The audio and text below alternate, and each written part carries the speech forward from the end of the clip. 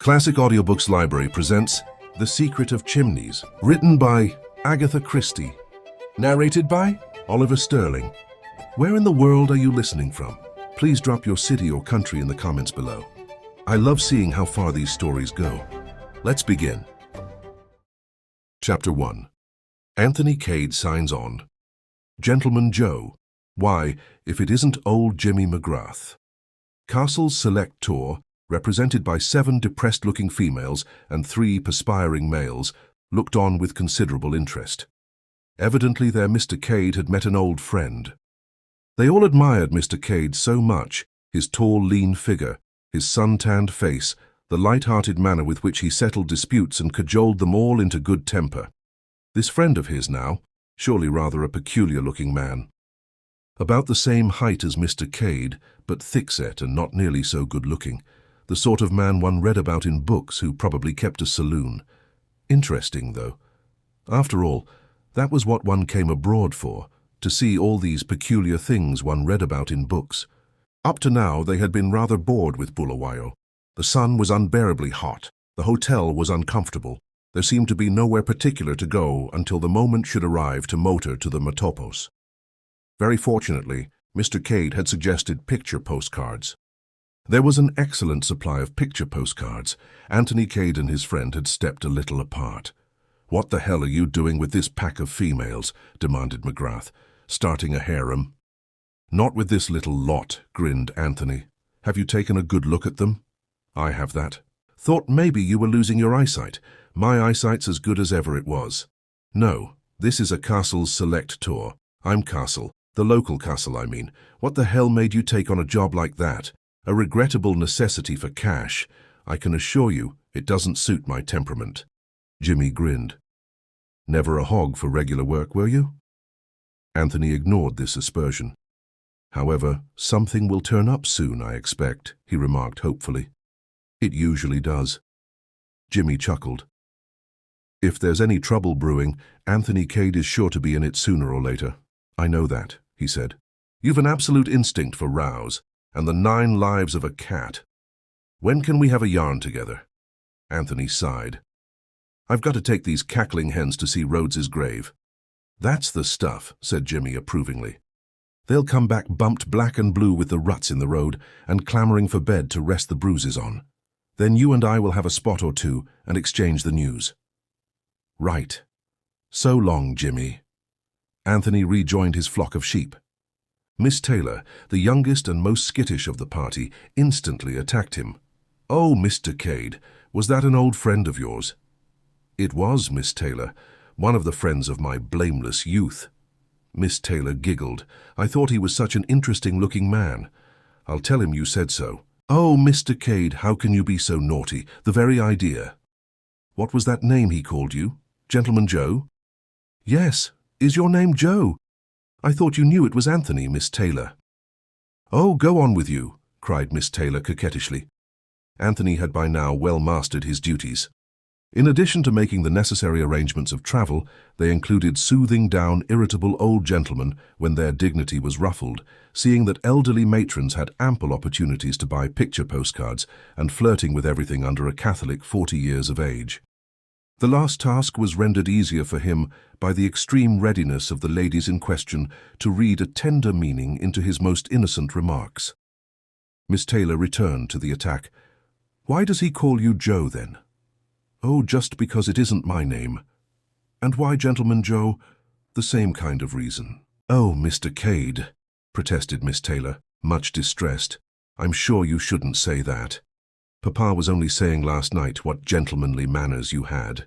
Very kind of your father, I'm sure, Miss Taylor, and we are all agreed that you are quite the gentleman. I'm overwhelmed. No, really, I mean it." "Kind hearts are more than coronets," said Anthony vaguely, without a notion of what he meant by the remark, and wishing fervently it was lunchtime. "That's such a beautiful poem, I always think. Do you know much poetry, Mr. Cade?" "I might recite. The boy stood on the burning deck at a pinch. The boy stood on the burning deck whence all but he had fled. That's all I know, but I can do that bit with action if you like. The boy stood on the burning deck Whoosh, whoosh, whoosh, the flames, you see, whence all but he had fled. For that bit I run to and fro like a dog. Miss Taylor screamed with laughter. Oh, do look at Mr. Cade. Isn't he funny? Time for morning tea, said Anthony briskly. Come this way. There is an excellent cafe in the next street. I presume, said Mrs. Caldecott in her deep voice, that the expense is included in the tour. Morning tea, Mrs. Caldecott, said Anthony, assuming his professional manner, is an extra. Disgraceful. Life is full of trials, isn't it? Said Anthony cheerfully.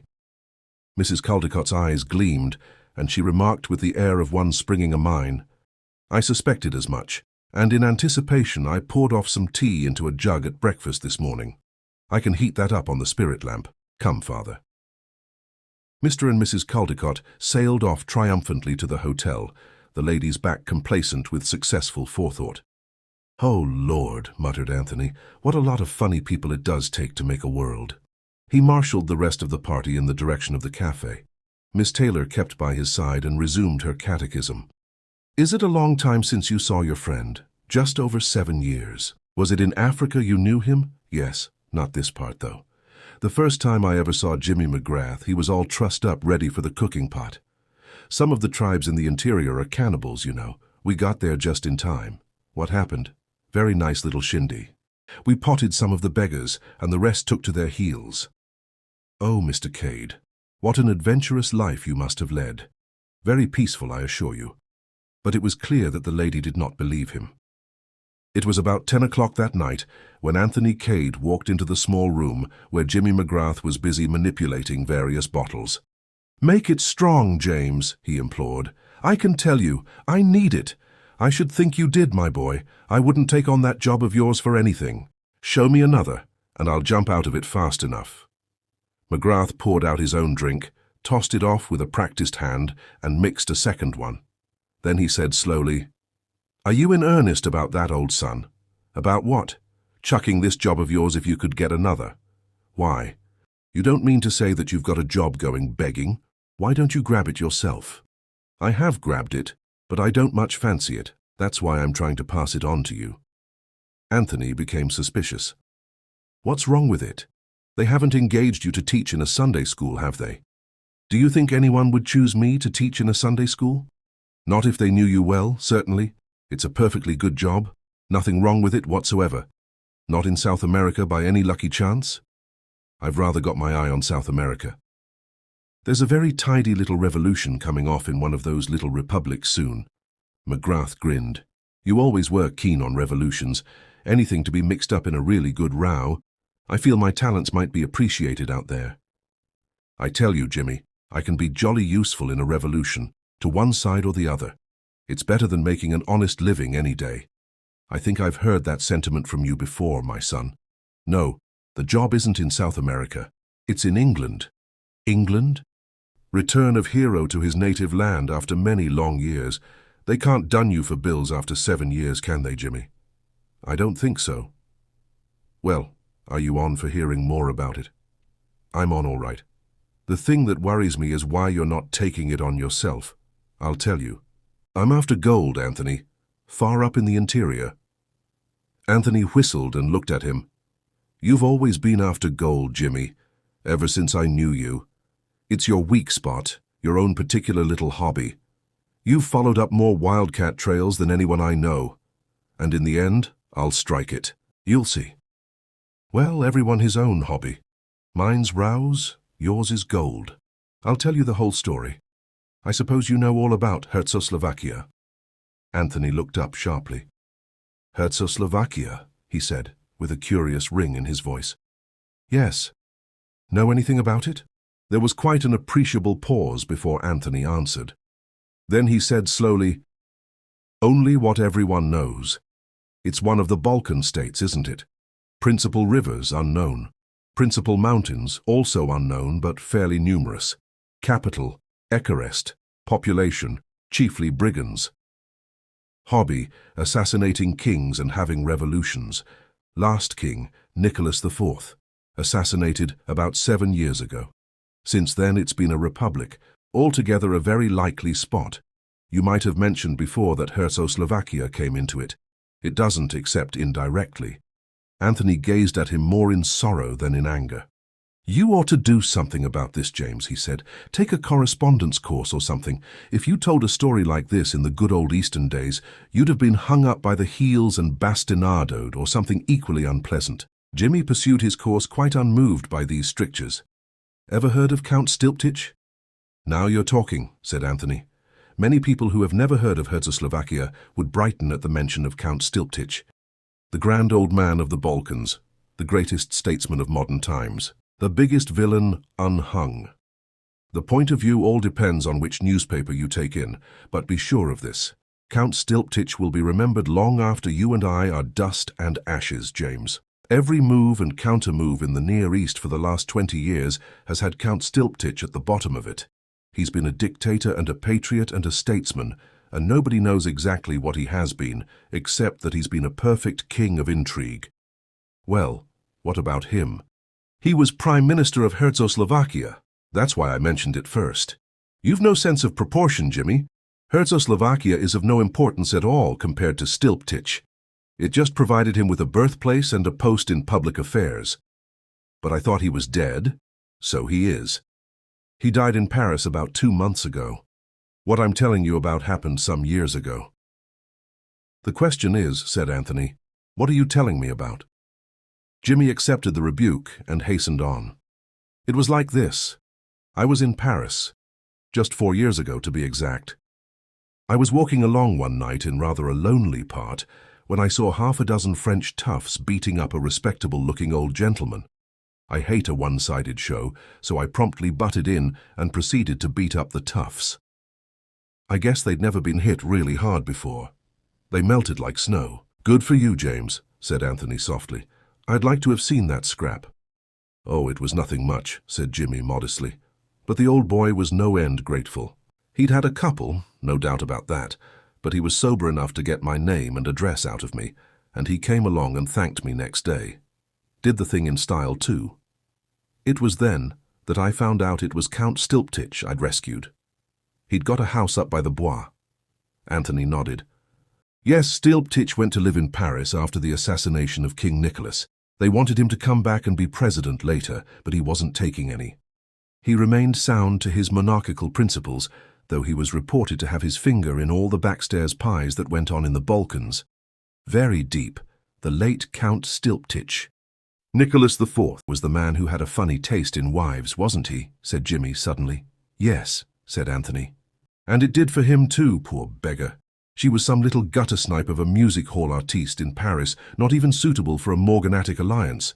But Nicholas had a frightful crush on her, and she was all out for being a queen. Sounds fantastic, but they managed it somehow. Called her the Countess Popovsky or something, and pretended she had Romanov blood in her veins.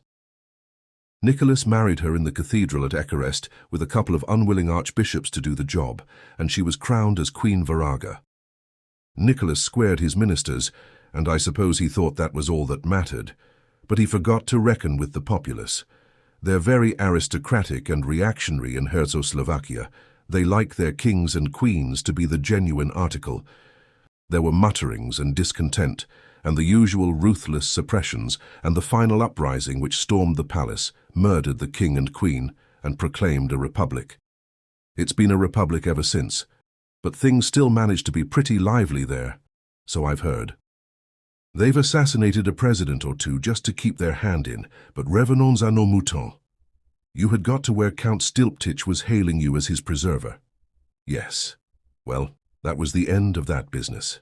I came back to Africa and never thought of it again until about 2 weeks ago I got a queer-looking parcel which had been following me all over the place for the Lord knows how long. I'd seen in a paper that Count Stilptich had recently died in Paris. Well, this parcel contained his memoirs, or reminiscences, or whatever you call the things. There was a note enclosed to the effect that if I delivered the manuscript at a certain firm of publishers in London, on or before October 13th, they were instructed to hand me £1,000. £1,000? Did you say £1,000, Jimmy? I did, my son. I hope to God it's not a hoax. Put not your trust in princes or politicians, as the saying goes. Well, there it is. Owing to the way the manuscript had been following me around, I had no time to lose. It was a pity all the same. I'd just fixed up this trip to the interior, and I'd set my heart on going. I shan't get such a good chance again. You're incurable, Jimmy. £1,000 in the hand is worth a lot of mythical gold. And supposing it's all a hoax? Anyway, here I am, passage booked and everything, on the way to Cape Town, and then you blow along. Anthony got up and lit a cigarette. I begin to perceive your drift, James. You go gold hunting as planned, and I collect the £1,000 for you. How much do I get out of it? What do you say to a quarter? £250 free of income tax, as the saying goes. That's it. Done, and just to make you gnash your teeth, I'll tell you that I would have gone for 100. Let me tell you, James McGrath, you won't die in your bed counting up your bank balance. Anyway, it's a deal. It's a deal, all right. I'm on. And confusion to Castle's selectors. They drank the toast solemnly. Chapter 2. A Lady in Distress. So that's that, said Anthony, finishing off his glass and replacing it on the table. What boat were you going on? Granarth Castle. Passage booked in your name, I suppose, so I'd better travel as James McGrath. We've outgrown the passport business, haven't we? No odds either way. You and I are totally unlike, but we'd probably have the same description on one of those blinking things. Height 6 feet, hair brown, eyes blue, nose ordinary, chin ordinary. Not so much of this ordinary stunt. Let me tell you that Castles selected me out of several applicants, solely on account of my pleasing appearance and nice manners. Jimmy grinned. I noticed your manners this morning. The devil you did. Anthony rose and paced up and down the room. His brow was slightly wrinkled, and it was some minutes before he spoke.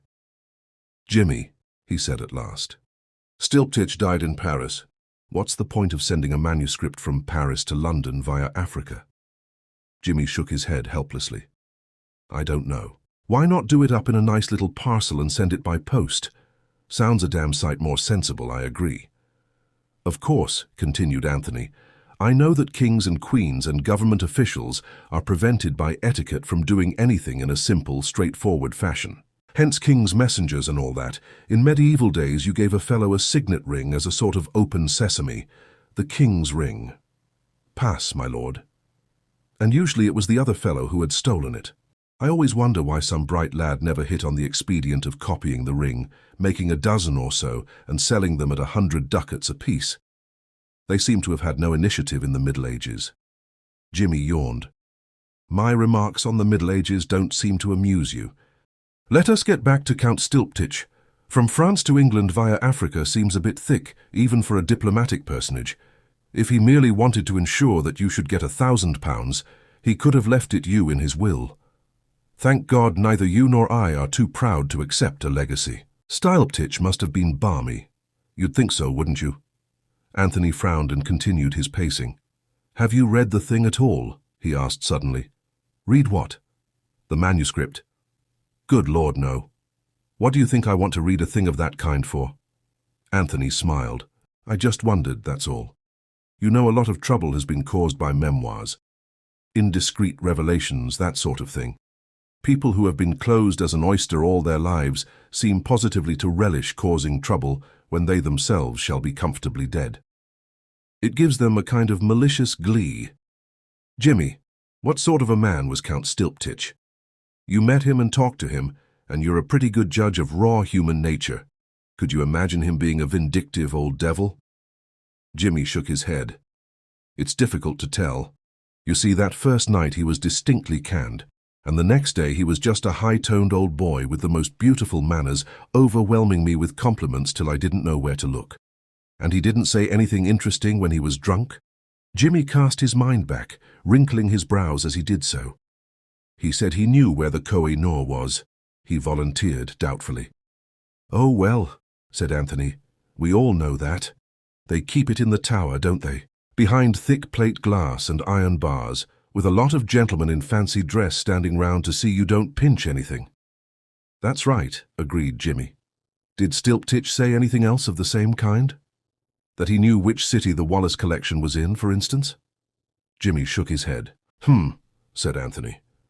He lit another cigarette and once more began pacing up and down the room. You never read the papers, I suppose, you heathen? He threw out presently. Not very often, said McGrath simply. "They're not about anything that interests me as a rule. Thank heaven I'm more civilized. There have been several mentions of Czechoslovakia lately, hints at a royalist restoration." "Nicholas IV didn't leave a son," said Jimmy, "but I don't suppose for a minute that the Obolovich dynasty is extinct. There are probably shoals of young uns knocking about, cousins and second cousins and third cousins once removed, so that there wouldn't be any difficulty in finding a king." "Not in the least, I should say," replied Jimmy. "You know, I don't wonder at their getting tired of republican institutions. A full-blooded, virile people like that must find it awfully tame to pot at presidents after being used to kings. And talking of kings, that reminds me of something else old Stilptich let out that night. He said he knew the gang that was after him. They were King Victor's people, he said." "What?" Anthony wheeled round suddenly. A slow grin widened on McGrath's face. "Just a mite excited, aren't you, Gentleman Joe?" he drawled. "Don't be an ass, Jimmy. You've just said something rather important." He went over to the window and stood there looking out. "Who is this King Victor, anyway?" demanded Jimmy. "Another Balkan monarch?" "No," said Anthony slowly. "He isn't that kind of a king." "What is he, then?" There was a pause, and then Anthony spoke. "He's a crook, Jimmy. The most notorious jewel thief in the world. A fantastic, daring fellow, not to be daunted by anything. King Victor was the nickname he was known by in Paris. Paris was the headquarters of his gang. They caught him there and put him away for 7 years on a minor charge. They couldn't prove the more important things against him. He'll be out soon, or he may be out already. Do you think Count Stilptich had anything to do with putting him away? Was that why the gang went for him? Out of revenge?" "I don't know," said Anthony. "It doesn't seem likely on the face of it. King Victor never stole the crown jewels of Czechoslovakia, as far as I've heard. But the whole thing seems rather suggestive, doesn't it? The death of Stilptich, the memoirs and the rumors in the papers, all vague but interesting. And there's a further rumor to the effect that they've found oil in Czechoslovakia.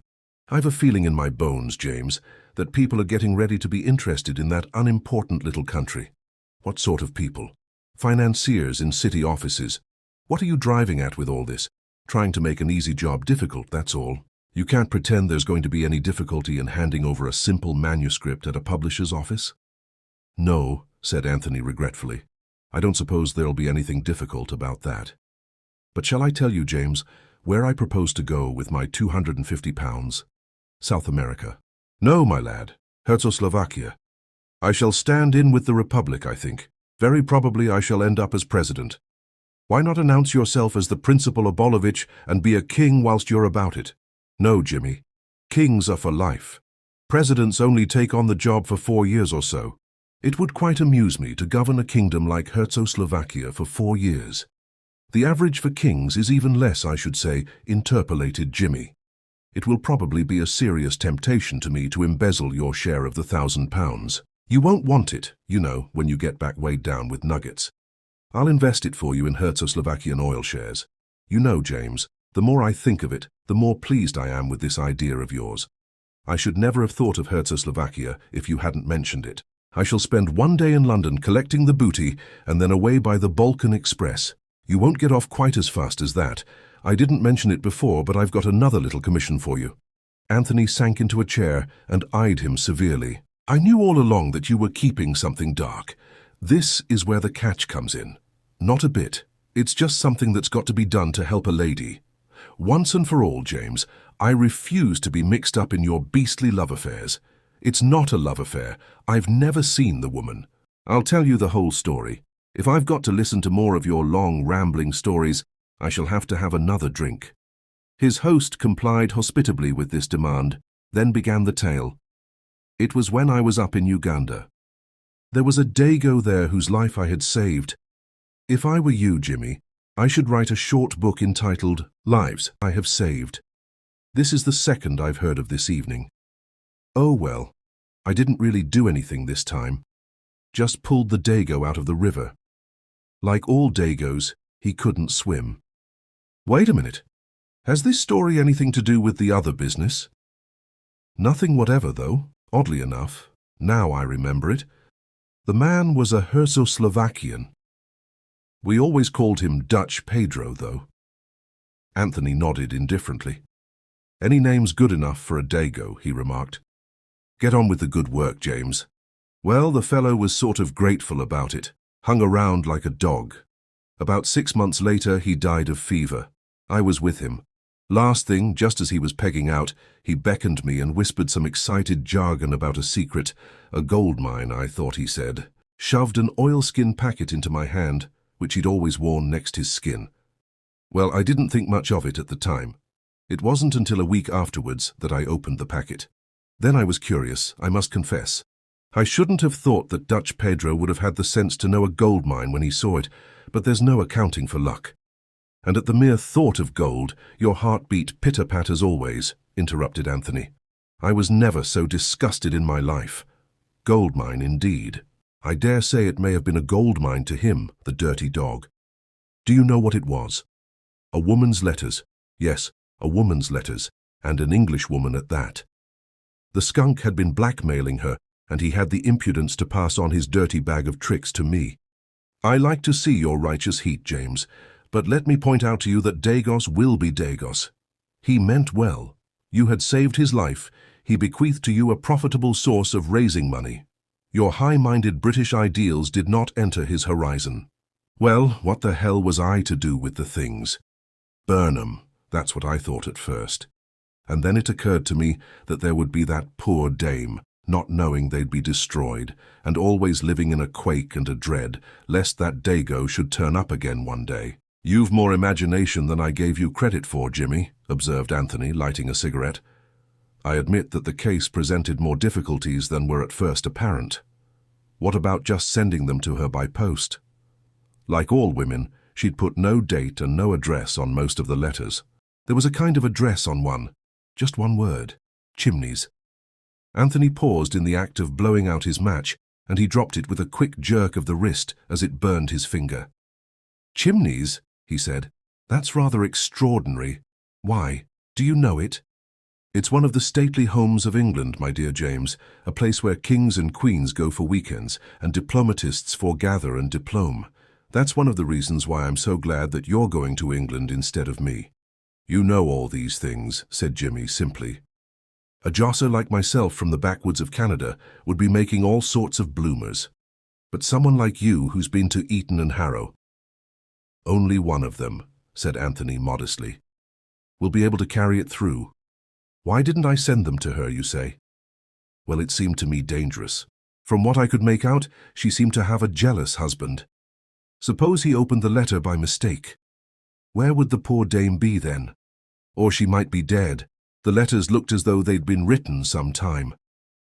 As I figured it out, the only thing was for someone to take them to England and put them into her own hands." Anthony threw away his cigarette and, coming across to his friend, clapped him affectionately on the back. "You're a real knight-errant, Jimmy," he said, "and the backwoods of Canada should be proud of you. I shan't do the job half as prettily as you would. You'll take it on, then?" "Of course." McGrath rose and, going across to a drawer, took out a bundle of letters and threw them on the table. "Here you are. You'd better have a look at them. Is it necessary? On the whole, I'd rather not." "Well, from what you say about this Chimneys place, she may have been staying there only. We'd better look through the letters and see if there's any clue as to where she really hangs out. I suppose you're right." They went through the letters carefully, but without finding what they had hoped to find. Anthony gathered them up again thoughtfully. "Poor little devil," he remarked. "She was scared stiff." Jimmy nodded. "Do you think you'll be able to find her all right?" he asked anxiously. "I won't leave England till I have." "You're very concerned about this unknown lady, James." Jimmy ran his finger thoughtfully over the signature. "It's a pretty name," he said apologetically. "Virginia Revel." Chapter 3. Anxiety in High Places. "Quite so, my dear fellow. Quite so," said Lord Caterham. He had used the same words 3 times already, each time in the hope that they would end the interview and permit him to escape. He disliked very much being forced to stand on the steps of the exclusive London club to which he belonged and listen to the interminable eloquence of the Honourable George Lomax. Clement Edward Alistair Brent, 9th Marquis of Caterham, was a small gentleman, shabbily dressed, and entirely unlike the popular conception of a marquis. He had faded blue eyes, a thin, melancholy nose, and a vague but courteous manner. The principal misfortune of Lord Caterham's life was to have succeeded his brother, the 8th Marquis, 4 years ago. For the previous Lord Caterham had been a man of mark, a household word all over England. At one time Secretary of State for Foreign Affairs, he had always bulked largely in the councils of the Empire, and his country seat, Chimneys, was famous for its hospitality. Ably seconded by his wife, a daughter of the Duke of Perth, history had been made and unmade at informal weekend parties at Chimneys, and there was hardly anyone of note in England, or indeed in Europe, who had not, at one time or another, stayed there. That was all very well. The 9th Marquis of Caterham had the utmost respect and esteem for the memory of his brother. Henry had done that kind of thing magnificently. What Lord Caterham objected to was the assumption that he was bound to follow in his brother's footsteps, and that Chimneys was a national possession rather than a private country house. There was nothing that bored Lord Caterham more than politics, unless it was politicians. Hence his impatience under the continued eloquence of George Lomax. A robust man, George Lomax, inclined to embonpoint, with a red face and protuberant eyes, and an immense sense of his own importance. You see the point, Caterham. We simply can't afford a scandal of any kind just now. The position is one of the utmost delicacy. It always is, said Lord Caterham with a flavour of irony. My dear fellow, I'm in a position to know. Oh, quite so, said Lord Caterham, falling back upon his previous line of defence. One slip over this Herzo-Slovakian business and we're done. It is most important that the oil concessions should be granted to a British company. You must see that? Of course. Prince Michael Obolovich arrives the end of the week, and the whole thing can be carried through at Chimneys under the guise of a shooting party. I was thinking of going abroad this week, said Lord Caterham. Nonsense, my dear Caterham. No one goes abroad in early October. My doctor seems to think I'm in rather a bad way, said Lord Caterham, eyeing a taxi that was crawling past with longing eyes.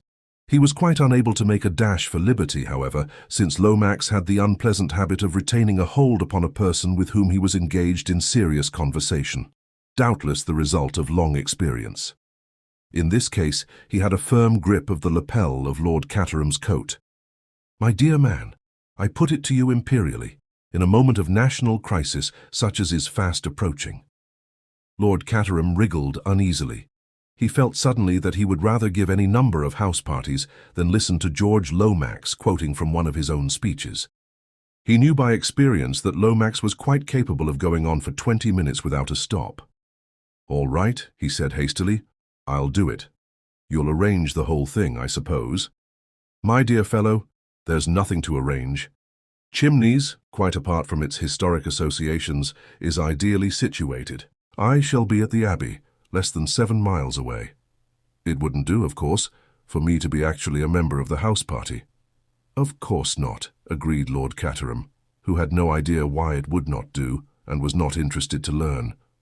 Perhaps you wouldn't mind having Bill Eversley, though. He'd be useful to run messages.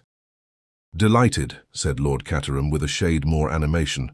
Bill's quite a decent shot and Bundle likes him. The shooting, of course, is not really important. It's only the pretext, as it were. Lord Caterham looked depressed again. That will be all, then. The Prince, his suite, Bill Eversley, Herman Isaacstein. Who? Herman Isaacstein, the representative of the syndicate I spoke to you about. The all-British syndicate? Yes. Why? Nothing. I only wondered, that's all. Curious names these people have. Then, of course, there ought to be 1 or 2 outsiders, just to give the thing a bona fide appearance. Lady Eileen could see to that. Young people, uncritical, and with no idea of politics. Bundle would attend to that all right, I'm sure. I wonder now. Lomax seemed struck by an idea. You remember the matter I was speaking about just now? You've been speaking about so many things. No. I mean this unfortunate contretemps. He lowered his voice to a mysterious whisper. The memoirs. Count Stilptich's memoirs. I think you're wrong about that, said Lord Caterham, suppressing a yawn. People like scandal. Damn it all, I read reminiscences myself, and enjoy 'em too. The point is not whether people will read them or not. They'll read them fast enough. But their publication at this juncture might ruin everything. Everything. The people of Czechoslovakia wish to restore the monarchy and are prepared to offer the crown to Prince Michael, who has the support and encouragement of His Majesty's government, and who is prepared to grant concessions to Mr. Ike Hermanstein and Co. in return for the loan of $1 million or so to set him on the throne. Caterham, Caterham, implored Lomax in an agonized whisper. Discretion, I beg of you. Above all things, discretion. And the point is, continued Lord Caterham, with some relish, though he lowered his voice in obedience to the other's appeal, that some of Stilptich's reminiscences may upset the apple cart. Tyranny and misbehavior of the Abolovich family generally, eh? Questions asked in the House. Why replace the present broad-minded and democratic form of government by an obsolete tyranny, policy dictated by the blood-sucking capitalists, down with the government, that kind of thing, eh? Lomax nodded. And there might be worse still, he breathed. Suppose, only suppose that some reference should be made to that unfortunate disappearance. You know what I mean. Lord Caterham stared at him. No, I don't. What disappearance? You must have heard of it. Why, it happened while they were at Chimneys. Henry was terribly upset about it. It almost ruined his career. You interest me enormously, said Lord Caterham. Who or what disappeared? Lomax leant forward and put his mouth to Lord Caterham's ear. The latter withdrew it hastily. For God's sake, don't hiss at me. You heard what I said? Yes, I did, said Lord Caterham reluctantly. I remember now hearing something about it at the time. Very curious affair. I wonder who did it. It was never recovered? Never. Of course we had to go about the matter with the utmost discretion. No hint of the loss could be allowed to leak out. But Stilptich was there at the time. He knew something. Not all, but something. We were at loggerheads with him once or twice over the Turkish question. Suppose that in sheer malice he has set the whole thing down for the world to read. Think of the scandal, of the far-reaching results. Everyone would say, why was it hushed up? Of course they would, said Lord Caterham with evident enjoyment. Lomax, whose voice had risen to a high pitch, took a grip on himself. I must keep calm, he murmured. I must keep calm. But I ask you this, my dear fellow. If he didn't mean mischief, why did he send the manuscript to London in this roundabout way? It's odd, certainly. You are sure of your facts? Absolutely. We, had our agents in Paris. The memoirs were conveyed away secretly some weeks before his death. Yes, it looks as though there's something in it, said Lord Caterham, with the same relish he had displayed before. We have found out that they were sent to a man called Jimmy, or James McGrath, a Canadian at present in Africa. Quite an imperial affair, isn't it? Said Lord Caterham cheerily. James McGrath is due to arrive by the Granarth Castle tomorrow, Thursday. What are you going to do about it? We shall, of course, approach him at once, point out the possibly serious consequences, and beg him to defer publication of the memoirs for at least a month, and in any case to permit them to be judiciously, edited. Supposing that he says no, sir, or I'll God-darned well see you in hell first, or something bright and breezy like that, suggested Lord Caterham. That's just what I'm afraid of, said Lomax simply. That's why it suddenly occurred to me that it might be a good thing to ask him down to Chimneys as well. He'd be flattered, naturally, at being asked to meet Prince Michael, and it might be easier to handle him. I'm not going to do it, said Lord Caterham hastily. I don't get on with Canadians, never did, especially those that have lived much in Africa. You'd probably find him a splendid fellow, a rough diamond, you know. No, Lomax. I put my foot down there, absolutely. Somebody else has got to tackle him. It has occurred to me, said Lomax, that a woman might be very useful here. Told enough and not too much, you understand? A woman could handle the whole thing delicately and with tact, put the position before him, as it were, without getting his back up. Not that I approve of women in politics. St. Stephen's is ruined, absolutely ruined nowadays. But woman in her own sphere can do wonders. Look at Henry's wife and what she did for him. Marcia was magnificent, unique, a perfect political hostess. You don't want me to ask Marcia down for this party, do you? Asked Lord Caterham faintly, turning a little pale at the mention of his redoubtable sister-in-law. No, you misunderstand me. I was speaking of the influence of women in general. No, I suggest a young woman, a woman of charm, beauty, intelligence, not Bundle. Bundle would be no use at all. She's a red-hot socialist if she's anything at all, and she'd simply scream with laughter at the suggestion. I was not thinking of Lady Eileen. Your daughter, Caterham, is charming, simply charming, but quite a child. We need someone with savoir-faire, poise, knowledge of the world. Ah, of course, the very person. My cousin Virginia, Mrs. Revel? Lord Caterham brightened up. He began to feel that he might possibly enjoy the party after all. A very good suggestion of yours, Lomax. The most charming woman in London. She is well up in Herzo-Slovakian affairs too. Her husband was at the embassy there, you remember. And, as you say, a woman of great personal charm.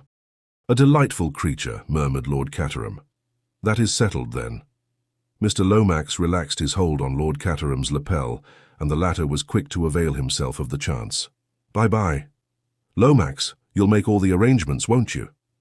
He dived into a taxi. As far as it is possible for one upright Christian gentleman to dislike another upright Christian gentleman, Lord Caterham disliked the Honourable George Lomax. He disliked his puffy red face, his heavy breathing, and his prominent blue eyes. He thought of the coming week, and sighed. A nuisance, an abominable nuisance. Then he thought of Virginia Revel and cheered up a little. A delightful creature, he murmured to himself. A most delightful creature. Chapter 4. Introducing a very charming lady, George Lomax returned straightway to Whitehall. As he entered the sumptuous apartment in which he transacted affairs of state, there was a scuffling sound. Mr. Bill Eversleigh was assiduously filing letters, but a large armchair near the window was still warm from contact with a human form. A very likeable young man, Bill Eversleigh. Age at a guess, 25, big and rather ungainly in his movements, a pleasurably ugly face, a splendid set of white teeth, and a pair of honest brown eyes. Richardson sent up that report yet? No, sir. Shall I get on to him about it? It doesn't matter. Any telephone messages? Miss Oscar is dealing with most of them. Mr. Isaacstein wants to know if you can dine with him at the Savoy tomorrow. Tell Miss Oscar to look in my engagement book. If I'm not engaged, she can ring up and accept. Yes, sir.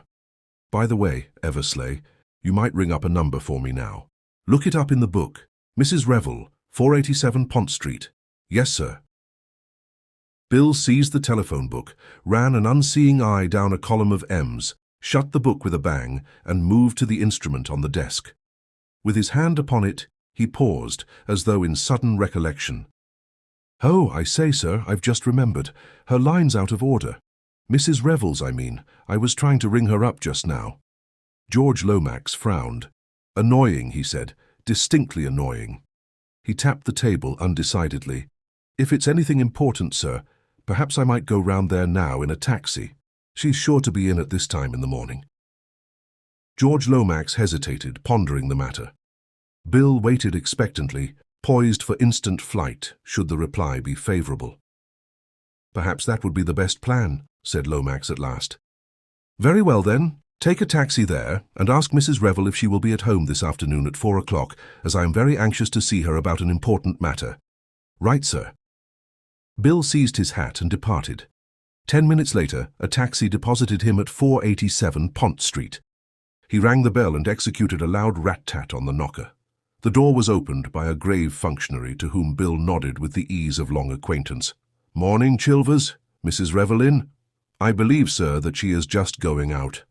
Is that you, Bill? Called a voice over the banisters. I thought I recognized that muscular knock. Come up and talk to me. Bill looked up at the face that was laughing down on him, and which was always inclined to reduce him, and not him alone, to a state of babbling incoherency. He took the stairs 2 at a time, and clasped Virginia Revel's outstretched hands tightly in his. Hello, Virginia. Hello, Bill. Charm is a very peculiar thing. Hundreds of young women, some of them more beautiful than Virginia Revel, might have said hello, Bill, with exactly the same intonation, and yet have produced no effect whatever. But those 2 simple words, uttered by Virginia, had the most intoxicating effect upon Bill. Virginia Revel was just 27. She was tall and of an exquisite slimness. Indeed, a poem might have been written to her slimness, it was so exquisitely proportioned. Her hair was of real bronze, with the greenish tint in its gold. She had a determined little chin, a lovely nose, slanting blue eyes that showed a gleam of deepest cornflower between the half-closed lids, and a delicious and quite indescribable mouth that tilted ever so slightly at one corner in what is known as the signature of Venus. It was a wonderfully expressive face, and there was a sort of radiant vitality about her that always challenged attention. It would have been quite impossible ever to ignore Virginia Revel. She drew Bill into the small drawing-room, which was all pale and mauve and green and yellow, like crocuses surprised in a meadow. "Bill, darling," said Virginia, "isn't the Foreign Office missing you? I thought they couldn't get on without you. I've brought a message for you from Codders." Thus irreverently did Bill allude to his chief. "And by the way, Virginia, in case he asks, remember that your telephone was out of order this morning. But it hasn't been. I know that. But I said it was." "Why? Enlighten me as to this Foreign Office touch." Bill threw her a reproachful glance. "So that I could get here and see you, of course." "Oh, darling Bill, how dense of me, and how perfectly sweet of you. Chilvers said you were going out, so I was to Sloane Street. There's a place there where they've got a perfectly wonderful new hip band." "A hip band?" "Yes, Bill, H-I-P hip, B-A-N-D band, a band to confine the hips. You wear it next the skin. I blush for you, Virginia. You shouldn't describe your underwear to a young man to whom you are not related. It isn't delicate. But Bill, dear, there's nothing indelicate about hips. We've all got hips, although we poor women are trying awfully hard to pretend we haven't. This hip band is made of red rubber and comes just to above the knee, and it's simply impossible to walk in it." "How awful," said Bill. "Why do you do it?" "Oh, because it gives one such a noble feeling to suffer for one's silhouette.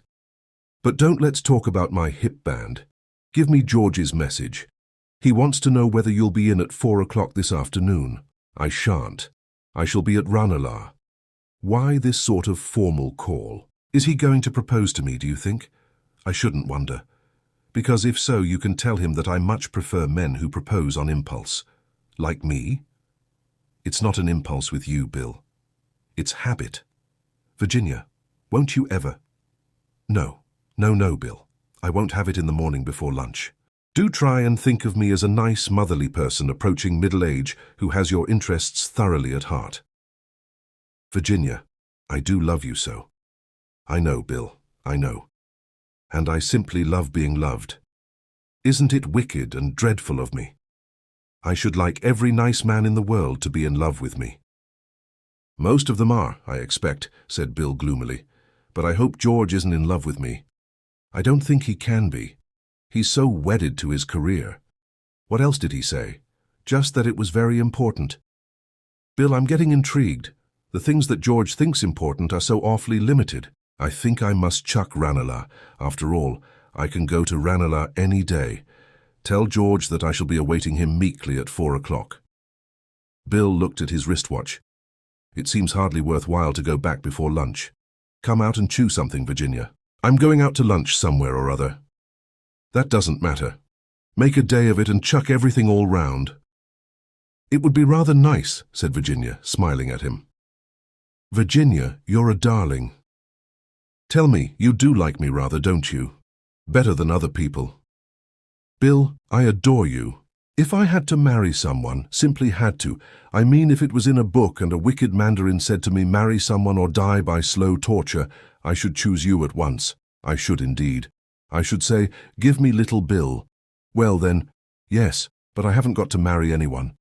I love being a wicked widow. You could do all the same things still. Go about and all that. You'd hardly notice me about the house. Bill, you don't understand. I'm the kind of person who marries enthusiastically if they marry at all." Bill gave a hollow groan. "I shall shoot myself one of these days, I expect," he murmured gloomily. "No, you won't, Bill, darling. You'll take a pretty girl out to supper, like you did the night before last." Mr. Eversleigh was momentarily confused. "If you mean Dorothy Kirkpatrick, the girl who's in Hooks and Eyes, well, dash it all, she's a thoroughly nice girl, straight as they make 'em. There was no harm in it. Bill, darling, of course there wasn't. I love you to enjoy yourself, but don't pretend to be dying of a broken heart, that's all. That's... Mr. Eversley recovered his dignity. You don't understand at all, Virginia, he said severely. Men are polygamous. I know they are.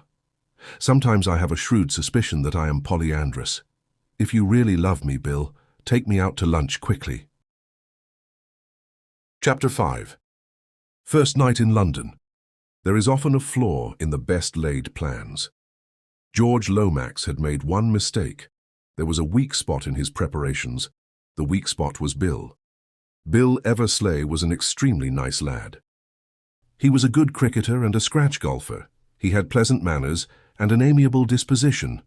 But his position in the Foreign Office had been gained not by brains, but by good connections. For the work he had to do, he was quite suitable. He was more or less George's dog. He did no responsible or brainy work. His part was to be constantly at George's elbow, to interview unimportant people whom George didn't want to see, to run errands, and generally to make himself useful.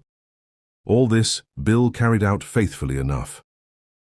When George was absent, Bill stretched himself out in the biggest chair and read the sporting news, and in so doing he was merely carrying out a time-honored tradition. Being accustomed to send Bill on errands, George had dispatched him to the Union Castle offices to find out when the Granath Castle was due in. Now, in common with most well-educated young Englishmen, Bill had a pleasant but quite inaudible voice. Any elocution master would have found fault with his pronunciation of the word Granath. It might have been anything.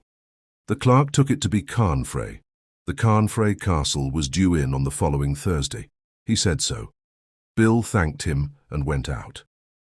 George Lomax accepted the information and laid his plans accordingly. He knew nothing about Union Castle liners and took it for granted that James McGrath would duly arrive on Thursday.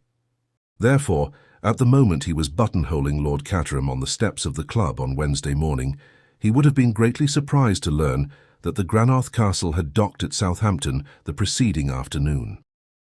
At 2 o'clock that afternoon, Anthony Cade, travelling under the name of Jimmy McGrath, stepped out of the boat train at Waterloo, hailed a taxi, and after a moment's hesitation, ordered the driver to proceed to the Blitz Hotel. One might as well be comfortable, said Anthony to himself, as he looked with some interest out of the taxi windows. It was exactly 14 years since he had been in London.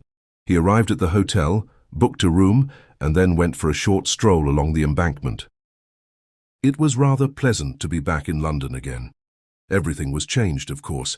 There had been a little restaurant there, just past Blackfriars Bridge, where he had dined fairly often, in company with other earnest lads. He had been a socialist then, and worn a flowing red tie. Young, very young. He retraced his steps back to the Blitz.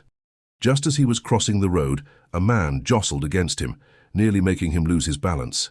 They both recovered themselves, and the man muttered an apology, his eyes scanning Anthony's face narrowly.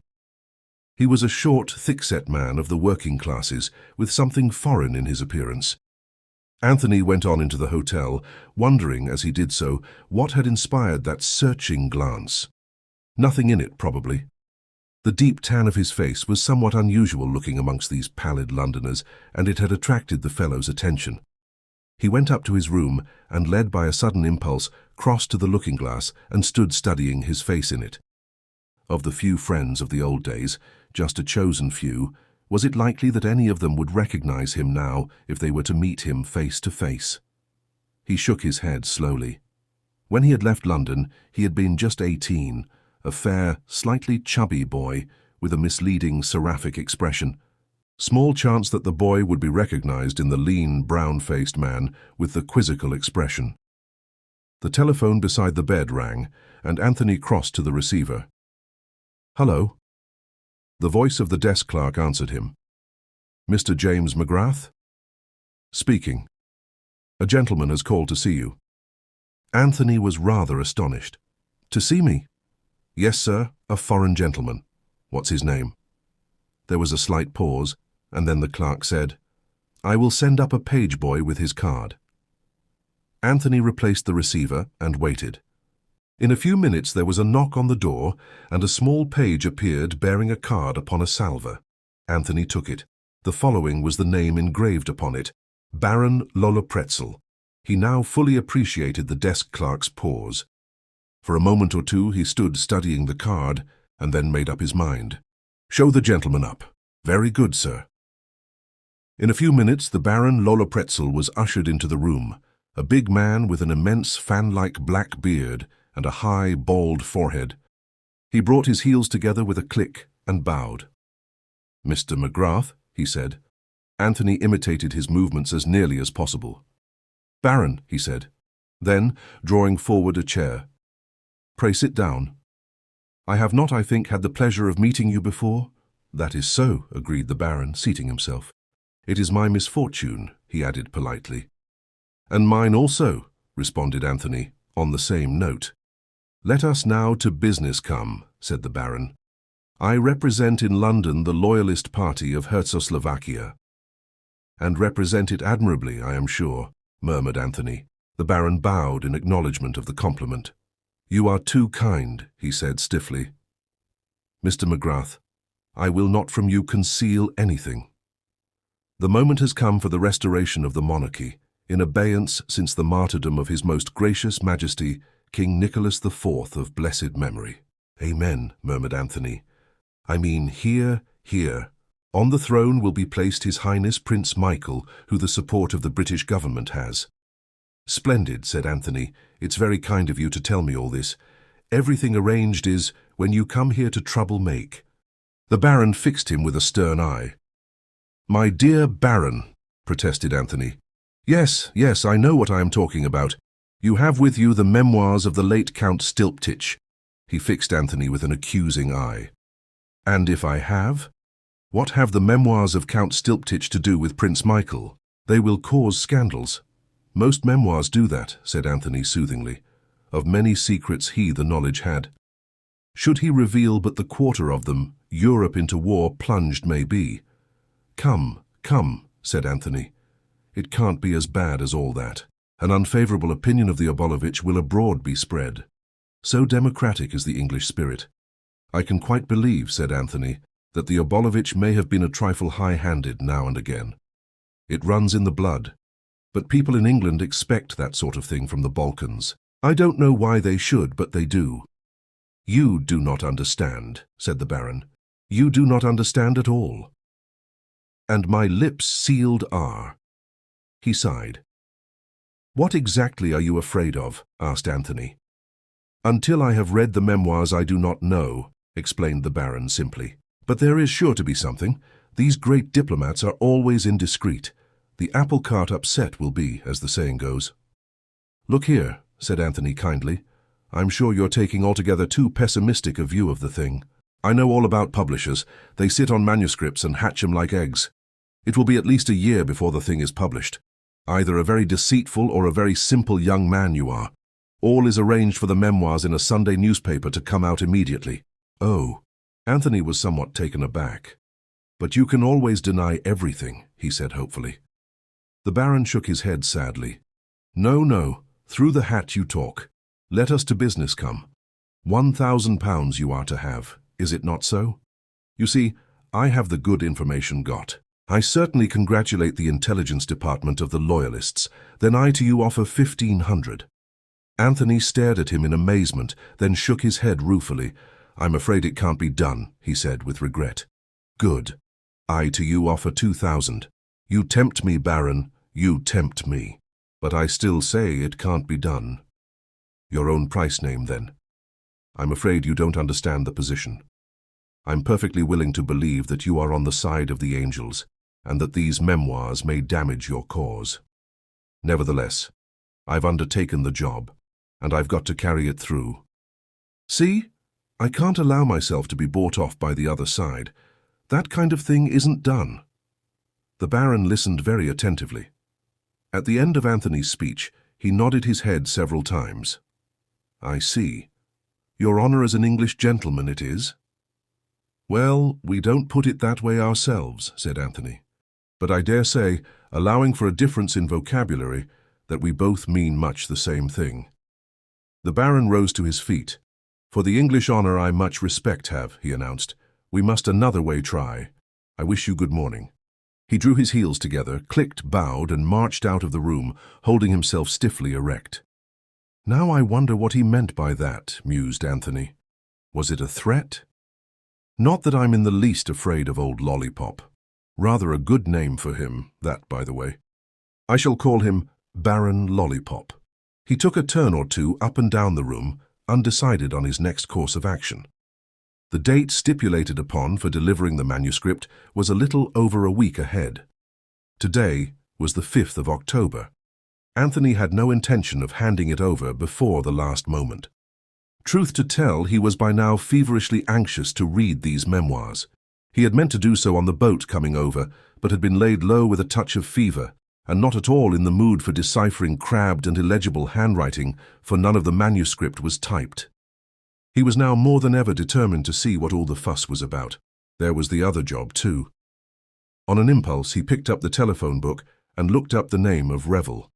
There were 6 Revels in the book: Edward Henry Revel, surgeon, of Harley Street; James Revel and Co., saddlers; Lennox Revel of Abbottbury Mansions, Hampstead; Miss Mary Revel with an address in Ealing; Honourable Mrs. Timothy Revel of 487 Pont Street, and Mrs. Willis Revel of 42 Cadogan Square. Eliminating the saddlers and Miss Mary Revel, that gave him 4 names to investigate, and there was no reason to suppose that the lady lived in London at all. He shut up the book with a short shake of the head. "For the moment I'll leave it to chance," he said. "Something usually turns up."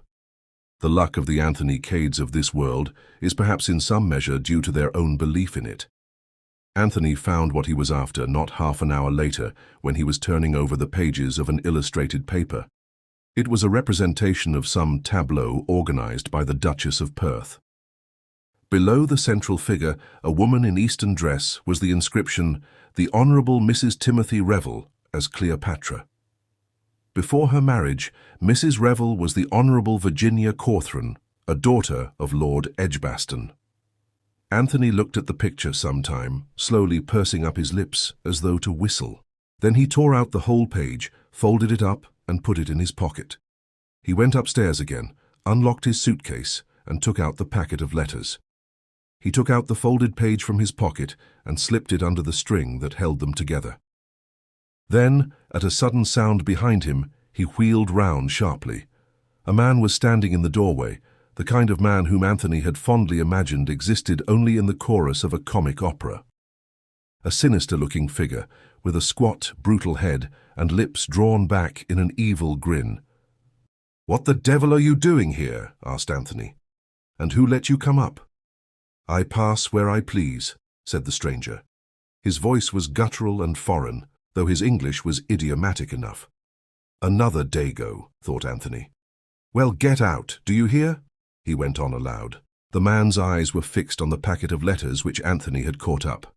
"I will get out when you have given me what I have come for." "And what's that, may I ask?" The man took a step nearer. "The memoirs of Count Stilptich," he hissed. "It's impossible to take you seriously," said Anthony. "You're so completely the stage villain. I like your get-up very much. Who sent you here? Baron Lollipop? Baron?" The man jerked out a string of harsh-sounding consonants. "So that's how you pronounce it, is it? A cross between gargling and barking like a dog. I don't think I could say it myself. My throat's not made that way. I shall have to go on calling him Lollipop. So he sent you, did he?" But he received a vehement negative. His visitor went so far as to spit upon the suggestion in a very realistic manner. Then he drew from his pocket a sheet of paper which he threw upon the table. "Look," he said. "Look and tremble, accursed Englishman." Anthony looked with some interest, not troubling to fulfill the latter part of the command. On the paper was traced the crude design of a human hand in red. "It looks like a hand," he remarked. "But if you say so, I'm quite prepared to admit that it's a cubist picture of sunset at the North Pole. It is the sign of the Comrades of the Red Hand. I am a comrade of the Red Hand." "You don't say so," said Anthony, looking at him with much interest. "Are the others all like you?" "I don't know what the Eugenics Society would have to say about it." The man snarled angrily. "Dog," he said. Worse than dog, paid slave of an effete monarchy. Give me the memoirs, and you shall go unscathed. Such is the clemency of the Brotherhood. It's very kind of them, I'm sure, said Anthony, but I'm afraid that both they and you are laboring under a misapprehension. My instructions are to deliver the manuscript, not to your amiable society, but to a certain firm of publishers. Pah, laughed the other. Do you think you will ever be permitted to reach that office alive? Enough of this fool's talk. Hand over the papers, or I shoot. He drew a revolver from his pocket and brandished it in the air. But there, he misjudged his Anthony Cade. He was not used to men who could act as quickly or quicker than they could think. Anthony did not wait to be covered by the revolver. Almost as soon as the other got it out of his pocket, Anthony had sprung forward and knocked it out of his hand. The force of the blow sent the man swinging round, so that he presented his back to his assailant. The chance was too good to be missed. With one mighty, well-directed kick, Anthony sent the man flying through the doorway into the corridor, where he collapsed in a heap. Anthony stepped out after him, but the doughty comrade of the Red Hand had had enough. He got nimbly to his feet and fled down the passage. Anthony did not pursue him, but went back into his own room. So much for the comrades of the Red Hand, he remarked. Picturesque appearance, but easily routed by direct action. How the hell did that fellow get in, I wonder? There's one thing that stands out pretty clearly. This isn't going to be quite such a soft job as I thought. I've already fallen foul of both the Loyalist and the Revolutionary parties. Soon, I suppose, the Nationalists and the Independent Liberals will be sending up a delegation. One thing's fixed. I start on that manuscript tonight. Looking at his watch, Anthony discovered that it was nearly 9 o'clock, and he decided to dine where he was. He did not anticipate any more surprise visits, but he felt that it was up to him to be on his guard. He had no intention of allowing his suitcase to be rifled whilst he was downstairs in the grill room. He rang the bell and asked for the menu, selected a couple of dishes, and ordered a bottle of Bordeaux. The waiter took the order and withdrew. Whilst he was waiting for the meal to arrive, he got out the package of manuscript and put it on the table with the letters. There was a knock at the door, and the waiter entered with a small table and the accessories of the meal. Anthony had strolled over to the mantelpiece. Standing there with his back to the room, he was directly facing the mirror, and idly glancing in it, he noticed a curious thing. The waiter's eyes were glued on the parcel of manuscript. Shooting little glances sideways at Anthony's immovable back, he moved softly round the table. His hands were twitching, and he kept passing his tongue over his dry lips. Anthony observed him more closely. He was a tall man, supple like all waiters, with a clean-shaven, mobile face. An Italian, Anthony thought, not a Frenchman. At the critical moment, Anthony wheeled round abruptly. The waiter started slightly, but pretended to be doing something with the salt cellar. "What's your name?" asked Anthony abruptly. "Giuseppe, monsieur. Italian, eh?" "Yes, monsieur." Anthony spoke to him in that language, and the man answered fluently enough. Finally, Anthony dismissed him with a nod, but all the while he was eating the excellent meal which Giuseppe served to him. He was thinking rapidly. Had he been mistaken? Was Giuseppe's interest in the parcel just ordinary curiosity? It might be so, but remembering the feverish intensity of the man's excitement, Anthony decided against that theory. All the same, he was puzzled. "Dash it all," said Anthony to himself. "Everyone can't be after the blasted manuscript. Perhaps I'm fancying things."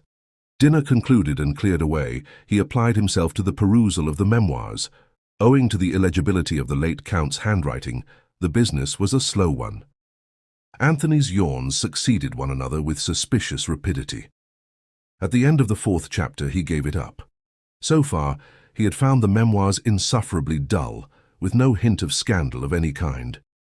He gathered up the letters and the wrapping of the manuscript, which were lying in a heap together on the table, and locked them up in the suitcase. Then he locked the door, and as an additional precaution put a chair against it. On the chair, he placed the water bottle from the bathroom. Surveying these preparations with some pride, he undressed and got into bed. He had one more shot at the Count's memoirs, but felt his eyelids drooping, and stuffing the manuscript under his pillow, he switched out the light and fell asleep almost immediately. It must have been some 4 hours later that he awoke with a start. What had awakened him he did not know. Perhaps a sound, perhaps only the consciousness of danger, which in men who have led an adventurous life is very fully developed. For a moment he lay quite still, trying to focus his impressions. He could hear a very stealthy rustle, and then he became aware of a denser blackness somewhere between him and the window, on the floor by the suitcase. With a sudden spring, Anthony jumped out of bed, switching the light on as he did so. A figure sprang up from where it had been kneeling by the suitcase. It was the waiter, Giuseppe. In his right hand gleamed a long, thin knife. He hurled himself straight upon Anthony, who was by now fully conscious of his own danger. He was unarmed, and Giuseppe was evidently thoroughly at home with his own weapon. Anthony sprang to one side, and Giuseppe missed him with the knife. The next minute the two men were rolling on the floor together, locked in a close embrace. The whole of Anthony's faculties were centered on keeping a close grip of Giuseppe's right arm so that he would be unable to use the knife. He bent it slowly back. At the same time, he felt the Italian's other hand clutching at his windpipe, stifling him, choking. And still, desperately, he bent the right arm back. There was a sharp tinkle as the knife fell on the floor. At the same time, the Italian extricated himself with a swift twist from Anthony's grasp. Anthony sprang up too, but made the mistake of moving towards the door to cut off the other's retreat. He saw, too late, that the chair and the water bottle were just as he had arranged them. Giuseppe had entered by the window, and it was the window he made for now. In the instant's respite given him by Anthony's move toward the door, he had sprung out on the balcony, leaped over to the adjoining balcony, and had disappeared through the adjoining window. Anthony knew well enough that it was of no use to pursue him. His way of retreat was doubtless fully assured. Anthony would merely get himself into trouble. He walked over to the bed, thrusting his hand beneath the pillow and drawing out the memoirs. Lucky that they had been there and not in the suitcase. He crossed over to the suitcase and looked inside, meaning to take out the letters. Then he swore softly under his breath. The letters were gone. Chapter 6. The Gentle Art of Blackmail. It was exactly 5 minutes to 4 when Virginia Revel, rendered punctual by a healthy curiosity, returned to the house in Pont Street. She opened the door with her latchkey and stepped into the hall to be immediately confronted by the impassive Chilvers. "I beg pardon, ma'am, but a person has called to see you." For the moment, Virginia did not pay attention to the subtle phraseology whereby Chilvers cloaked his meaning. "Mr. Lomax." "Where is he? In the drawing room?" "Oh, no, ma'am, not Mr. Lomax." Chilvers' tone was faintly reproachful. "A person, I was reluctant to let him in, but he said his business was most important. Connected with the late captain, I understood him to say. Thinking, therefore, that you might wish to see him, I put him, in the study." Virginia stood thinking for a minute. She had been a widow now for some years, and the fact that she rarely spoke of her husband was taken by some to indicate that below her careless demeanor was a still aching wound. By others it was taken to mean the exact opposite, that Virginia had never really cared for Tim Revel, and that she found it insincere to profess a grief she did not feel. "I should have mentioned, ma'am," continued Chilvers, "that the man appears to be some kind of foreigner."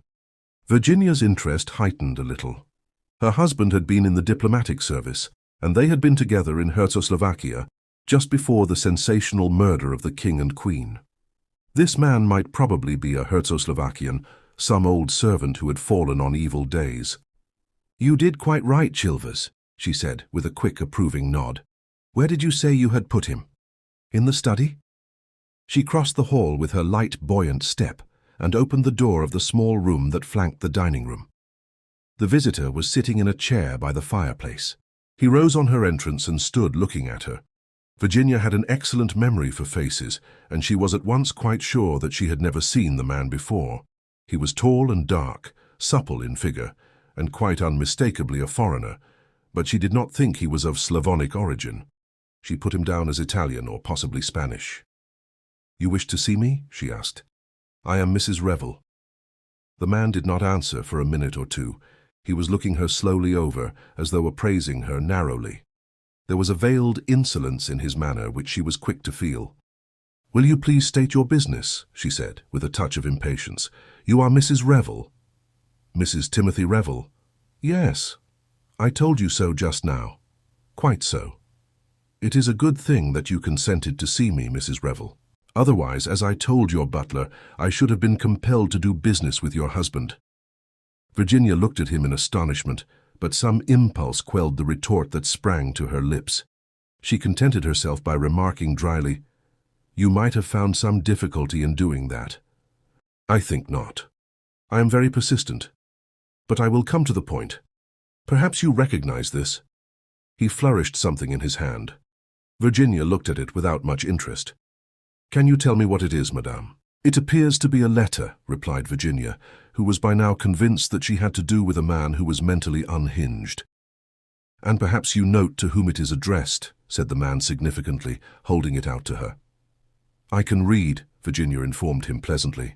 "It is addressed to a Captain O'Neill at Rue de Quenelles, number 15, Paris." The man seemed searching her face hungrily for something he did not find.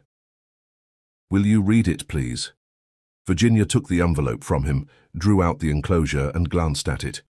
But almost immediately she stiffened and held it out to him again. "This is a private letter, certainly not meant for my eyes." The man laughed sardonically. "I congratulate you, Mrs. Revel, on your admirable acting. You play your part to perfection.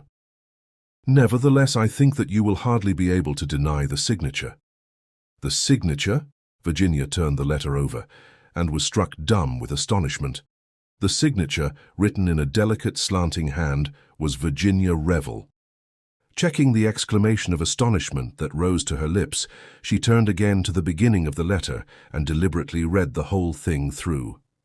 Then she stood a minute lost in thought.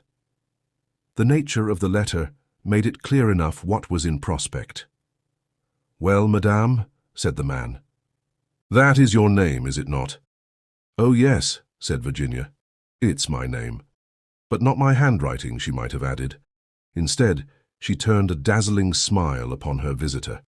"Supposing," she said sweetly, "we sit down and talk it over." He was puzzled. Not so had he expected her to behave. His instinct told him that she was not afraid of him. "First of all, I should like to know how you found me out." That was easy. He took from his pocket a page torn from an illustrated paper and handed it to her. Anthony Cade would have recognized it. She gave it back to him with a thoughtful little frown. "I see," she said. "It was very easy. Of course you understand, Mrs. Revel, that that is not the only letter. There are others." "Dear me," said Virginia, "I seem to have been frightfully indiscreet." Again she could see that her light tone puzzled him. She was by now thoroughly enjoying herself. "At any rate," she said, smiling sweetly at him, "it's very kind of you to call and give them back to me." There was a pause as he cleared his throat. "I am a poor man, Mrs. Revel," he said at last, with a good deal of significance in his manner. "As such you will doubtless find it easier to enter the kingdom of heaven, or so I have always heard. I cannot afford to let you have these letters for nothing. I think you are under a misapprehension. Those letters are the property of the person who wrote them." "That may be the law, madam, but in this country you have a saying, 'Possession is 9 points of the law.'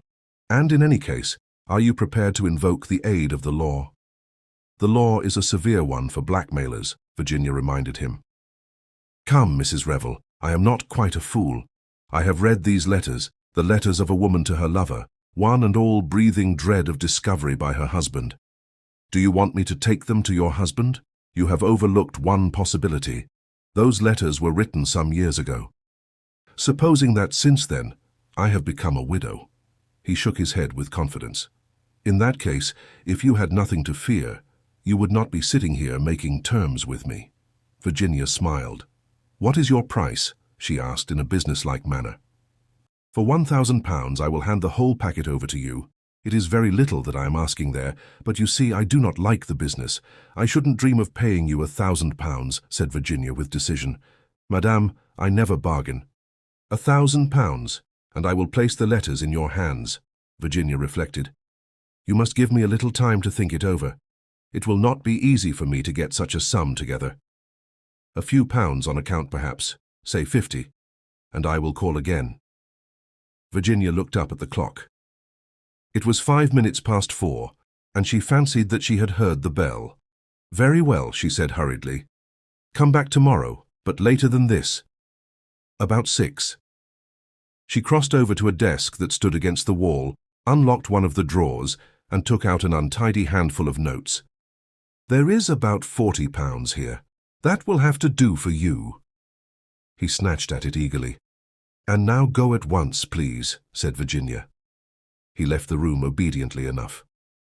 Through the open door, Virginia caught a glimpse of George Lomax in the hall, just being ushered upstairs by Chilvers. As the front door closed, Virginia called to him. "Come in here, George. Chilvers, bring us tea in here, will you please?" She flung open both windows, and George Lomax came into the room to find her standing erect, with dancing eyes and wind-blown hair. "I'll shut them in a minute, George, but I felt the room ought to be aired. Did you fall over the blackmailer in the hall?" "The what?" "Blackmailer, George. Blackmailer. Blackmailer. One who blackmails." "My dear Virginia, you can't be serious." "Oh, but I am, George." "But who did he come here to blackmail?" "Me, George. But my dear Virginia, what have you been doing?" "Well, just for once, as it happens, I hadn't been doing anything. The good gentleman mistook me for someone else." "You rang up the police, I suppose?" "No, I didn't." "I suppose you think I ought to have done so?" "Well," George considered weightily. No, perhaps not. Perhaps you acted wisely. You might be mixed up in some unpleasant publicity in connection with the case. You might even have had to give evidence." "I should have liked that," said Virginia. "I would love to be summoned, and I should like to see if judges really do make all the rotten jokes you read about. It would be most exciting. I was at Vine Street the other day to see about a diamond brooch I had lost, and there was the most perfectly lovely inspector, the nicest man I ever met." George, as was his custom, let all irrelevancies pass. "But what did you do about this scoundrel?" "Well, George, I'm afraid I let him do it." "Do what?" "Blackmail me." George's face of horror was so poignant that Virginia had to bite her under lip. "You mean, do I understand you to mean that you did not correct the misapprehension under which he was laboring?" Virginia shook her head, shooting a sideways glance at him. "Good heavens, Virginia, you must be mad. I suppose it would seem that way to you. But why? In God's name, why?" "Several reasons. To begin with, he was doing it so beautifully. Blackmailing me, I mean. I hate to interrupt an artist when he's doing his job really well. And then, you see, I'd never been blackmailed. I should hope not, indeed. And I wanted to see what it felt like. I am quite at a loss to comprehend you, Virginia. I knew you wouldn't understand. You did not give him money, I hope." "Just a trifle," said Virginia apologetically. "How much?" £40. "Virginia." "My dear George, it's only what I pay for an evening dress. It's just as exciting to buy a new experience as it is to buy a new dress. More so, in fact."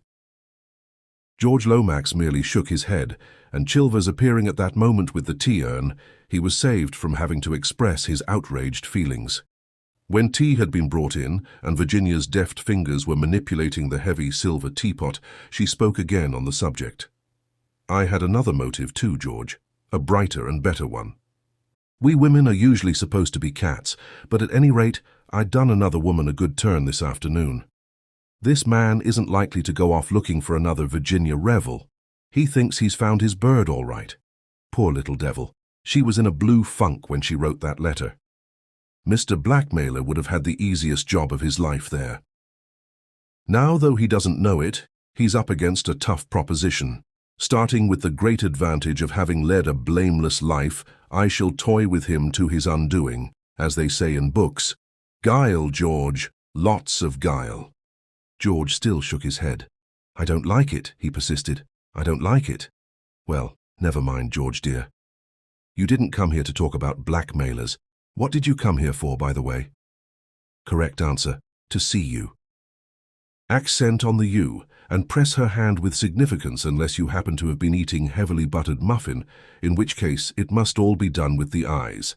"I did come to see you," replied George seriously, and I am glad to find you alone." "Oh, George, this is so sudden," says she, swallowing a currant. "I wanted to ask a favor of you. I have always considered you, Virginia, as a woman of considerable charm." "Oh, George, and also a woman of intelligence." "Not really. How well the man knows me." "My dear Virginia, there is a young fellow arriving in England tomorrow whom I should like you to meet." "All right, George, but it's your party. Let that be clearly understood. You could, I feel sure, if you chose, exercise your considerable charm." Virginia cocked her head a little on one side. "George, dear, I don't charm as a profession, you know. Often I like people, and then, well, they like me. But I don't think I could set out in cold blood to fascinate a helpless stranger. That sort of thing isn't done, George. It really isn't. There are professional sirens who would do it much better than I should. That is out of the question, Virginia. This young man, he is a Canadian, by the way, of the name of McGrath." "A Canadian of Scotch descent," says she, deducing brilliantly, "is probably quite unused to the higher walks of English society. I should like him to appreciate the charm and distinction of a real English gentlewoman." "Meaning me?" "Exactly. Why? I beg your pardon? I said why. You don't boom the real English gentlewoman with every stray Canadian who sets foot upon our shores. What is the deep idea, George? To put it vulgarly, what do you get out of it? I cannot see that that concerns you, Virginia. I couldn't possibly go out for an evening and fascinate, unless I knew all the whys and wherefores." "You have a most extraordinary way of putting things, Virginia. Anyone would think, wouldn't they?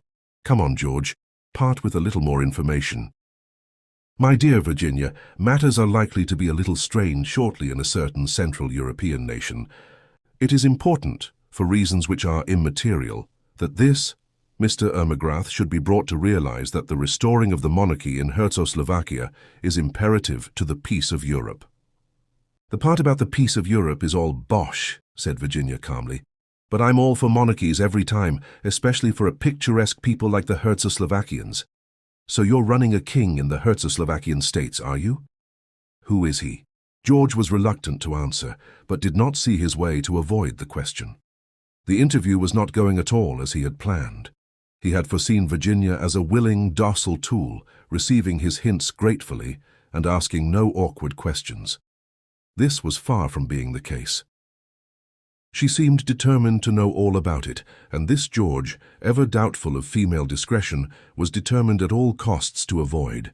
He had made a mistake. Virginia was not the woman for the part. She might indeed cause serious trouble. Her account of her interview with the blackmailer had caused him grave apprehension. A most undependable creature, with no idea of treating serious matters seriously. "Prince Michael Obolovich," he replied, as Virginia was obviously waiting for an answer to her question. "But please let that go no further. Don't be absurd, George. There are all sort of hints in the papers already, and articles cracking up the Obolovich dynasty and talking about the murdered Nicholas IV as though he were a cross between a saint and a hero, instead of a stupid little man besotted by a third-rate actress." George winced. He was more than ever convinced that he had made a mistake in enlisting Virginia's aid. He must stave her off quickly. "You are right, my dear Virginia," he said hastily, as he rose to his feet to bid her farewell. "I should not have made the suggestion I did to you. But we are anxious for the Dominions to see eye to eye with us on this Czechoslovakian crisis, and McGrath has, I believe, influence in journalistic circles. As an ardent monarchist, and with your knowledge of the country, I thought it a good plan for you to meet him." "So that's the explanation, is it?" "Yes, but I dare say you wouldn't have cared for him." Virginia looked at him for a second, and then she laughed. "George," she said, "you're a rotten liar." "Virginia, rotten. Absolutely rotten. If I had had your training, I could have managed a better one than that, one that had a chance of being believed. But I shall find out all about it, my poor George. Rest assured of that. The mystery of Mr. McGrath. I shouldn't wonder if I got a hint or two at Chimneys this weekend." "At Chimneys? You are going to Chimneys?" George could not conceal his perturbation. He had hoped to reach Lord Caterham in time for the invitation to remain unissued. "Bundle rang up and asked me this morning." George made a last effort. "Rather a dull party, I believe," he said. "Hardly in your line, Virginia. My poor George, why didn't you tell me the truth and trust me? It's still not too late. George took her hand and dropped it again limply. I have told you the truth, he said coldly, and he said it without a blush. That's a better one, said Virginia approvingly, but it's still not good enough. Cheer up, George. I shall be at Chimneys all right, exerting my considerable charm, as you put it. Life has become suddenly very much more amusing. First a blackmailer, and then George in diplomatic difficulties. Will he tell all to the beautiful woman who asks for his confidence so pathetically? No, he will reveal nothing until the last chapter. Goodbye, George. One last fond look before you go? No? Oh, George, dear, don't be sulky about it. Virginia ran to the telephone as soon as George had departed with a heavy gait through the front door. She obtained the number she required and asked to speak to Lady Eileen Brent. Is that you, Bundle? I'm coming to Chimneys all right tomorrow. What? Bore me? No, it won't. Bundle, wild horses wouldn't keep me away. So there. Chapter 7. Mr. McGrath refuses an invitation. The letters were gone. Having once made up his mind to the fact of their disappearance, there was nothing to do but accept it. Anthony realized very well that he could not pursue Giuseppe through the corridors of the Blitz Hotel. To do so was to court undesired publicity, and in all probability to fail in his object all the same. He came to the conclusion that Giuseppe had mistaken the packet of letters, enclosed as they were in the other wrappings, for the memoirs themselves. It was likely, therefore, that when he discovered his mistake, he would make another attempt to get hold of the memoirs. For this attempt, Anthony intended to be fully prepared. Another plan that occurred to him was to advertise discreetly for the return of the package of letters. Supposing Giuseppe to be an emissary of the comrades of the Red Hand, or, which seemed to Anthony more probable, to be employed by the Loyalist party, the letters could have no possible interest for either employer, and he would probably jump at the chance of obtaining a small sum of money for their return. Having thought out all this, Anthony returned to bed and slept peacefully until morning. He did not fancy that Giuseppe would be anxious for a second encounter that night. Anthony got up with his plan of campaign fully thought out. He had a good breakfast, glanced at the papers which were full of the new discoveries of oil in Czechoslovakia, and then demanded an interview with the manager, and, being Anthony Cade with a gift for getting his own way by means of quiet determination, he obtained what he asked for. The manager, a Frenchman with an exquisitely suave manner, received him in his private office. "You wish to see me, I understand, Mr. McGrath?" "I did. I arrived at your hotel yesterday afternoon, and I had dinner served to me in my own rooms by a waiter whose name was Giuseppe." He paused. "I dare say we have a waiter of that name," agreed the manager indifferently. "I was struck by something unusual in the waiter's manner, but thought nothing more of it at the time. Later in the night, I was awakened by the sound of someone moving softly about the room. I switched on the light and found this same Giuseppe in the act of rifling my leather suitcase. The manager's indifference had completely disappeared now. "But I have heard nothing of this," he exclaimed. "Why was I not informed sooner?" The man and I had a brief struggle. He was armed with a knife, by the way. In the end, he succeeded in making off by way of the window. "What did you do then, Mr. McGrath?" "I examined the contents of my suitcase." "Had anything been taken?"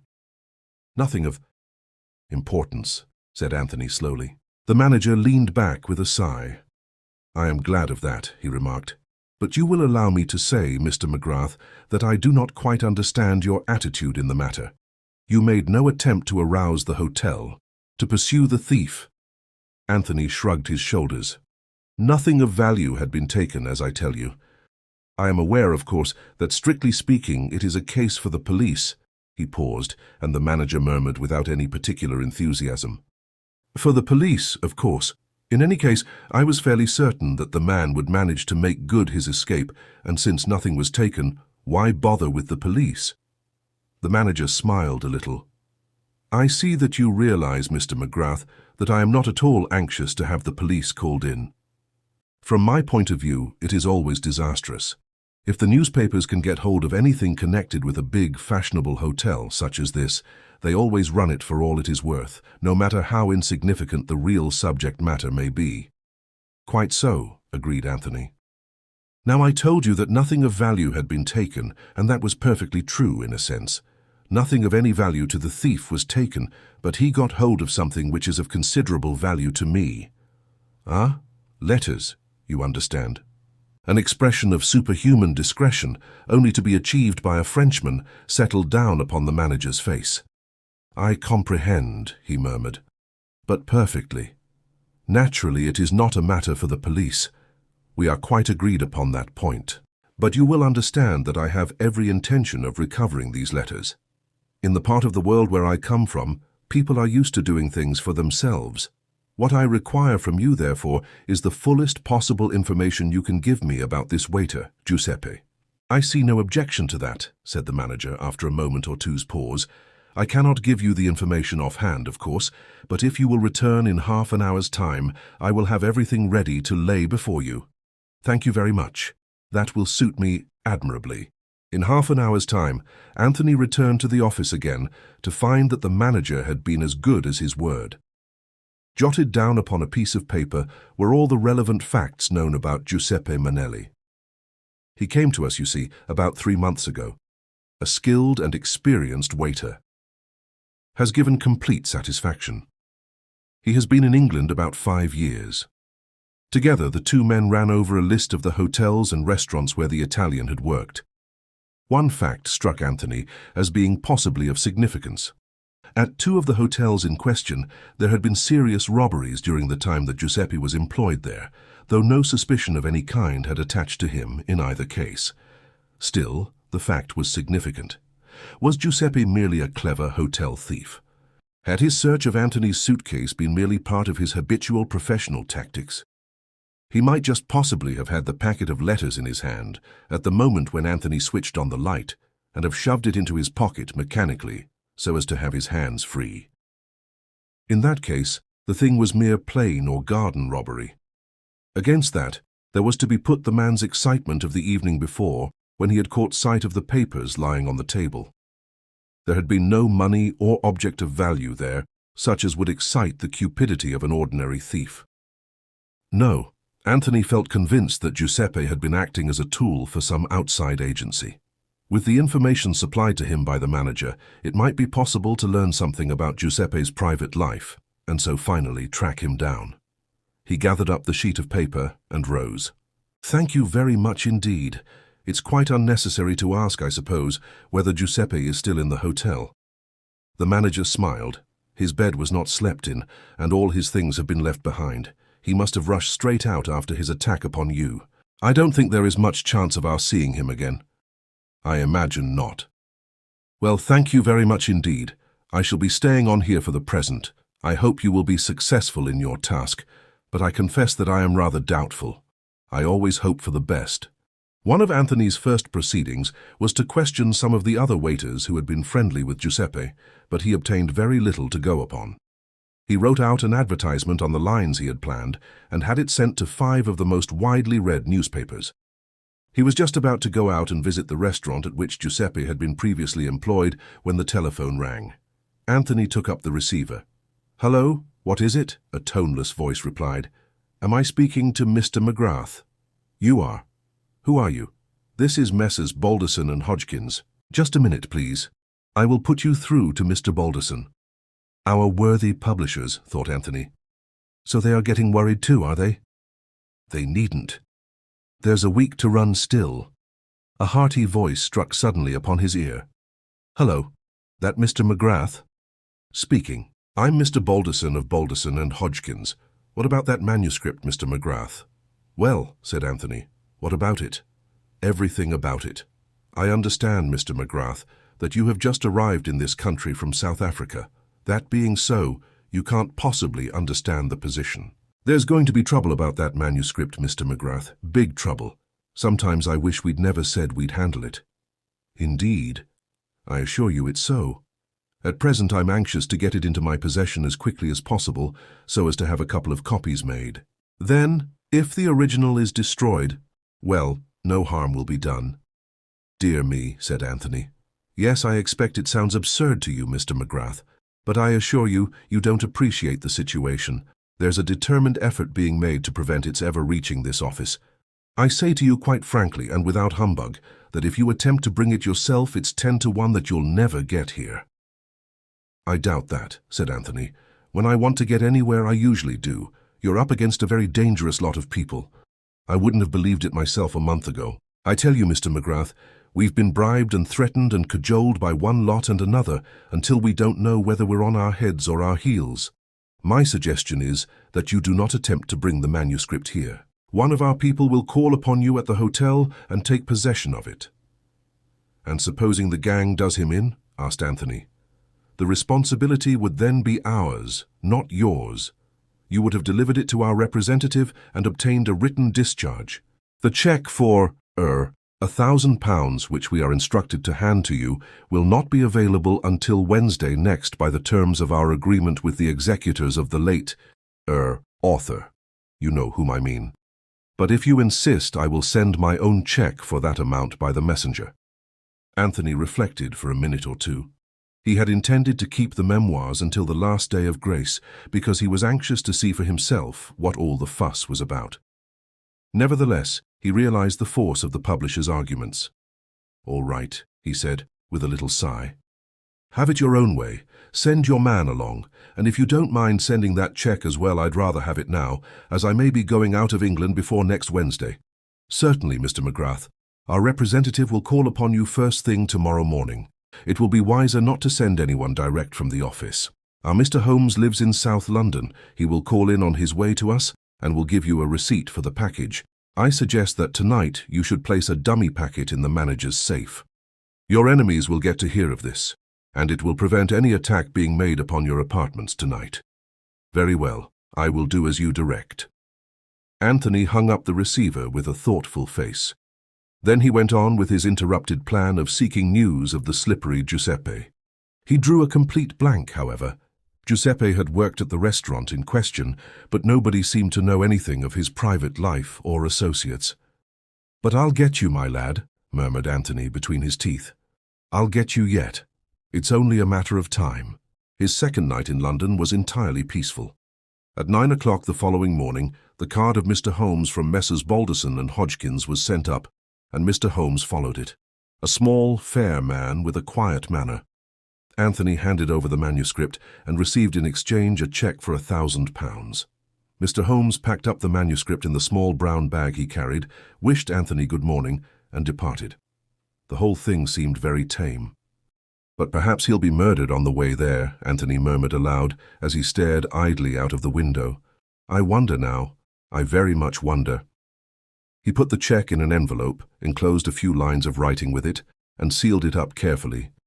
Jimmy, who had been more or less in funds at the time of his encounter with Anthony at Bulawayo, had advanced him a substantial sum of money which was, as yet, practically untouched. "If one's job's done with, the other isn't," said Anthony to himself. "Up to now, I've bungled it. But never say die. I think that, suitably disguised, I shall go and have a look at 487 Pont Street." He packed his belongings, went down and paid his bill, and ordered his luggage to be put on a taxi.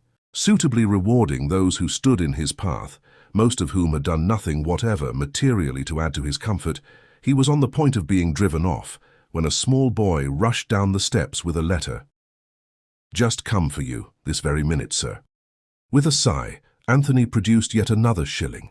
The taxi groaned heavily and jumped forward with a hideous crashing of gears, and Anthony opened the letter. It was rather a curious document. He had to read it 4 times before he could be sure of what it was all about. Put in plain English, the letter was not in plain English, but in the peculiar involved style common to missives issued by government officials.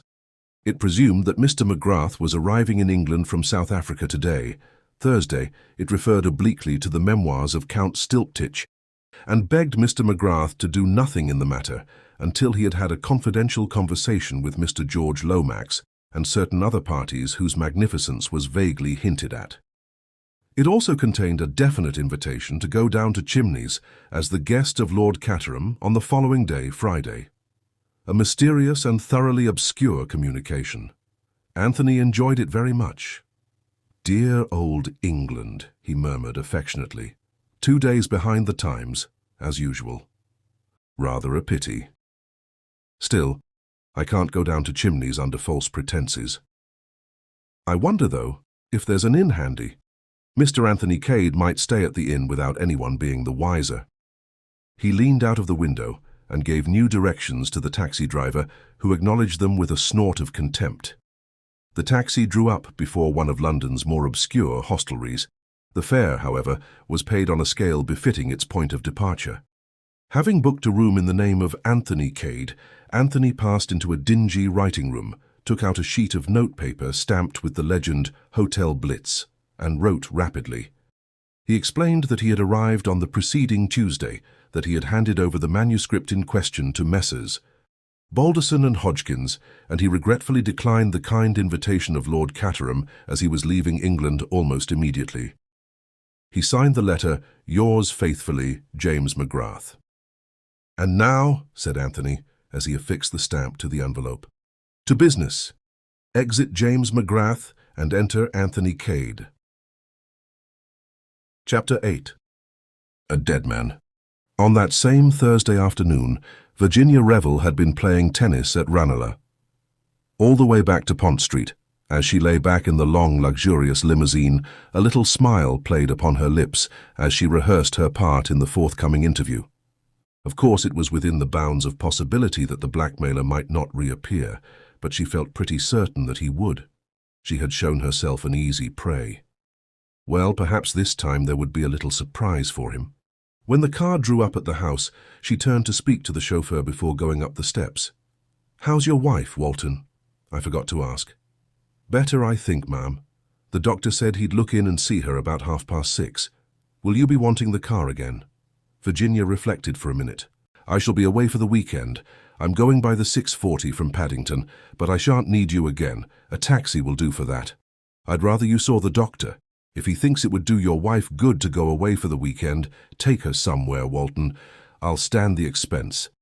Cutting short the man's thanks with an impatient nod of the head, Virginia ran up the steps, delved into her bag in search of her latchkey, remembered she hadn't got it with her, and hastily rang the bell. It was not answered at once, but as she waited there, a young man came up the steps. He was shabbily dressed and carried in his hand a sheaf of leaflets. He held one out to Virginia, with the legend on it plainly visible. "Why did I serve my country?" In his left hand, he held a collecting box. "I can't buy 2 of those awful poems in one day," said Virginia pleadingly. "I bought one this morning." "I did, indeed. Honor bright." The young man threw back his head and laughed. Virginia laughed with him. Running her eyes carelessly over him, she thought him a more pleasing specimen than usual of London's unemployed. She liked his brown face and the lean hardness of him. She went so far as to wish she had a job for him.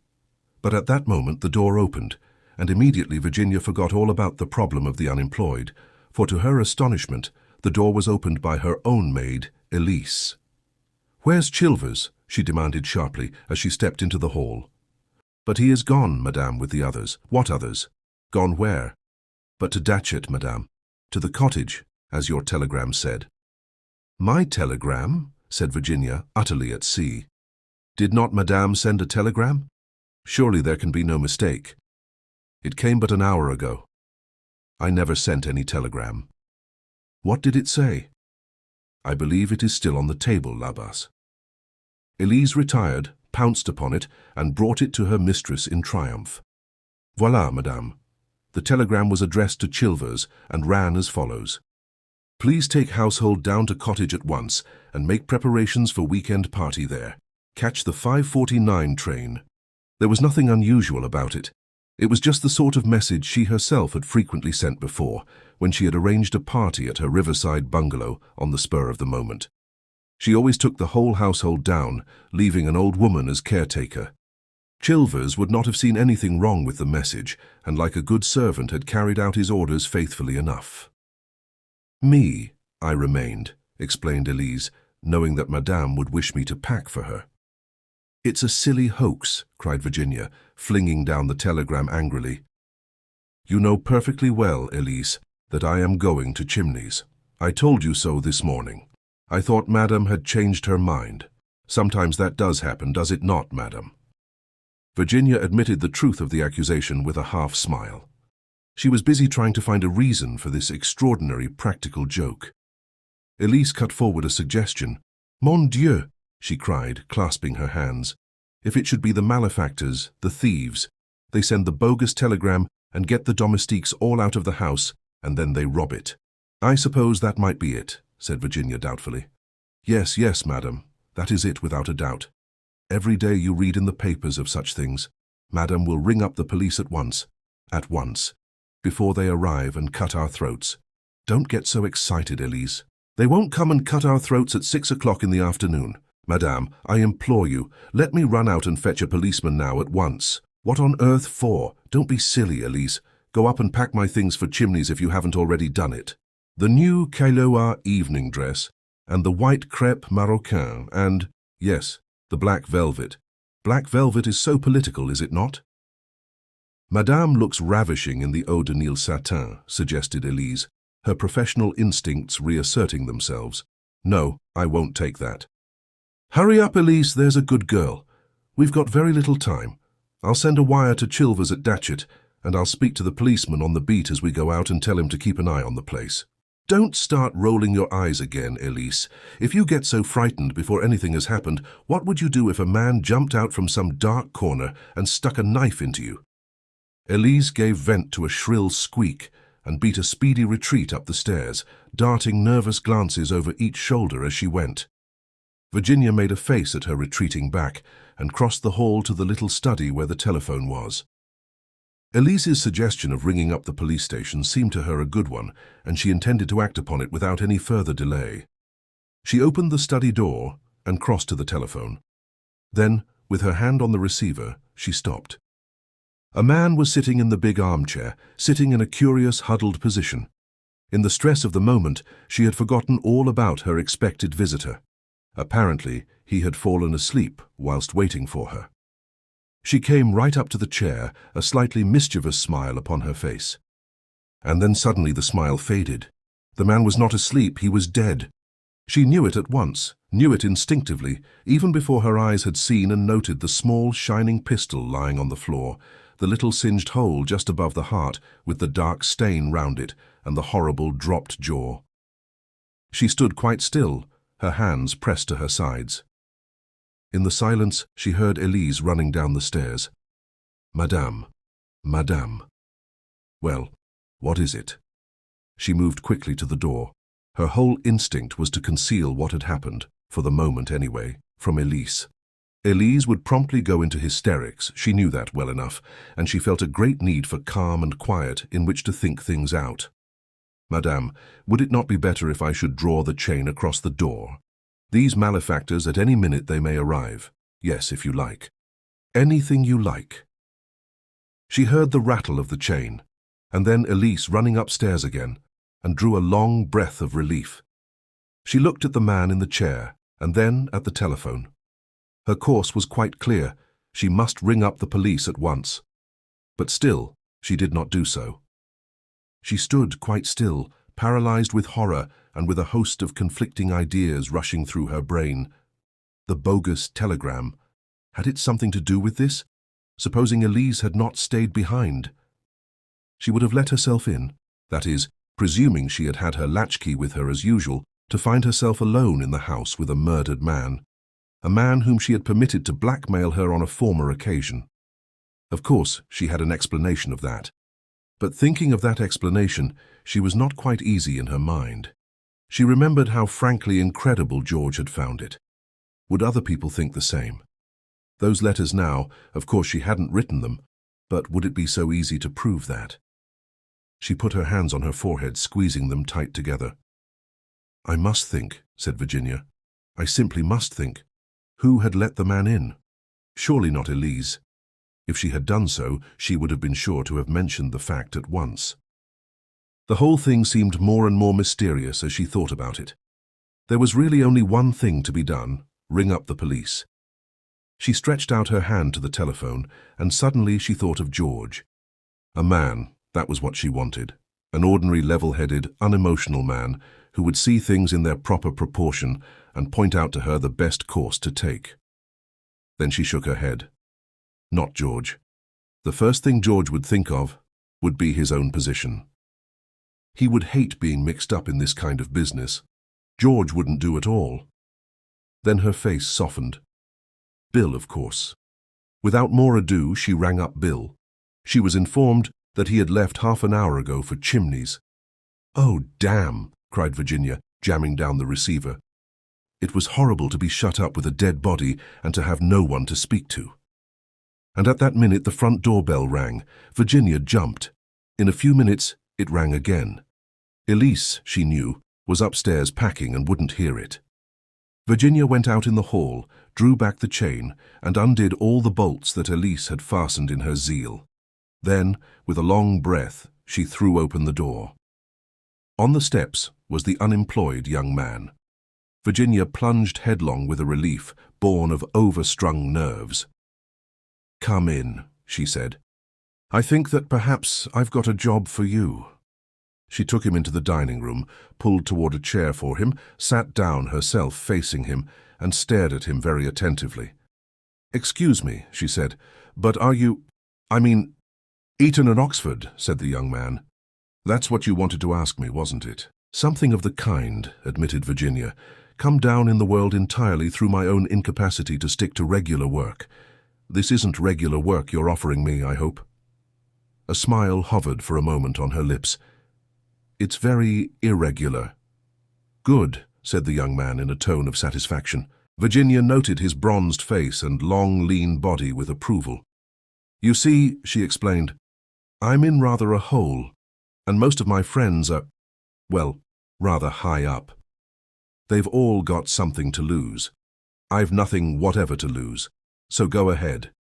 "What's the trouble?" "There's a dead man in the next room," said Virginia. "He's been murdered, and I don't know what to do about it." She blurted out the words as simply as a child might have done. The young man went up enormously in her estimation by the way he accepted her statement. He might have been used to hearing a similar announcement made every day of his life. "Excellent," he said, with a trace of enthusiasm. "I've always wanted to do a bit of amateur detective work. Shall we go and view the body, or will you give me the facts first?" "I think I'd better give you the facts." She paused for a moment to consider how best to condense her story, and then began, speaking quietly and concisely. "This man came to the house for the first time yesterday and asked to see me. He had certain letters with him, love letters, signed with my name, but which weren't written by you," put in the young man quietly. Virginia looked at him in some astonishment. "How did you know that?" "Oh, I deduced it. But go on." "He wanted to blackmail me, and I don't know if you'll understand, but I let him." She looked at him appealingly, and he nodded his head reassuringly. "Of course I understand.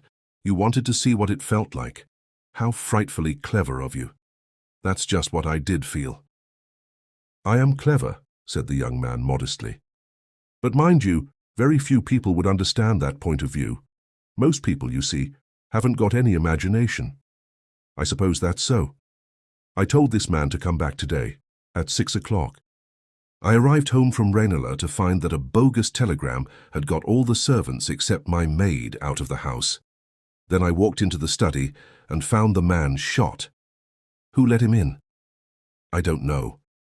I think if my maid had done so, she would have told me.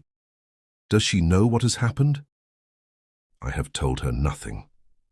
The young man nodded and rose to his feet. "And now to view the body," he said briskly. "But I'll tell you this. On the whole, it's always best to tell the truth. One lie involves you in such a lot of lies, and continuous lying is so monotonous. Then you advise me to ring up the police? Probably. But we'll just have a look at the fellow first." Virginia led the way out the room. On the threshold she paused, looking back at him. "By the way," she said, "you haven't told me your name yet." "My name?" "My name's Anthony Cade." Chapter 9. Anthony disposes of a body. Anthony followed Virginia out of the room, smiling a little to himself. Events had taken quite an unexpected turn, but as he bent over the figure in the chair, he grew grave again. "He's still warm," he said sharply. "He was killed less than half an hour ago." "Just before I came in?" "Exactly." He stood upright, drawing his brows together in a frown. Then he asked a question of which Virginia did not at once see the drift. "Your maid's not been in this room, of course?" "No." "Does she know that you've been into it?" "Why, yes. I came to the door to speak to her." "After you'd found the body?" "Yes." "And you said nothing?" "Would it have been better if I had? I thought she would go into hysterics. She's French, you know, and easily upset. I wanted to think over the best thing to do." Anthony nodded, but did not speak. "You think it a pity, I can see. Well, it was rather unfortunate, Mrs. Revel. If you and the maid had discovered the body together immediately on your return, it would have simplified matters very much. The man would then definitely have been shot before your return to the house, whilst now they might say he was shot after." "I see." He watched her taking in the idea, and was confirmed in his first impression of her formed when she had spoken to him on the steps outside. Besides beauty, she possessed courage and brains. Virginia was so engrossed in the puzzle presented to her that it did not occur to her to wonder at this strange man's ready use of her name. "Why didn't Elise hear the shot, I wonder?" she murmured. Anthony pointed to the open window as a loud backfire came from a passing car. "There you are. London's not the place to notice a pistol shot." Virginia turned with a little shudder to the body in the chair. "He looks like an Italian," she remarked curiously. "He is an Italian," said Anthony.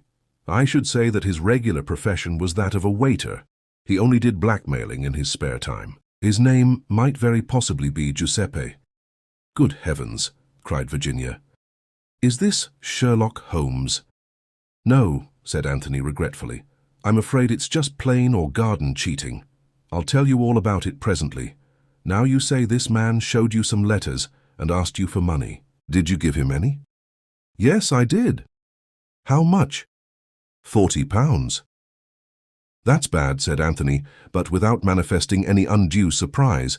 "Now let's have a look at the telegram." Virginia picked it up from the table and gave it to him. She saw his face grow grave as he looked at it. "What's the matter?" He held it out, pointing silently to the place of origin. "Barnes," he said. "And you were at Ranelagh this afternoon. What's to prevent you having sent it off yourself?" Virginia felt fascinated by his words. It was as though a net was closing tighter and tighter round her. He was forcing her to see all the things which she had felt dimly at the back of her mind.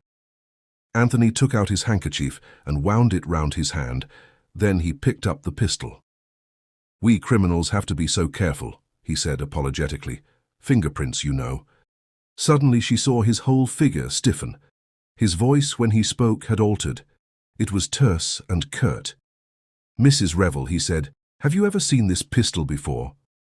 "No," said Virginia wonderingly. "Are you sure of that?" "Quite sure." "Have you a pistol of your own?" "No." "Have you ever had one?" "No, never." "You are sure of that?" "Quite sure." He stared at her steadily for a minute, and Virginia stared back in complete surprise at his tone. Then, with a sigh, he relaxed. "That's odd," he said. "How do you account for this?" He held out the pistol. It was a small, dainty article, almost a toy, though capable of doing deadly work. Engraved on it was the name Virginia. "Oh, it's impossible," cried Virginia. Her astonishment was so genuine that Anthony could but believe in it. "Sit down," he said quietly. "There's more in this than there seemed to be. First, go off. To begin with, what's our hypothesis? There are only two possible ones. There is, of course, the real Virginia of the letters. She may have somehow or other tracked him down, shot him, dropped the pistol, stolen the letters, and taken herself off. That's quite possible, isn't it?" "I suppose so," said Virginia unwillingly. "The other hypothesis is a good deal more interesting. Whoever wished to kill Giuseppe wished also to incriminate you. In fact, that may have been their main object. They could get him easily enough anywhere, but they took extraordinary pains and trouble to get him here, and whoever they were, they knew all about you, your cottage at Datchet, your usual household arrangements, and the fact that you were at Ranelagh this afternoon. It seems an absurd question, but have you any enemies, Mrs. Revel? Of course I haven't, not that kind anyway. The question is, said Anthony, what are we going to do now? There are two courses open to us. A. Ring up the police, tell the whole story, and trust to your unassailable position in the world and your hitherto blameless life. B. An attempt on my part to dispose successfully of the body. Naturally, my private inclinations urge me to B. I've always wanted to see if I couldn't conceal a crime with the necessary cunning, but have had a squeamish objection to shedding blood. On the whole, I expect A's the soundest. Then there's a sort of Bowdlerized A, ring up the police, etc., but suppress the pistol and the blackmailing letters, that is, if they are on him still. Anthony ran rapidly through the dead man's pockets. He's been stripped clean, he announced. There's not a thing on him. There'll be dirty work at the crossroads over those letters yet. Hello, what's this? Hole in the lining. Something got caught there, torn roughly out, and a scrap of paper left behind. He drew out the scrap of paper as he spoke and brought it over to the light. Virginia joined him. Pity we haven't got the rest of it, he muttered. Chimneys, 11:45. Thursday. Sounds like an appointment. Chimneys? Cried Virginia. How extraordinary. Why extraordinary? Rather high-toned for such a low fellow. I'm going to Chimneys this evening. At least I was. Anthony wheeled round on her. What's that? Say that again. I was going to Chimneys this evening, repeated Virginia. Anthony stared at her. I begin to see. At least I may be wrong, but it's an idea. Suppose someone wanted badly to prevent your going to Chimneys. My cousin George Lomax does, said Virginia with a smile, but I can't seriously suspect George of murder. Anthony did not smile. He was lost in thought. If you ring up the police, it's goodbye to any idea of getting to Chimneys today, or even tomorrow, and I should like you to go to Chimneys. I fancy it will disconcert our unknown friends. Mrs. Revel, will you put yourself in my hands? It's to be Plan B, then? It's to be Plan B. The first thing is to get that maid of yours out of the house. Can you manage that? Easily. Virginia went out in the hall and called up the stairs. Elise. Elise. Madame? Anthony heard a rapid colloquy, and then the front door opened and shut. Virginia came back into the room. She's gone. I sent her for some special scent. Told her the shop in question was open until 8. It won't be, of course. She's to follow after me by the next train without coming back here. Good, said Anthony approvingly. We can now proceed to the disposal of the body. It's a time-worn method, but I'm afraid I shall have to ask you if there's such a thing in the house as a trunk. Of course there is. Come down to the basement and take your choice. There was a variety of trunks in the basement. Anthony selected a solid affair of suitable size. I'll attend to this part of it, he said tactfully. You go upstairs and get ready to start. Virginia obeyed. She slipped out of her tennis kit, put on a soft brown traveling dress and a delightful little orange hat, and came down to find Anthony waiting in the hall with a neatly strapped trunk beside him. I should like to tell you the story of my life, he remarked, but it's going to be rather a busy evening. Now this is what you've got to do. Call a taxi, have your luggage put on it, including the trunk. Drive to Paddington. There have the trunk put in the left luggage office. I shall be on the platform. As you pass me, drop the cloakroom ticket. I will pick it up and pretend to return it to you, but in reality I shall keep it. Go on to Chimneys and leave the rest to me. It's awfully good of you, said Virginia. It's really dreadful of me saddling a perfect stranger with a dead body like this. I like it, returned Anthony nonchalantly. If one of my friends, Jimmy McGrath, were here, he'd tell you that anything of this kind suits me down to the ground.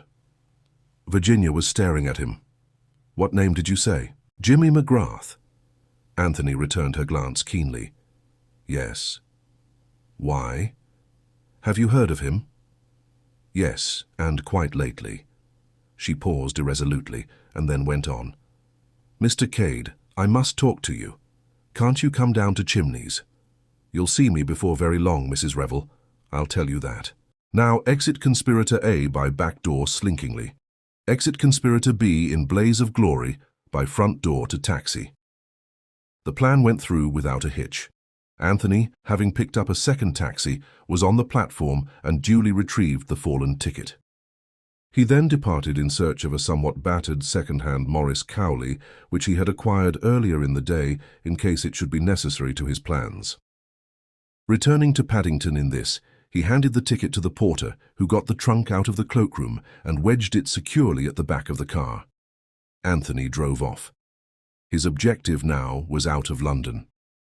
Through Notting Hill, Shepherd's Bush, down Goldhawk Road, through Brentford and Hounslow, till he came to the long stretch of road midway between Hounslow and Staines. It was a well-frequented road, with motors passing continually. No footmarks or tyre marks were likely to show. Anthony stopped the car at a certain spot. Getting down, he first obscured the number plate with mud. Then, waiting until he heard no car coming in either direction, he opened the trunk, heaved out Giuseppe's body, and laid it neatly down by the side of the road, on the inside of a curve, so that the headlights of passing motors would not strike on it. Then he entered the car again and drove away. The whole business had occupied exactly 1 minute and a half. He made a detour to the right, returning to London by way of Burnham Beeches. There again he halted the car, and choosing a giant of the forest, he deliberately climbed the huge tree. It was something of a feat, even for Anthony.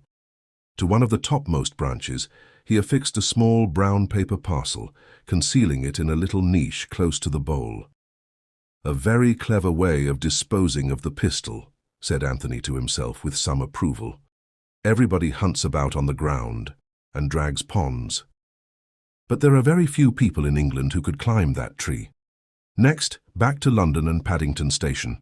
Here he left the trunk, at the other cloakroom this time, the one on the arrival side.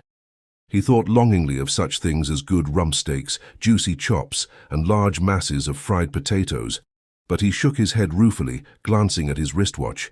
He fed the Morris with a fresh supply of petrol, and then took the road once more. North this time. It was just after 11:30 that he brought the car to rest in the road adjoining the Park of Chimneys. Jumping out, he scaled the wall easily enough and set out towards the house. It took him longer than he thought, and presently he broke into a run.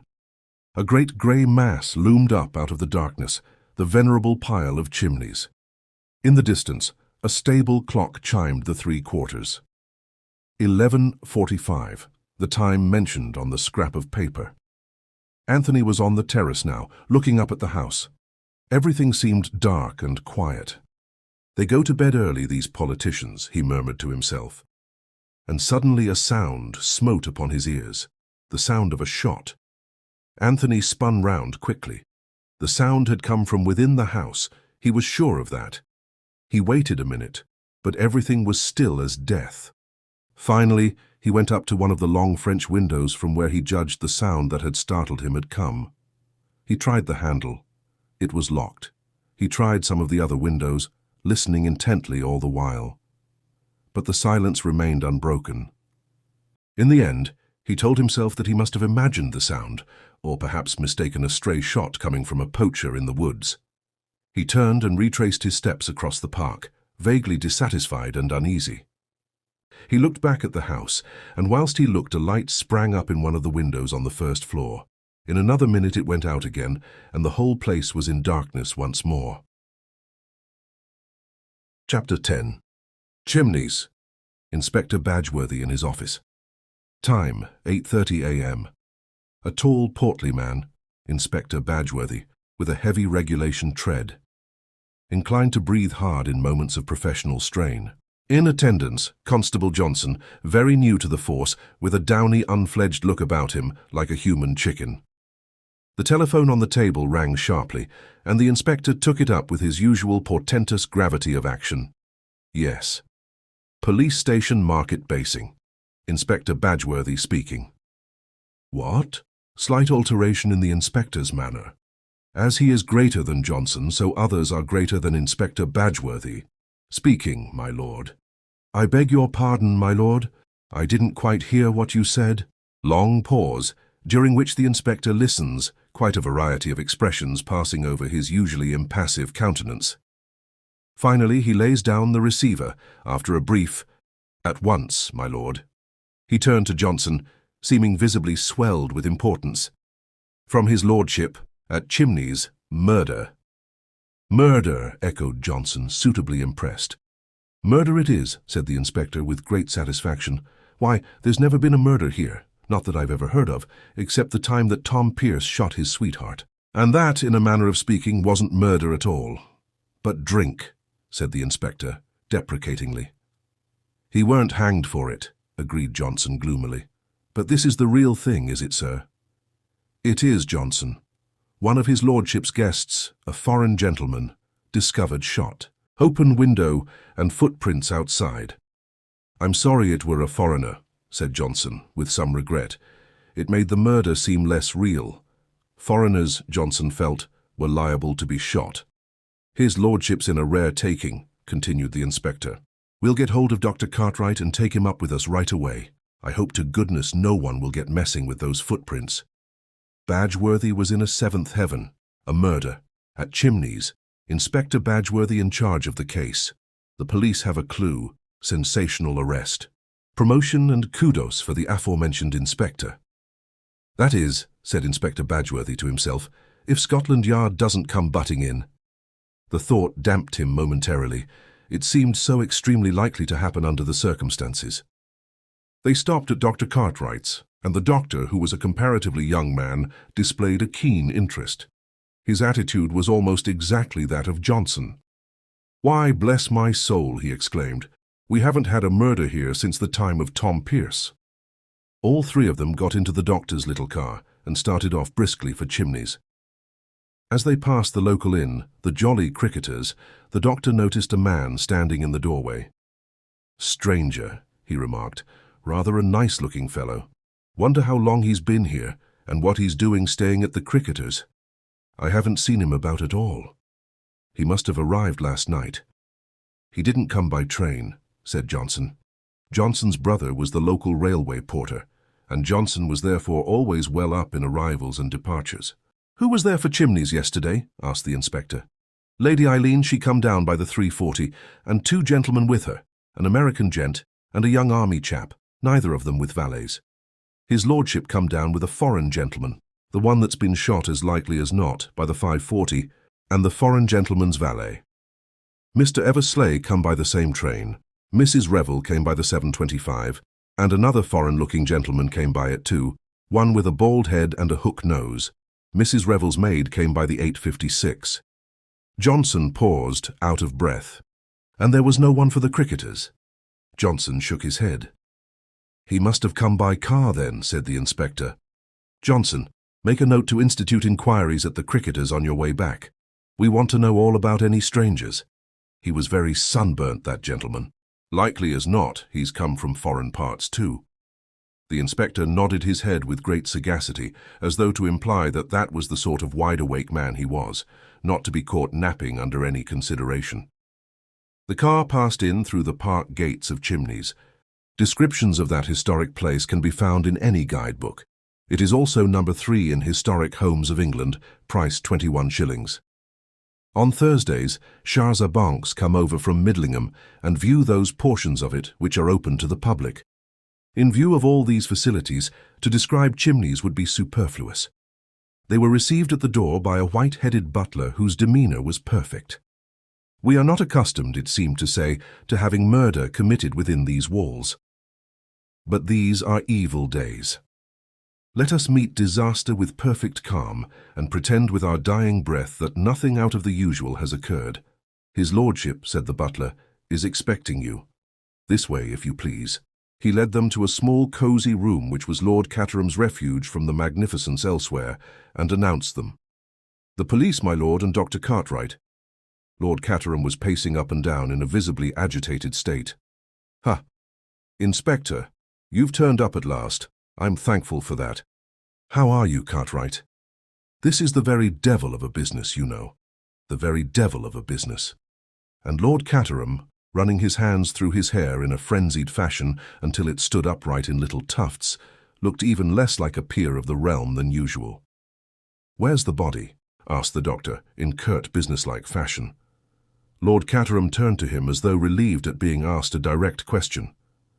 "In the council chamber, just where it was found, I wouldn't have it touched. I believed, that was the correct thing to do." "Quite right, my lord," said the inspector approvingly. "He produced a notebook and pencil. And who discovered the body? Did you?" "Good Lord, no," said Lord Caterham. "You don't think I usually get up at this unearthly hour in the morning, do you?" "No. A housemaid found it. She screamed a good deal, I believe. I didn't hear her myself. Then they came to me about it, and of course I got up and came down. And there it was, you know. You recognize the body as that of one of your guests?" "That's right, Inspector." "By name?" This perfectly simple question seemed to upset Lord Caterham. He opened his mouth once or twice, and then shut it again. Finally, he asked feebly, Do you mean, what was his name?" "Yes, my lord."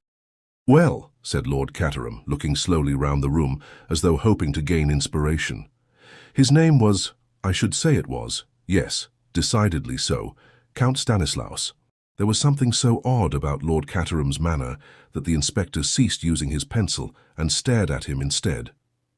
But at that moment, a diversion occurred which seemed highly welcome to the embarrassed peer.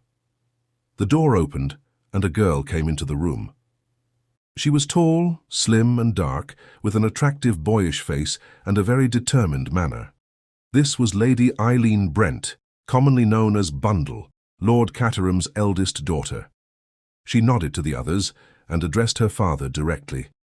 "I've got him," she announced. For a moment the inspector was on the point of starting forward, under the impression that the young lady had captured the murderer red-handed, but almost immediately he realized that her meaning was quite different. Lord Caterham uttered a sigh of relief. "That's a good job. What did he say?" "He's coming over at once. We are to use the utmost discretion." Her father made a sound of annoyance. "That's just the sort of idiotic thing George Lomax would say. However, once he comes, I shall wash my hands of the whole affair." He appeared to cheer up a little at the prospect. "And the name of the murdered man was Count Stanislaus?" queried the doctor. A lightning glance passed between father and daughter, and then the former said with some dignity, "Certainly. I said so just now." "I asked because you didn't seem quite sure about it before," explained Cartwright. There was a faint twinkle in his eye, and Lord Caterham looked at him reproachfully. "I'll take you to the council chamber," he said more briskly. They followed him, the inspector bringing up the rear and darting sharp glances all around him as he went, much as though he expected to find a clue in a picture frame or behind a door. Lord Caterham took a key from his pocket and unlocked a door, flinging it open. They all passed into a big room panelled in oak, with 3 long windows giving on the terrace. There was a long refectory table and a good many oak chests, and some beautiful old chairs. On the walls were various paintings of dead and gone Caterhams and others. Near the left-hand wall, about halfway between the door and the window, a man was lying on his back, his arms flung wide. Dr. Cartwright went over and knelt down by the body. The inspector strode across to the windows and examined them in turn. The center one was closed, but not fastened. On the steps outside were footprints leading up to the window, and a second set going away again. "Clear enough," said the inspector with a nod, "but there ought to be footprints on the inside as well. They'd show up plain on this parquet floor." "I think I can explain that," interposed Bundle. "The housemaid had polished half the floor this morning before she saw the body. You see, it was dark when she came in here. She went straight across to the windows, drew the curtains, and began on the floor, and naturally didn't see the body, which is hidden from that side of the room by the table. She didn't see it until she came right on top of it." The inspector nodded.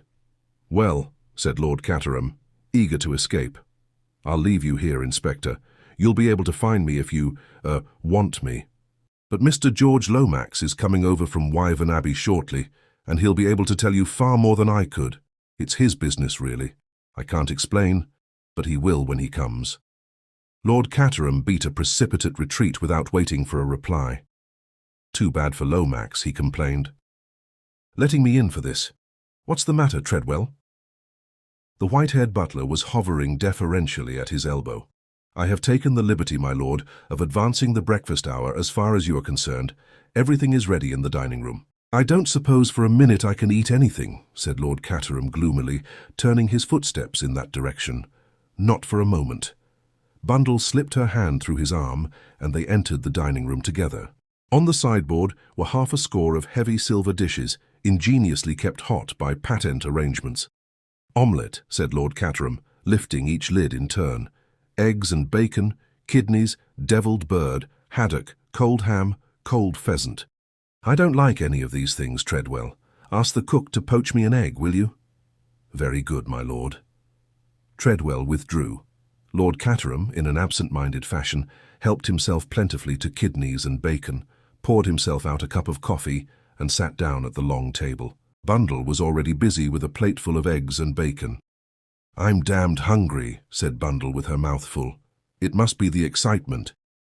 It's all very well for you, complained her father. You young people like excitement, but I'm in a very delicate state of health.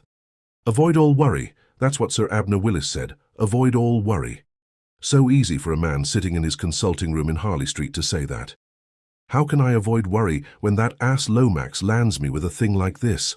I ought to have been firm at the time. I ought to have put my foot down. With a sad shake of the head, Lord Caterham rose and carved himself a plate of ham. Codders has certainly done it this time, observed Bundle cheerfully. He was almost incoherent over the telephone. He'll be here in a minute or two, spluttering 19 to the dozen about discretion and hushing it up. Lord Caterham groaned at the prospect. Was he up? He asked. He told me, replied Bundle, that he had been up and dictating letters and memoranda ever since 7 o'clock. Proud of it too, remarked her father. Extraordinarily selfish, these public men. They make their wretched secretaries get up at the most unearthly hours in order to dictate rubbish to them. If a law was passed compelling them to stop in bed until 11, what a benefit it would be to the nation. I wouldn't mind so much if they didn't talk such balderdash. Lomax is always talking to me of my position. As if I had any. Who wants to be a peer nowadays? Nobody, said Bundle. They'd much rather keep a prosperous public house. Treadwell reappeared silently with 2 poached eggs in a little silver dish, which he placed on the table in front of Lord Caterham. What's that, Treadwell? Said the latter, looking at them with faint distaste. Poached eggs, my lord. I hate poached eggs, said Lord Caterham peevishly. They're so insipid. I don't like to look at them even. Take them away, will you, Treadwell? Very good, my lord. Treadwell and the poached eggs withdrew as silently as they came. Thank God no one gets up early in this house, remarked Lord Caterham devoutly. We shall have to break this to them when they do, I suppose. He sighed. I wonder who murdered him, said Bundle. And why? That's not our business, thank goodness, said Lord Caterham. That's for the police to find out. Not that Badgeworthy will ever find out anything. On the whole, I rather hope it was Nocystein, meaning the all-British syndicate. Why should Mr. Isaacstein murder him when he'd come down here on purpose to meet him? High finance, said Lord Caterham vaguely. And that reminds me, I shouldn't be at all surprised if Isaacstein wasn't an early riser. He may blow in upon us at any minute. It's a habit in the city. I believe that, however rich you are, you always catch the 9:17. The sound of a motor being driven at great speed was heard through the open window. Codders, cried Bundle. Father and daughter leaned out of the window and hailed the occupant of the car as it drew up before the entrance. In here, my dear fellow. In here, cried Lord Caterham, hastily swallowing his mouthful of ham. George had no intention of climbing in through the window. He disappeared through the front door and reappeared ushered in by Treadwell, who withdrew at once. Have some breakfast, said Lord Caterham, shaking him by the hand. What about a kidney? George waved the kidney aside impatiently. This is a terrible calamity. Terrible, terrible. It is indeed. Some haddock? No, no. It must be hushed up. At all costs it must be hushed up. As Bundle had prophesied, George began to splutter. I understand your feelings, said Lord Caterham sympathetically. Try an egg and bacon, or some haddock. A totally unforeseen contingency, national calamity, concessions jeopardized. Take time, said Lord Caterham. and take some food. What you need is some food to pull you together. Poached eggs now? There were some poached eggs here a minute or two ago. I don't want any food, said George. I've had breakfast, and even if I hadn't had any, I shouldn't want it. We must think what is to be done. You have told no one, as yet? Well, there's Bundle and myself, and the local police, and Cartwright, and all the servants, of course, George groaned. Pull yourself together, my dear fellow, said Lord Caterham kindly. I wish you'd have some breakfast. You don't seem to realize that you can't hush up a dead body. It's got to be buried and all that sort of thing. Very unfortunate, but there it is. George became suddenly calm. You are right, Caterham. You have called in the local police, you say? That will not do. We must have battle. Battle, murder, and sudden death, inquired Lord Caterham with a puzzled face. No, you misunderstand me. I referred to Superintendent Battle of Scotland Yard, a man of the utmost discretion. He worked with us in that deplorable business of the party funds. What was that? Asked Lord Caterham, with some interest. But George's eye had fallen upon Bundle, as she sat half in and half out of the window, and he remembered discretion just in time. He rose. We must waste no time. I must send off some wires at once. If you write them out, Bundle will send them through the telephone.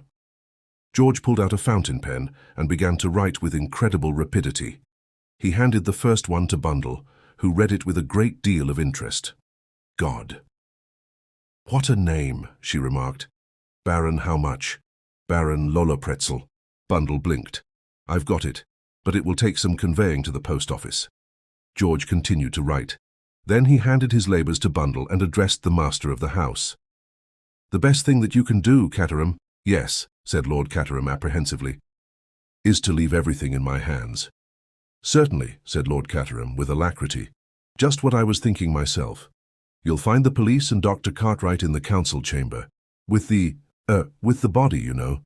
My dear Lomax, I place Chimneys unreservedly at your disposal. Do anything you like. Thank you, said George. If I should want to consult you. But Lord Caterham had faded unobtrusively through the farther door. Bundle had observed his retreat with a grim smile. I'll send off those telegrams at once, she said. You know your way to the council chamber. Thank you, Lady Eileen. George hurried from the room. Chapter 11. Superintendent Battle arrives. So apprehensive was Lord Caterham of being consulted by George that he spent the whole morning making a tour of his estate. Only the pangs of hunger drew him homeward. He also reflected that by now the worst would surely be over. He sneaked into the house quietly by a small side door. From there he slipped neatly into his sanctum. He flattered himself that his entrance had not been observed, but there he was mistaken. The watchful Treadwell let nothing escape him. He presented himself at the door. You'll excuse me, my lord. What is it, Treadwell? Mr. Lomax, my lord, is anxious to see you in the library as soon as you return. By this delicate method, Treadwell conveyed that Lord Caterham had not yet returned, unless he chose to say so. Lord Caterham sighed and then rose.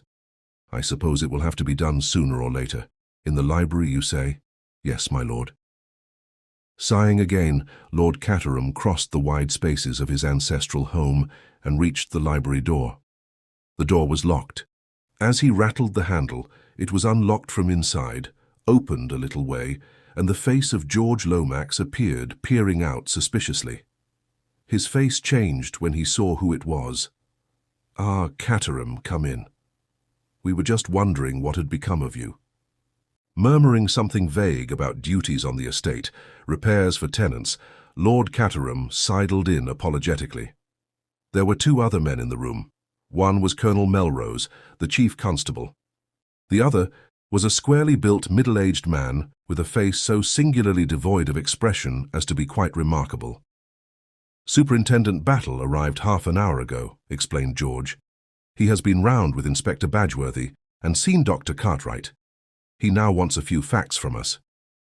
They all sat down after Lord Caterham had greeted Melrose and acknowledged his introduction to Superintendent Battle.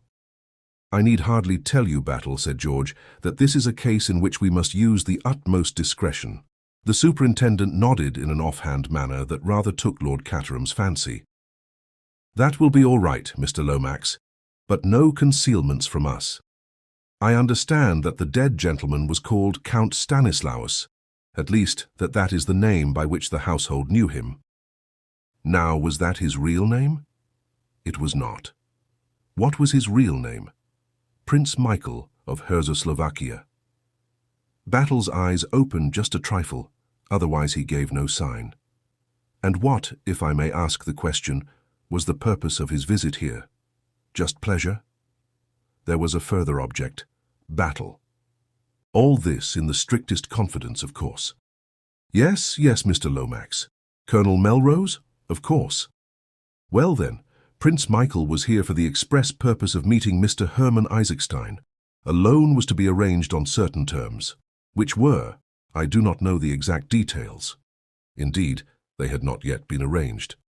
But in the event of coming to the throne, Prince Michael pledged himself to grant certain oil concessions to those companies in which Mr. Isaacstein is interested. The British government was prepared to support the claim of Prince Michael to the throne in view of his pronounced British sympathies. "Well," said Superintendent Battle, "I don't suppose I need go further into it than that. Prince Michael wanted the money, Mr. Isaacstein wanted oil, and the British government was ready to do the heavy farther. Just one question. Was anyone else after those concessions? I believe an American group of financiers had made overtures to His Highness. And been turned down, eh?" But George refused to be drawn. "Prince Michael's sympathies were entirely pro-British," he repeated. Superintendent Battle did not press the point. "Lord Caterham, I understand that this is what occurred yesterday. You met Prince Michael in town and journeyed down here in company with him. The prince was accompanied by his valet, a Czechoslovakian named Boris Anchukov, but his equerry, Captain Andrassy, remained in town. The prince, on arriving, declared himself greatly fatigued and retired to the apartment set aside for him. Dinner was served to him there, and he did not meet the other members of the house party. Is that correct?" "Quite correct. This morning a housemaid discovered the body at approximately 7:45 a.m. Dr. Cartwright examined the dead man and found that death was the result of a bullet fired from a revolver. No revolver was found, and no one in the house seems to have heard the shot. On the other hand, the dead man's wristwatch was smashed by the fall and marks the crime as having been committed at exactly 11:45. Now, what time did you retire to bed last night?" "We went early. Somehow or other the party didn't seem to go, if you know what I mean, Superintendent. We went up about 10:30, I should say. Thank you. Now I will ask you, Lord Caterham, to give me a description of all the people staying in the house, but excuse me, I thought the fellow who did it came from outside." Superintendent Battle smiled. "I dare say he did. But all the same, I've got to know who was in the house. Matter of routine, you know. Well, there was Prince Michael and his valet, and Mr. Hermann Isaacstein. You know all about them. Then there was Mr. Eversley, who works in my department," put in George condescendingly. "And who was acquainted with the real reason of Prince Michael's being here?" "No, I should not say that," replied George weightily. "Doubtless he realized that something was in the wind, but I did not think it necessary to take him fully into my confidence." "I see. Will you go on, Lord Caterham?" "Let me see. There was Mr. Hiram Fish."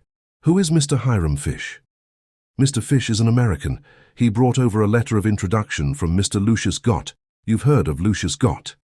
Superintendent Battle smiled acknowledgement.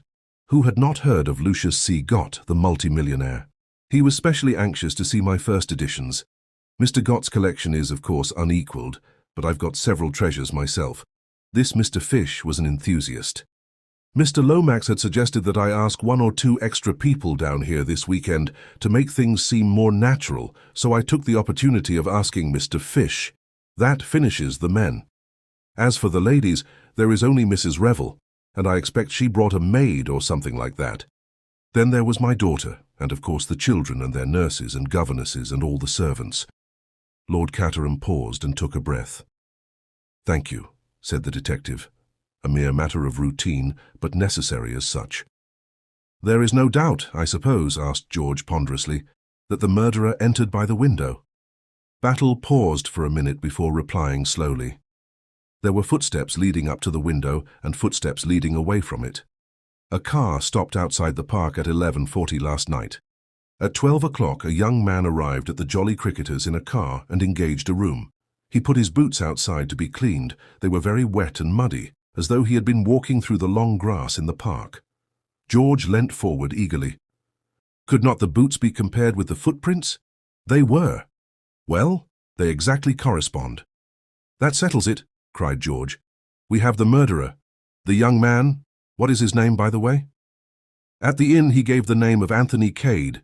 This Anthony Cade must be pursued at once and arrested. You won't need to pursue him, said Superintendent Battle. Why? Because he's still there. What? Curious, isn't it? Colonel Melrose eyed him keenly. What's in your mind, Battle? Out with it. I just say it's curious, that's all. Here's a young man who ought to cut and run, but he doesn't cut and run. He stays here and gives us every facility for comparing footmarks. What do you think, then? I don't know what to think, and that's a very disturbing state of mind. Do you imagine, began Colonel Melrose, but broke off as a discreet knock came at the door. George rose and went to it. Treadwell, inwardly suffering from having to knock at doors in this low fashion, stood dignified upon the threshold and addressed his master. Excuse me, my lord, but a gentleman wishes to see you on urgent and important business, connected, I understand, with this morning's tragedy. What's his name? Asked Battle suddenly.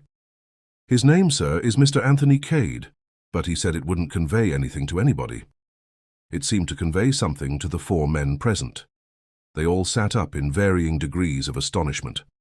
Lord Caterham began to chuckle. I'm really beginning to enjoy myself. Show him in, Treadwell. Show him in at once. Chapter 12. Anthony tells his story. Mr. Anthony Cade, announced Treadwell. Enter suspicious stranger from village inn, said Anthony. He made his way toward Lord Caterham with a kind of instinct rare in strangers. At the same time, he summed up the other 3 men in his own mind thus. 1. Scotland Yard. 2. Local dignitary, probably chief constable. 3. Harassed gentleman on the verge of apoplexy, possibly connected with the government. I must apologize, continued Anthony, still addressing Lord Caterham, for forcing my way in like this, I mean. But it was rumoured round the Jolly Dog, or whatever the name of your local pub may be, that you had had a murder up here, and as I thought I might be able to throw some light upon it, I came along. For a moment or two, no one spoke. Superintendent Battle, because he was a man of ripe experience, who knew how infinitely better it was to let everyone else speak if they could be persuaded upon to do so, Colonel Melrose, because he was habitually taciturn, George, because he was in the habit of having notice given him of the question, Lord Caterham, because he had not the least idea of what to say. The silence of the other 3, however, and the fact that he had been directly addressed, finally forced speech upon the last named. Quite so, he said nervously. Won't you, sit down? Thank you, said Anthony. George cleared his throat portentously. When you say you can throw light upon this matter, you mean? I mean, said Anthony, that I was trespassing upon Lord Caterham's property, for which I hope he will forgive me, last night at about 11:45, and that I actually heard the shot fired. I can at any rate fix the time of the crime for you. He looked round at the 3 in turn, his eyes resting longest on Superintendent Battle, the impassivity of whose face he seemed to appreciate. But I hardly think that that's news to you, he added gently. Meaning by that, Mr. Cade? Asked Battle. Just this. I put on shoes when I got up this morning. Later, when I asked for my boots, I couldn't have them. Some nice young constable had called round for them, so I naturally put 2 and 2 together and hurried up here to clear my character if possible. A very sensible move, said Battle non-committally. Anthony's eyes twinkled a little. I appreciate your reticence, Inspector. It is Inspector, isn't it? Lord Caterham interposed. He was beginning to take a fancy to Anthony. Superintendent Battle of Scotland Yard. This is Colonel Melrose, our chief constable, and Mr. Lomax.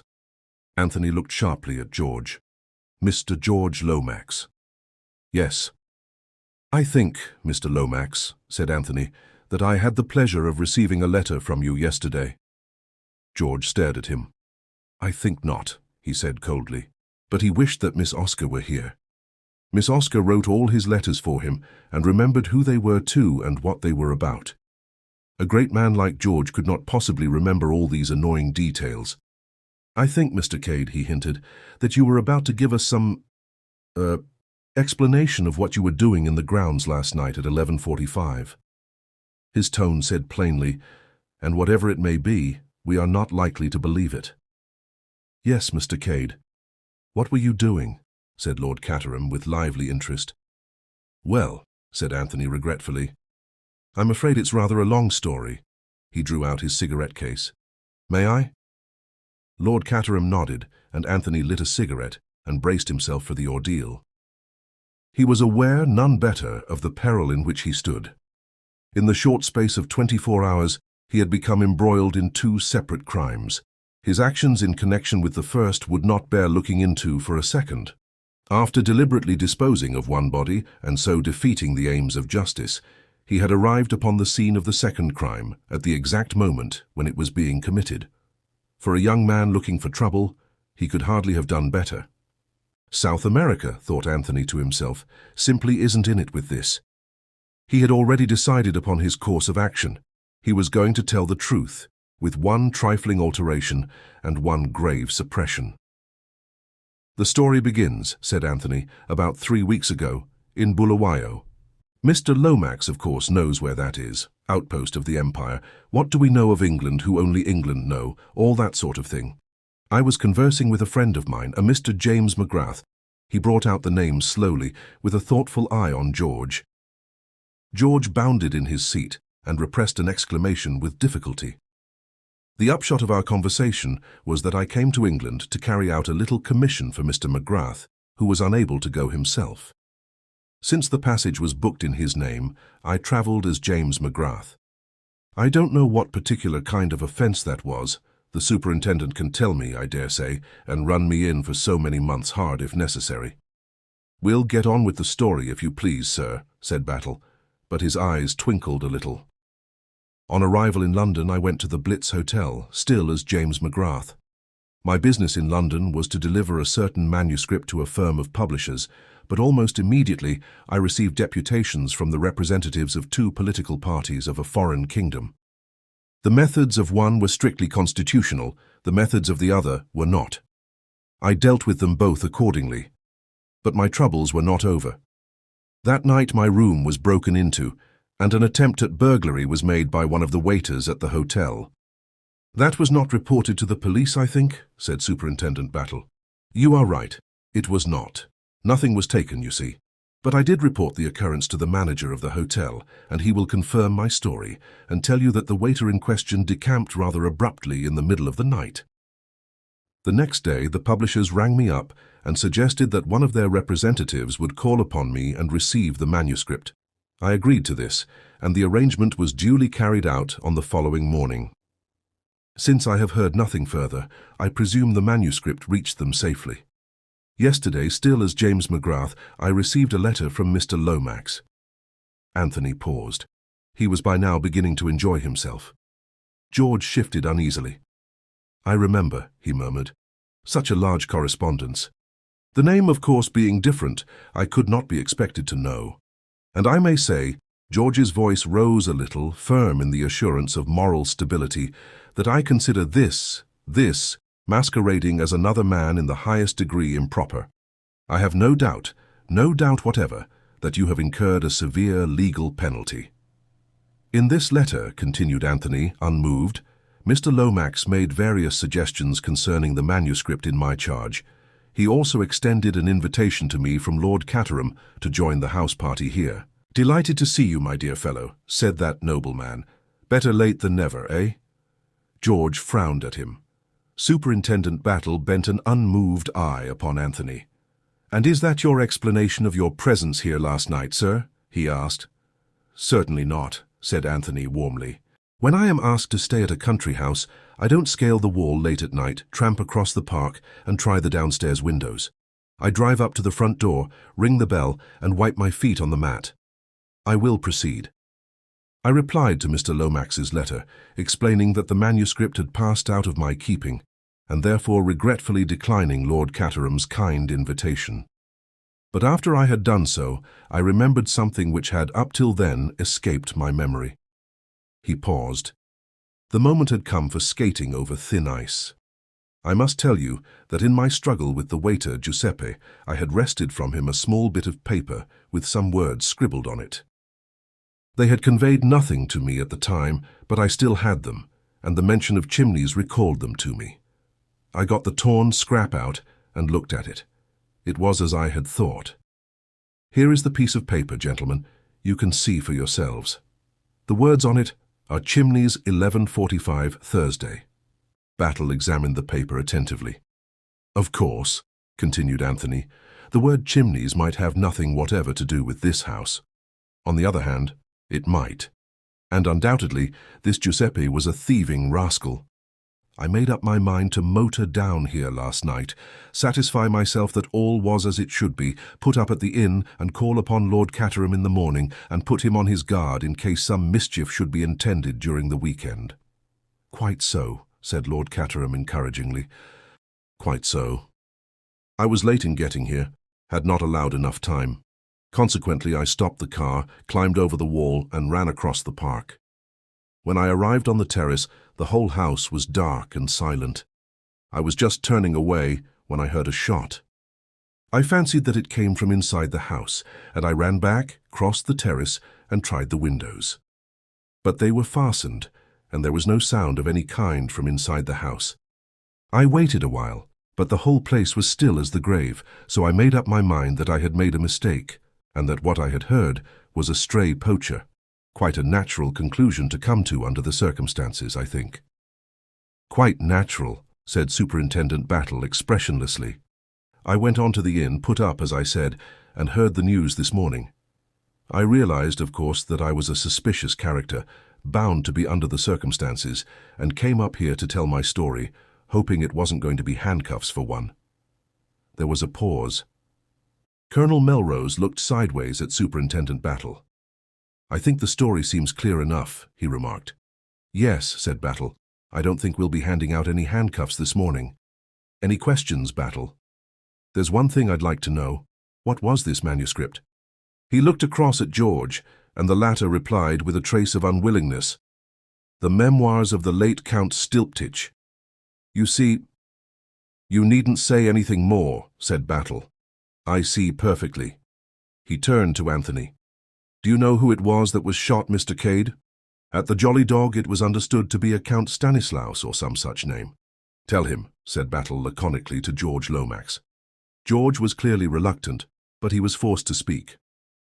The gentleman who was staying here incognito as Count Stanislaus was His Highness Prince Michael of Herzegovina. Anthony whistled. That must be deuced awkward, he remarked. Superintendent Battle, who had been watching Anthony closely, gave a short grunt as though satisfied of something, and rose abruptly to his feet. There are one or two questions I'd like to ask Mr. Cade, he announced. I'll take him into the council chamber with me if I may. Certainly, certainly, said Lord Caterham. Take him anywhere you like. Anthony and the detective went out together. The body had been removed from the scene of the tragedy. There was a dark stain on the floor where it had lain, but otherwise there was nothing to suggest that a tragedy had ever occurred. The sun poured in through the 3 windows, flooding the room with light and bringing out the mellow tone of the old panelling. Anthony looked around him with approval. Very nice, he commented. Nothing much to beat old England, is there? Did it seem to you at first it was in this room the shot was fired? Asked the superintendent, not replying to Anthony's eulogium. Let me see. Anthony opened the window and went out on the terrace, looking up at the house. Yes, that's the room all right, he said. It's built out and occupies all the corner. If the shot had been fired anywhere else, it would have sounded from the left, but this was from behind me or to the right, if anything. That's why I thought of poachers. It's at the extremity of the wing, you see. He stepped back across the threshold and asked suddenly, as though the idea had just struck him. But why do you ask? You know he was shot here, don't you? Ah, said the superintendent, we never know as much as we'd like to know, but yes, he was shot here all right. Now you said something about trying the windows, didn't you? Yes, they were fastened from the inside. How many of them did you try? All 3 of them. Sure of that, sir? I'm in the habit of being sure. Why do you ask? That's a funny thing, said the superintendent. What's a funny thing? When the crime was discovered this morning, the middle one was open, not latched, that is to say. Whew, said Anthony, sinking down on the window seat and taking out his cigarette case. That's rather a blow. That opens up quite a different aspect of the case. It leaves us 2 alternatives.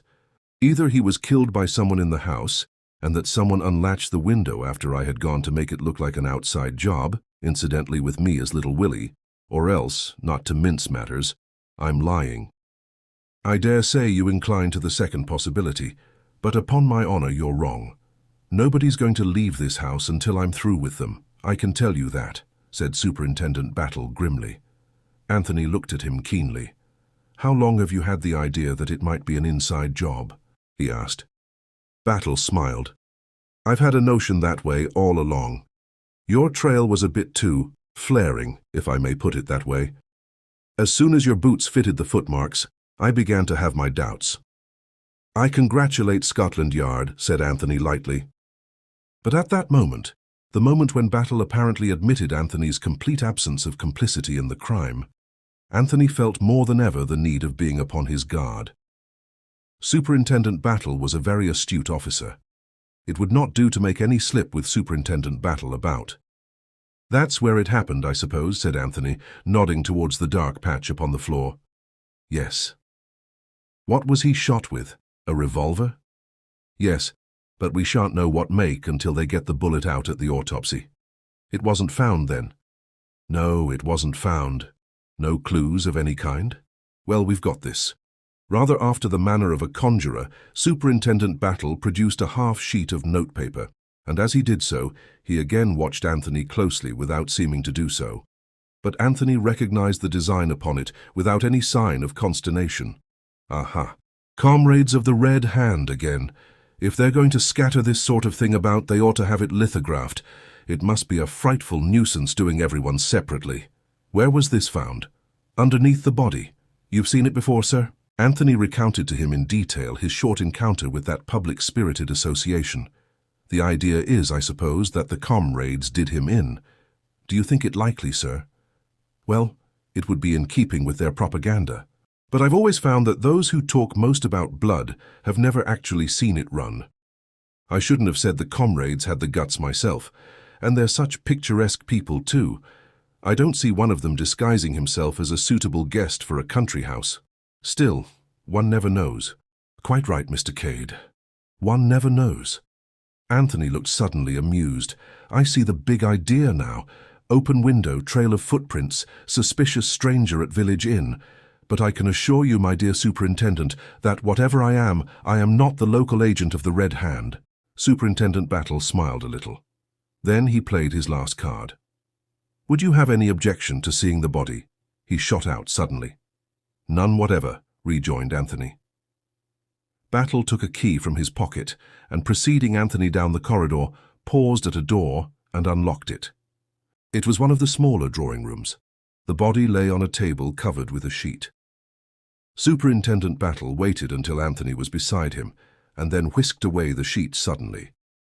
An eager light sprang into his eyes at the half-uttered exclamation and the start of surprise which the other gave.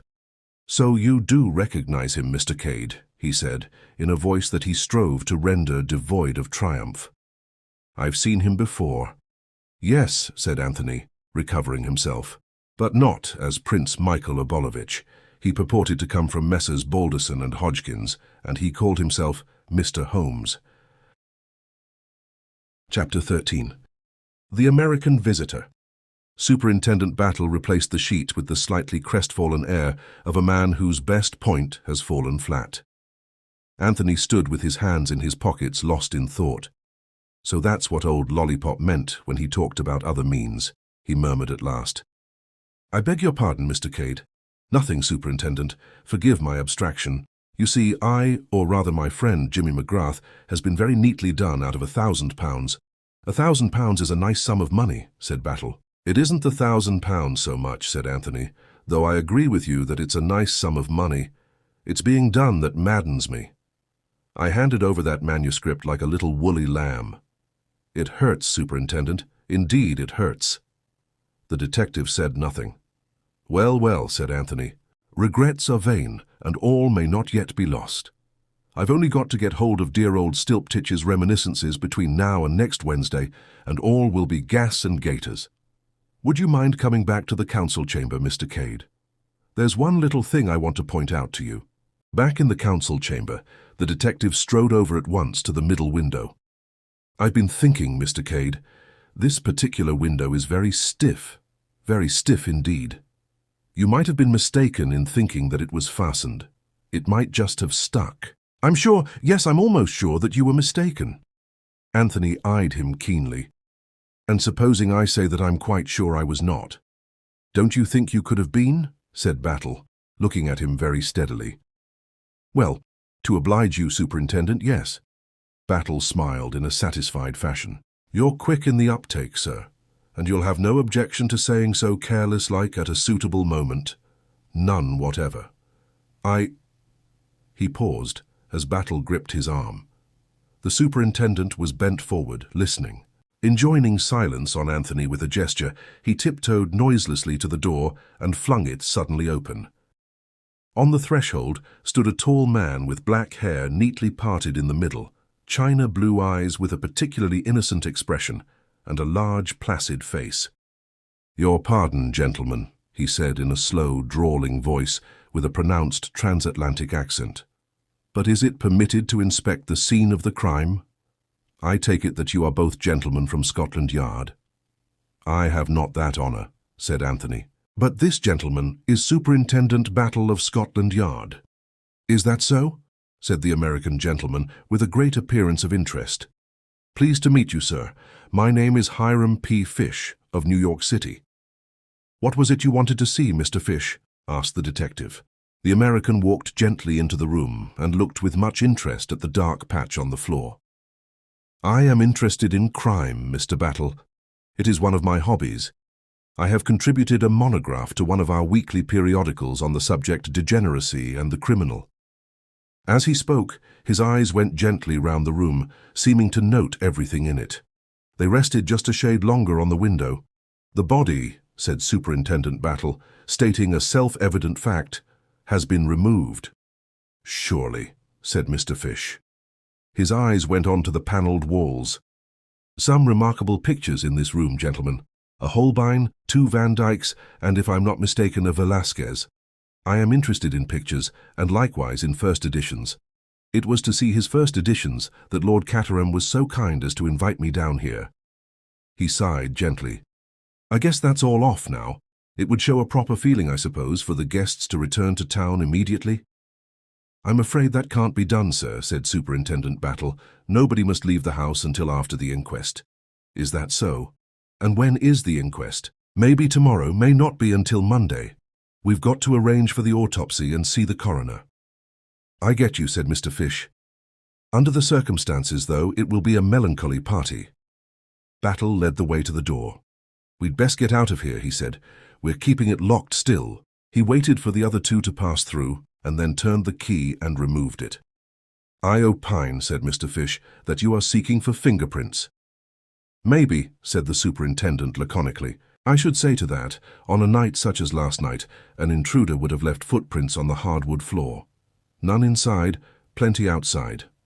"Mine," explained Anthony cheerfully. The innocent eyes of Mr. Fish swept over him. "Young man," he said, "you surprise me." They turned a corner and came out into the big wide hall, panelled like the council chamber in old oak and with a wide gallery above it. 2 other figures came into sight at the far end. "Aha," said Mr. Fish. "Our genial host." This was such a ludicrous description of Lord Caterham that Anthony had to turn his head away to conceal a smile. "And with him," continued the American, "is a lady whose name I did not catch last night. But she is bright. She is very bright. With Lord Caterham was Virginia Revel." Anthony had been anticipating this meeting all along. He had no idea how to act. He must leave it to Virginia. Although he had full confidence in her presence of mind, he had not the slightest idea what line she would take. He was not long left in doubt. "Why, it's Mr. Cade," said Virginia. She held out both hands to him. "So you found you could come down after all?" "My dear Mrs. Revel, I had no idea Mr. Cade was a friend of yours," said Lord Caterham. "He's a very old friend," said Virginia, smiling at Anthony with a mischievous glint in her eye. "I ran across him in London unexpectedly yesterday and told him I was coming down here." Anthony was quick to give her her pointer.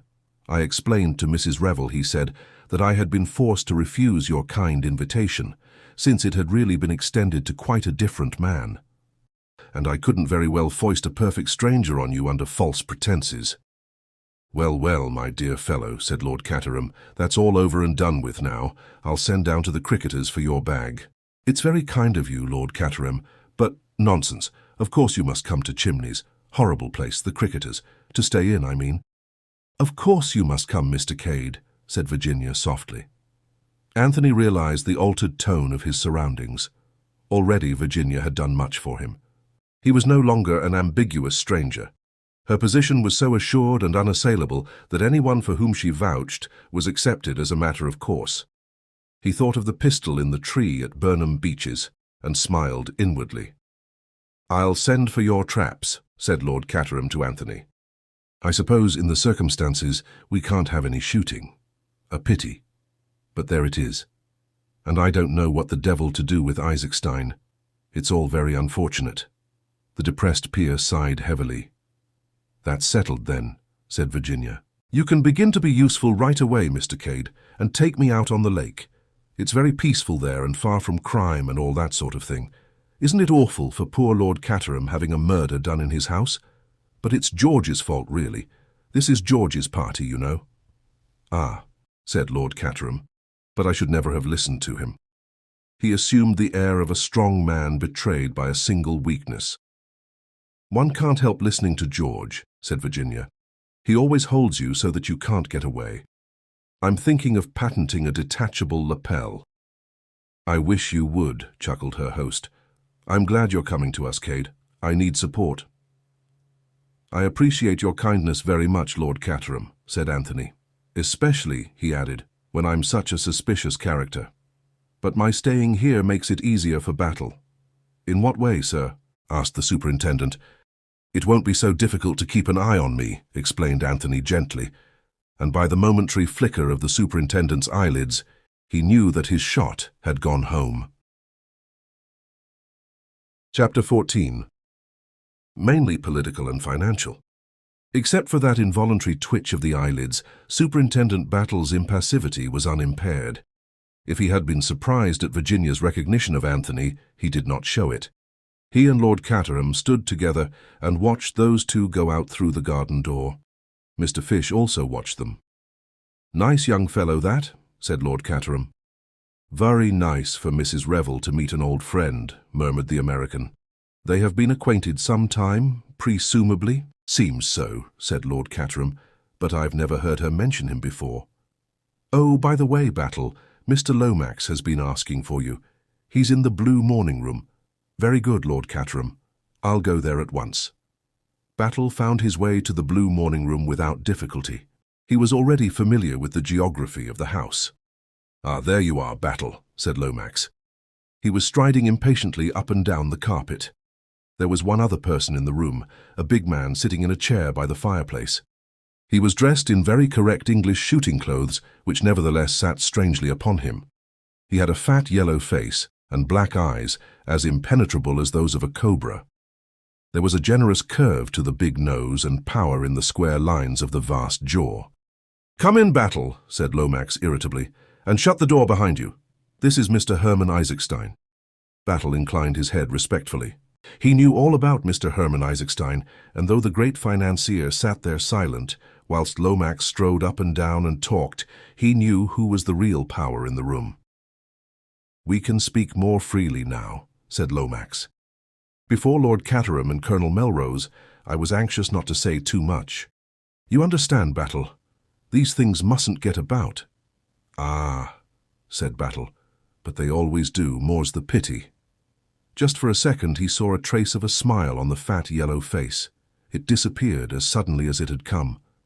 "Now what do you really think of this young fellow, this Anthony Cade?" continued George. "Do you still assume him to be innocent?" Battle shrugged his shoulders very slightly. "He tells a straight story. Part of it we shall be able to verify. On the face of it, it accounts for his presence here last night. I shall cable to South Africa, of course, for information about his antecedents. Then you regard him as cleared of all complicity." Battle raised a large, square hand. "Not so fast, sir. I never said that." "What is your own idea about the crime, Superintendent Battle?" asked Isaacstein, speaking for the first time. His voice was deep and rich and had a certain compelling quality about it. It had stood him in good stead at board meetings in his younger days. "It's rather too soon to have ideas, Mr. Isaacstein. I've not got beyond asking myself the first question." "What is that?" "Oh, it's always the same. Motive. Who benefits by the death of Prince Michael? We've got to answer that before we can get anywhere." "The Revolutionary Party of Czechoslovakia," began George. Superintendent Battle waved him aside with something less than his usual respect. "It wasn't the comrades of the Red Hand, sir, if you're thinking of them, but the paper with the scarlet hand on it." Put there to suggest the obvious solution, George's dignity was a little ruffled. "Really, Battle, I don't see how you can be so sure of that." "Bless you, Mr. Lomax, we know all about the comrades of the Red Hand. We've had our eye on them ever since Prince Michael landed in England. That sort of thing is the elementary work of the department. They'd never be allowed to get within a mile of him." "I agree with Superintendent Battle," said Isaacstein. "We must look elsewhere." "You see, sir," said Battle, encouraged by his support, "we do know a little about the case. If we don't know who gains by his death, we do know who loses by it." "Meaning," said Isaacstein. His black eyes were bent upon the detective. More than ever, he reminded Battle of a hooded cobra. "You and Mr. Lomax, not to mention the Loyalist Party of Czechoslovakia. If you'll pardon the expression, sir, you're in the soup." "Really, Battle," interposed George, shocked to the core. "Go on, Battle," said Isaacstein. "In the soup describes the situation very accurately. You're an intelligent man. You've got to have a king. You've lost your king, like that." He snapped his large fingers. "You've got to find another in a hurry, and that's not an easy job. No, I don't want to know the details of your scheme. The bare outline is enough for me, but I take it's a big deal." Isaacstein bent his head slowly. "It's a very big deal. That brings me to my second question. Who is the next heir to the throne of Czechoslovakia?" Isaacstein looked across at Lomax. The latter answered the question with a certain reluctance and a good deal of hesitation. "That would be, I should say, yes. In all probability, Prince Nicholas would be the next heir." "Ah," said Battle. "And who is Prince Nicholas? A first cousin of Prince Michael's, Prince." "Ah," said Battle. "I should like to hear all about Prince Nicholas, especially where he is at present." "Nothing much is known of him," said Lomax. "As a young man, he was most peculiar in his ideas, consorted with socialists and republicans, and acted in a way highly unbecoming to his position. He was sent down from Oxford, I believe, for some wild escapade. There was a rumor of his death 2 years later in the Congo, but it was only a rumor. He turned up a few months ago when news of the royalist reaction got about." "Indeed," said Battle. "Where did he turn up? In America?" "America." Battle turned to Isaacstein with one laconic word. "Oil?"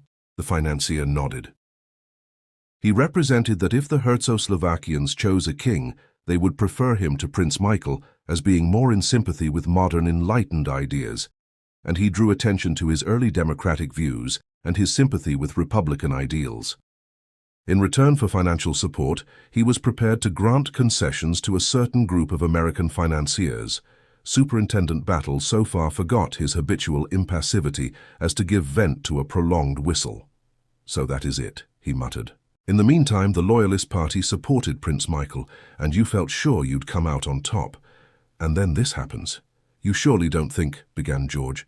"It was a big deal," said Battle. "Mr. Isaacstein says so, and I should say that what he calls a big deal is a big deal." "There are always unscrupulous tools to be got hold of," said Isaacstein quietly. "For the moment, Wall Street wins." But they've not done with me yet. Find out who killed Prince Michael, Superintendent Battle, if you want to do your country a service. One thing strikes me as highly suspicious, put in George. Why did the equerry, Captain Andrassy, not come down with the prince yesterday? I've inquired into that, said Battle. It's perfectly simple. He stayed in town to make arrangements with a certain lady on behalf of Prince Michael for next weekend. The Baron rather frowned on such things, thinking them injudicious at the present stage of affairs, so His Highness had to go about them in a hole-and-corner manner. He was, if I may say so, inclined to be a rather, dissipated young man. I'm afraid so, said George ponderously. Yes, I'm afraid so. There's one other point we ought to take into account, I think, said Battle, speaking with a certain amount of hesitation. King Victor's supposed to be in England. King Victor. Lomax frowned in an effort at recollection. Notorious French crook, sir.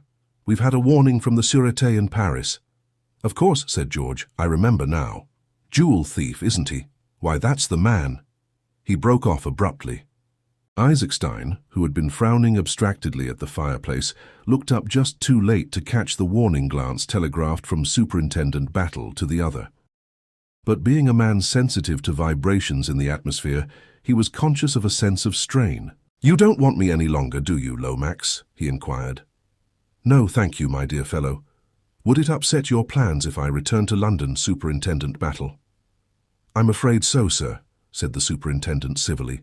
You see, if you go, there will be others who'll want to go also, and that would never do. Quite so. The great financier left the room, closing the door behind him. Splendid fellow, Isaacstein, murmured George Lomax perfunctorily. Very powerful personality, agreed Superintendent Battle. George began to pace up and down again. What you say disturbs me greatly, he began. King Victor. I thought he was in prison. Came out a few months ago. French police meant to keep on his heels, but he managed to give them the slip straight away. He would too. One of the coolest customers that ever lived. For some reason or other, they believe he's in England and have notified us to that effect. But what should he be doing in England? That's for you to say, sir, said Battle significantly. You mean... You think... You know the story, of course. Ah, yes, I can see you do. I was not in office, of course, at the time, but I heard the whole story from the late Lord Caterham, an unparalleled catastrophe. The Koh-i-Noor, said Battle reflectively. Hush, Battle. George glanced suspiciously round him. I beg of you, mention no names. Much better not. If you must speak of it, call it the K. The superintendent looked wooden again. You don't connect King Victor with this crime, do you, Battle? It's just a possibility, that's all. If you'll cast your mind back, sir, you'll remember that there were 4 places where a certain royal visitor might have concealed the jewel. Chimneys was one of them. King Victor was arrested in Paris 3 days after the disappearance, if I may call it that, of the K. It was always hoped that he would someday lead us to the jewel, but Chimneys has been ransacked and overhauled a dozen times. Yes, said Battle sapiently, but it's never much good looking when you don't know where to look. Only suppose now that this King Victor came here to look for the thing, was surprised by Prince Michael, and shot him. It's possible, said George. A most likely solution of the crime. I wouldn't go as far as that. It's possible, but not much more. Why is that? Because King Victor has never been known to take a life, said Battle seriously. Oh, but a man like that, a dangerous criminal. But Battle shook his head in a dissatisfied manner. Criminals always act true to type, Mr. Lomax. It's surprising. All the same. Yes? I'd rather like to question the prince's servant. I've left him purposely to the last. We'll have him in here, sir, if you don't mind. George signified his assent. The superintendent rang the bell. Treadwell answered it, and departed with his instructions. He returned shortly accompanied by a tall, fair man with high cheekbones and very deep-set blue eyes, and an impassivity of countenance which almost rivaled Battle's. Boris Anchokov, yes. You were valet to Prince Michael? I was His Highness's valet, yes. The man spoke good English, though with a markedly harsh foreign accent. You know that your master was murdered last night? A deep snarl, like the snarl of a wild beast, was the man's only answer. It alarmed George, who withdrew prudently towards the window. "When did you see your master last?" "His Highness retired to bed at 10:30. I slept, as always, in the anteroom next to him. He must have gone down to the room downstairs by the other door, the door that gave onto the corridor. I did not hear him go. It may be that I was drugged. I have been an unfaithful servant. I slept while my master woke. I am accursed." George gazed at him, fascinated. "You loved your master, eh?" said Battle, watching the man closely. Boris's features contracted painfully. He swallowed twice. Then his voice came, harsh with emotion. "I say this to you, English policeman, I would have died for him. And since he is dead, and I still live, my eyes shall not know sleep, or my heart rest, until I have avenged him. Like a dog will I nose out his murderer, and when I have discovered him, ah!" His eyes lit up. Suddenly he drew an immense knife from beneath his coat and brandished it aloft. "Not all at once will I kill him. Oh no. First I will slit his nose and cut off his ears and put out his eyes, and then, into his black heart I will thrust this knife." Swiftly he replaced the knife, and turning, left the room. George Lomax, his eyes always protuberant, but now goggling almost out of his head, stared at the closed door. "Pure-bred Czechoslovakian, of course," he muttered. "Most uncivilized people. A race of brigands." Superintendent Battle rose alertly to his feet. "Either that man's sincere," he remarked, "or he's the best bluffer I've ever seen. And if it's the former, God help Prince Michael's murderer when that human bloodhound gets hold of him." Chapter 15. The French Stranger. Virginia and Anthony walked side by side down the path which led to the lake. For some minutes after leaving the house they were silent. It was Virginia who broke the silence at last with a little laugh. "Oh dear," she said, "isn't it dreadful? Here I am so bursting with the things I want to tell you and the things I want to know, that I simply don't know where to begin. First of all," she lowered her voice, "what have you done with the body? How awful it sounds, doesn't it? I never dreamt that I should be so steeped in crime." "I suppose it's quite a novel sensation for you," agreed Anthony, "but not for you." "Well, I've never disposed of a corpse before, certainly. Tell me about it." Briefly and succinctly, Anthony ran over the steps he had taken on the previous night. Virginia listened attentively. "I think you were very clever," she said approvingly when he had finished. "I can pick up the trunk again when I go back to Paddington.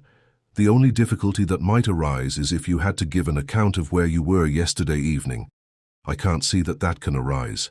The body can't have been found until late last night, or possibly this morning. Otherwise there would have been something about it in this morning's papers. And whatever you may imagine from reading detective stories, doctors aren't such magicians that they can tell you exactly how many hours a man has been dead. The exact time of his death will be pretty vague. An alibi for last night would be far more to the point. I know. Lord Caterham was telling me all about it. But the Scotland Yard man is quite convinced of your innocence now, isn't he?" Anthony did not reply at once. "He doesn't look particularly astute," continued Virginia. "I don't know about that," said Anthony slowly. "I've an impression that there are no flies on Superintendent Battle. He appears to be convinced of my innocence, but I'm not so sure. He's stumped at present by my apparent lack of motive."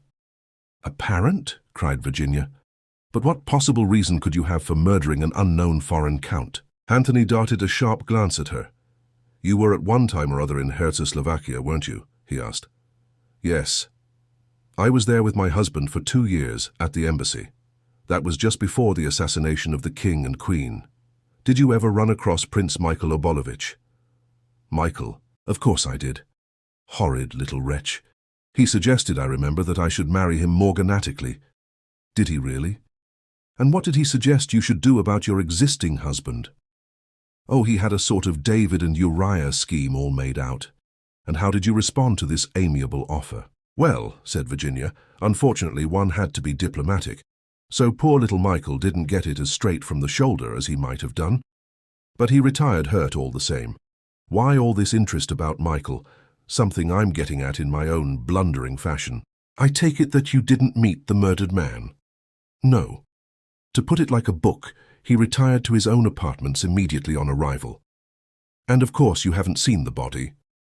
Virginia, eyeing him with a good deal of interest, shook her head.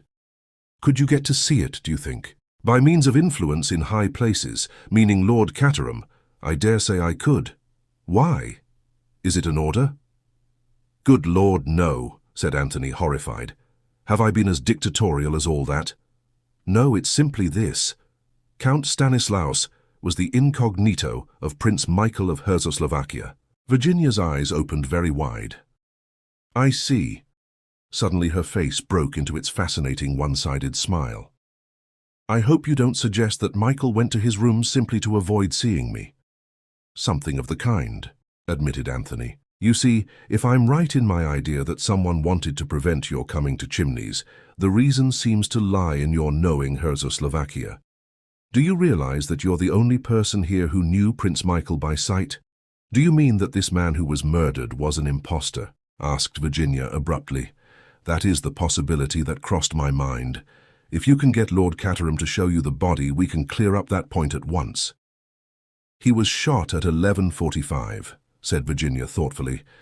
The time mentioned on that scrap of paper. The whole thing's horribly mysterious. That reminds me. Is that your window up there? The second from the end over the council chamber? No, my room is in the Elizabethan wing, the other side. Why?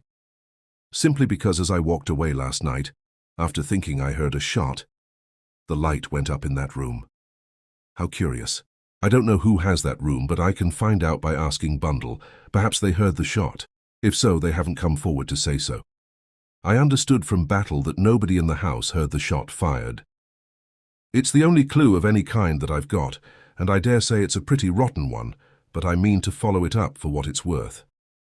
It's curious, certainly, said Virginia thoughtfully. They had arrived at the boathouse by the lake and had been leaning against it as they talked. And now for the whole story, said Anthony. We'll paddle gently about on the lake, secure from the prying ears of Scotland Yard, American visitors, and curious housemaids.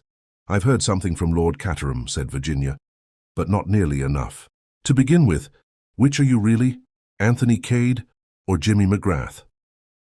For the second time that morning, Anthony unfolded the history of the last 6 weeks of his life, with this difference that the account given to Virginia needed no editing. He finished up with his own astonished recognition of Mr. Holmes. By the way, Mrs. Revel, he ended, I've never thanked you for imperiling your immortal soul by saying that I was an old friend of yours.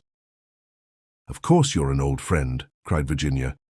You don't suppose I'd cumber you with a corpse, and then pretend you were a mere acquaintance next time I met you?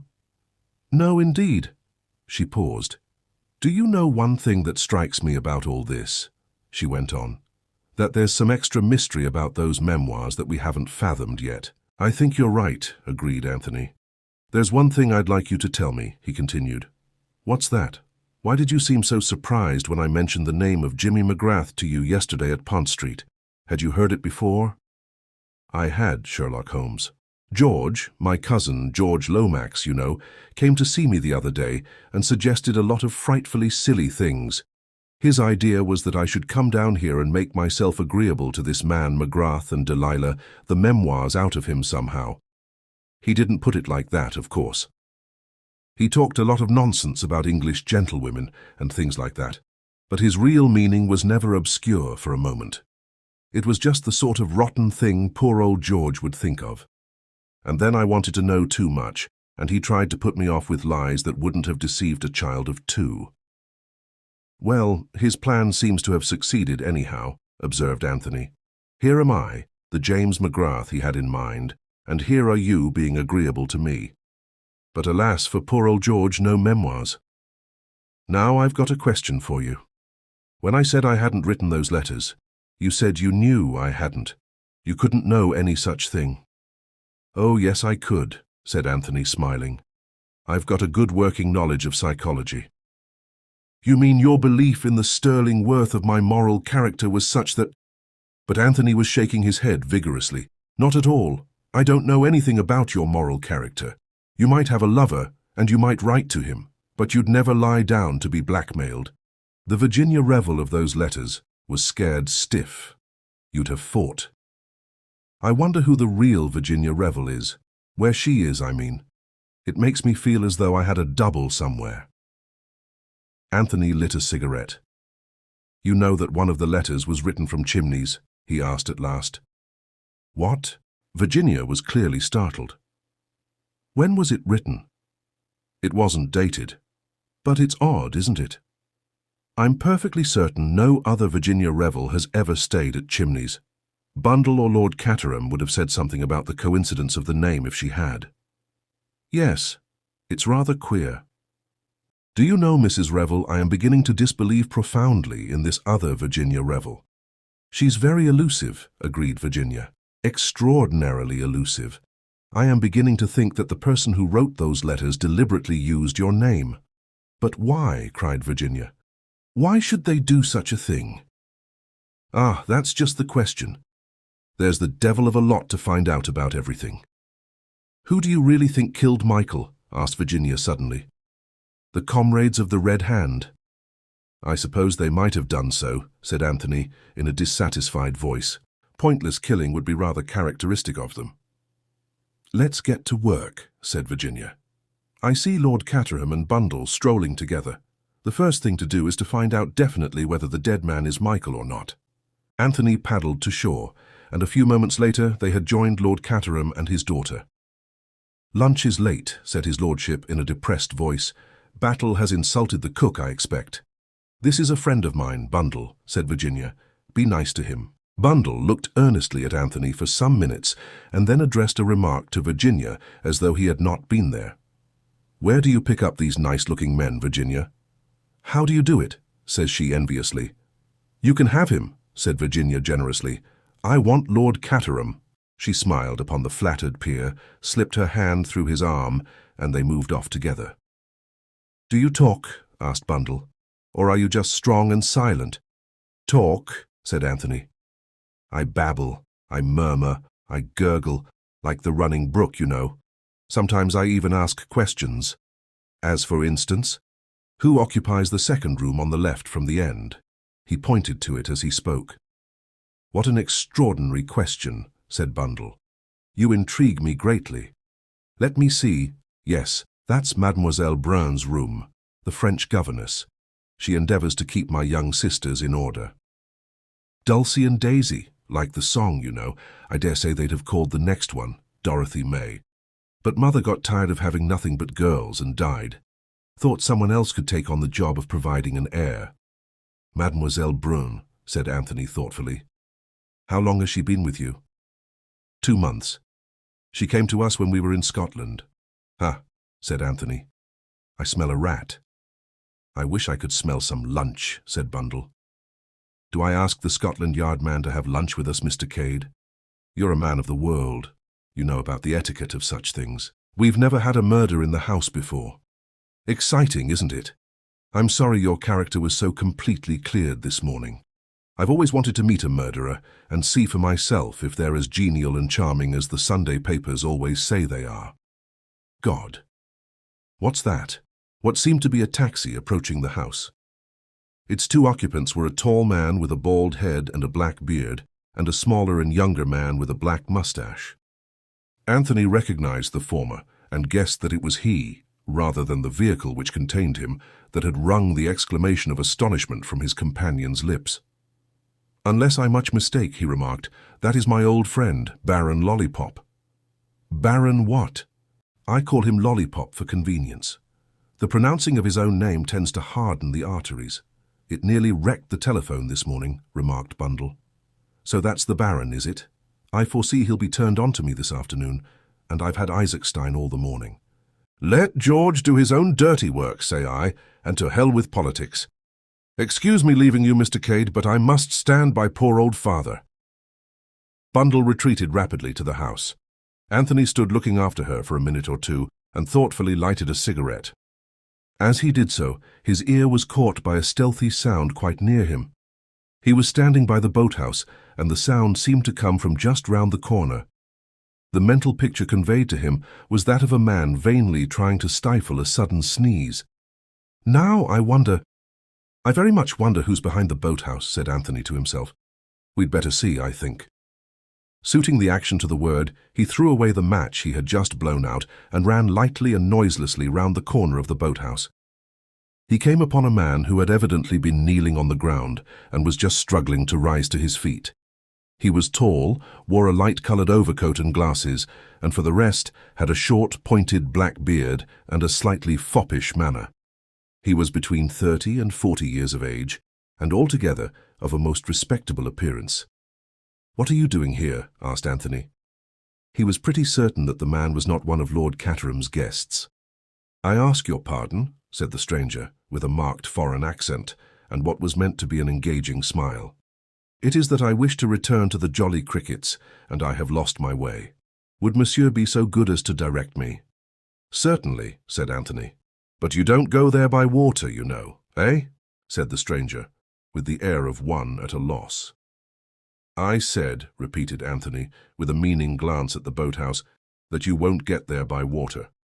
There's a right-of-way across the park, some distance away, but all this is the private part. You're trespassing." "I am most sorry," said the stranger. "I lost my direction entirely. I thought I would come up here and inquire."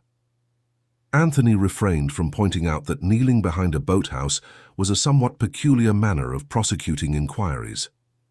He took the stranger kindly by the arm. "You go this way," he said. "Right round the lake and straight on. You can't miss the path. When you get on it, turn to the left and it will lead you to the village. You're staying at the Cricketers, I suppose?" "I am, monsieur, since this morning. Many thanks for your kindness in directing me." "Don't mention it," said Anthony. "I hope you haven't caught cold, eh?" said the stranger. "From kneeling on the damp ground, I mean," explained Anthony. "I fancied I heard you sneezing." "I may have sneezed," admitted the other. "Quite so," said Anthony. "But you shouldn't suppress a sneeze, you know. One of the most eminent doctors said so only the other day. It's frightfully dangerous.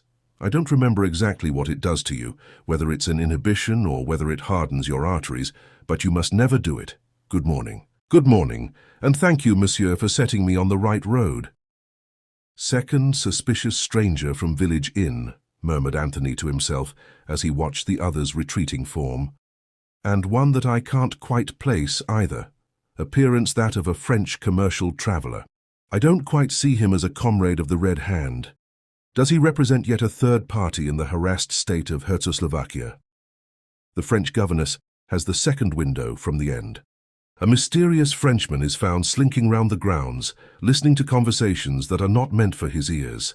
I'll bet my hat there's something in it." Musing thus, Anthony retraced his steps to the house. On the terrace, he encountered Lord Caterham, looking suitably depressed, and two new arrivals. He brightened a little at the sight of Anthony. "Ah, there you are," he remarked. "Let me introduce you to Baron, and Captain Andrassy, Mr. Anthony Cade." The Baron stared at Anthony with growing suspicion. "Mr. Cade?" he said stiffly. "I think not." "A word alone with you, Baron," said Anthony. "I can explain everything." The Baron bowed, and the two men walked down the terrace together. "Baron," said Anthony, "I must throw myself upon your mercy.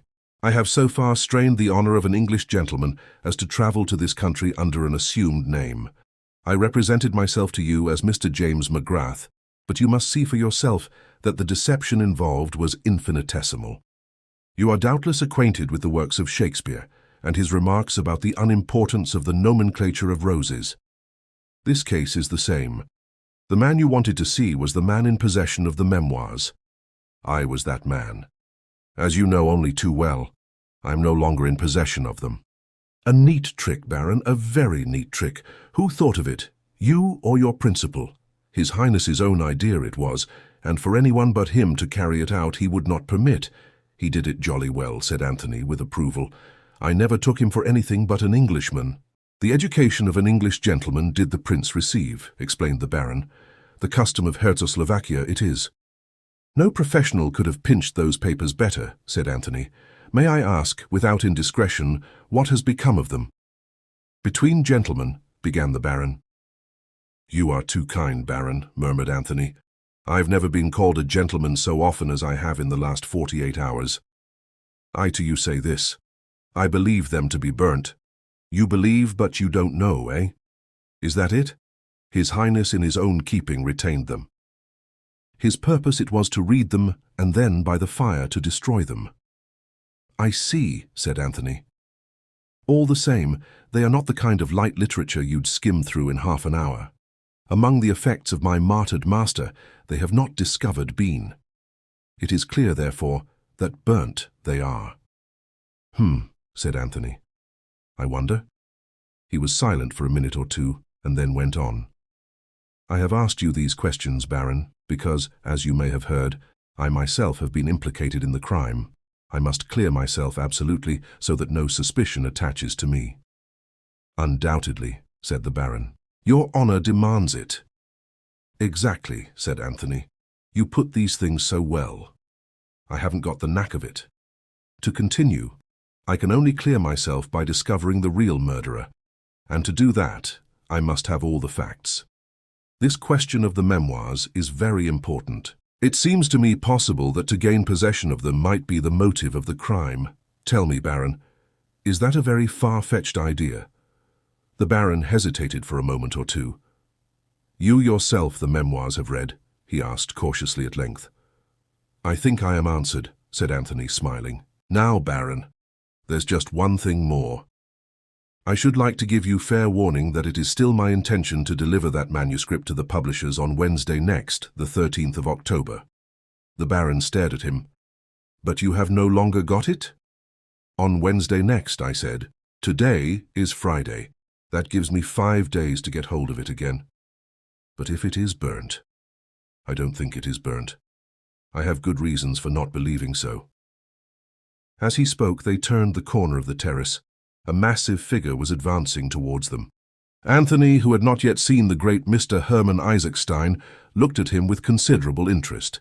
Ah, Baron, said Isaacstein, waving the big black cigar he was smoking, this is a bad business, a very bad business. My good friend, Mr. Isaacstein, it is indeed, cried the Baron. All our noble edifice in ruins is. Anthony tactfully left the two gentlemen to their lamentations and retraced his steps along the terrace. Suddenly he came to a halt. A thin spiral of smoke was rising into the air, apparently from the very center of the yew hedge. It must be hollow in the middle, reflected Anthony. I've heard of such things before. He looked swiftly to right and left of him. Lord Caterham was at the farther end of the terrace with Captain Andrashy. Their backs were towards him. Anthony bent down and wriggled his way through the massive yew. He had been quite right in his supposition. The yew hedge was really not one, but two. A narrow passage divided them. The entrance to this was about halfway up, on the side of the house. There was no mystery about it, but no one seeing the yew hedge from the front would have guessed at the probability. Anthony looked down the narrow vista. About halfway down, a man was reclining in a basket chair.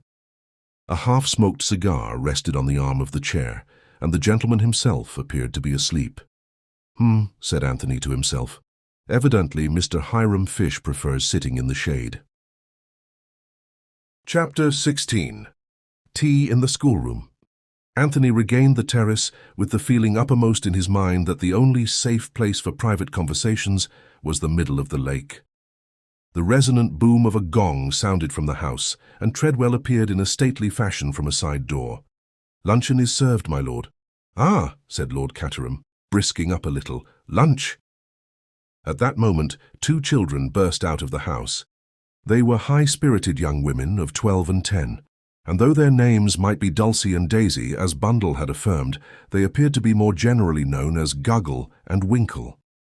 They executed a kind of war dance, interspersed with shrill whoops, till Bundle emerged and quelled them. "Where's Mademoiselle?" she demanded.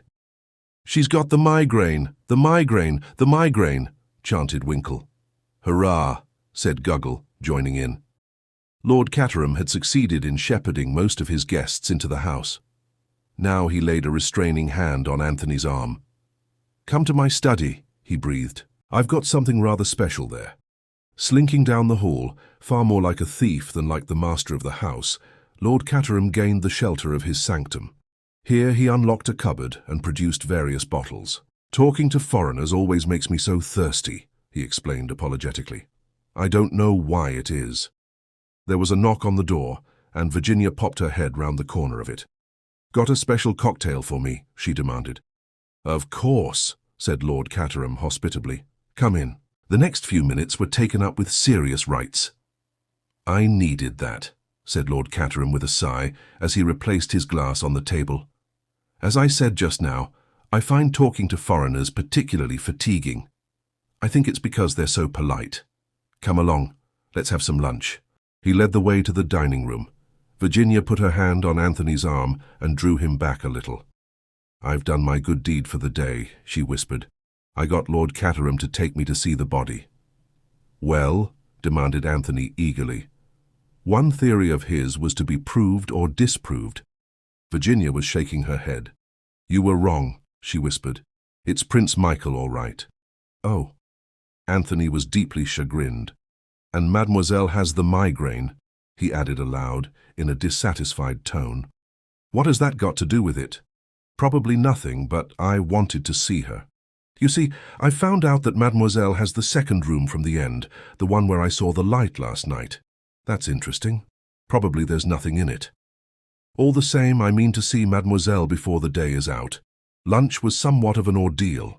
Even the cheerful impartiality of Bundle failed to reconcile the heterogeneous assembly.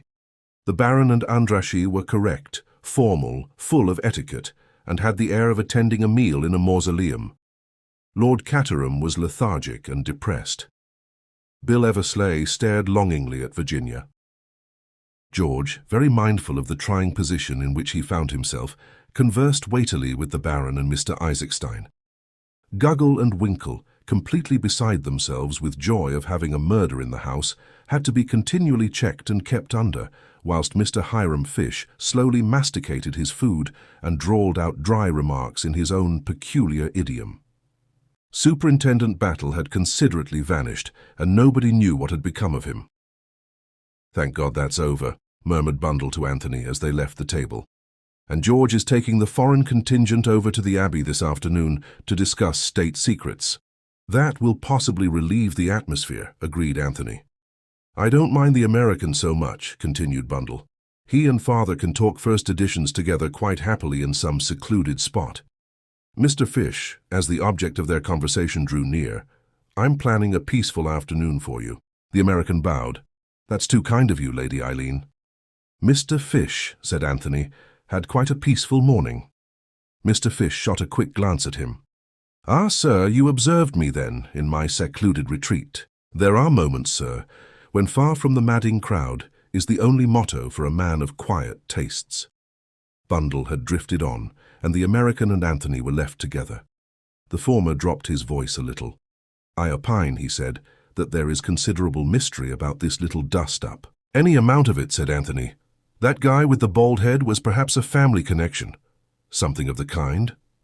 "These Central European nations beat the band," declared Mr. Fish. "It's kind of being rumored around that the deceased gentleman was a Royal Highness. Is that so, do you know?"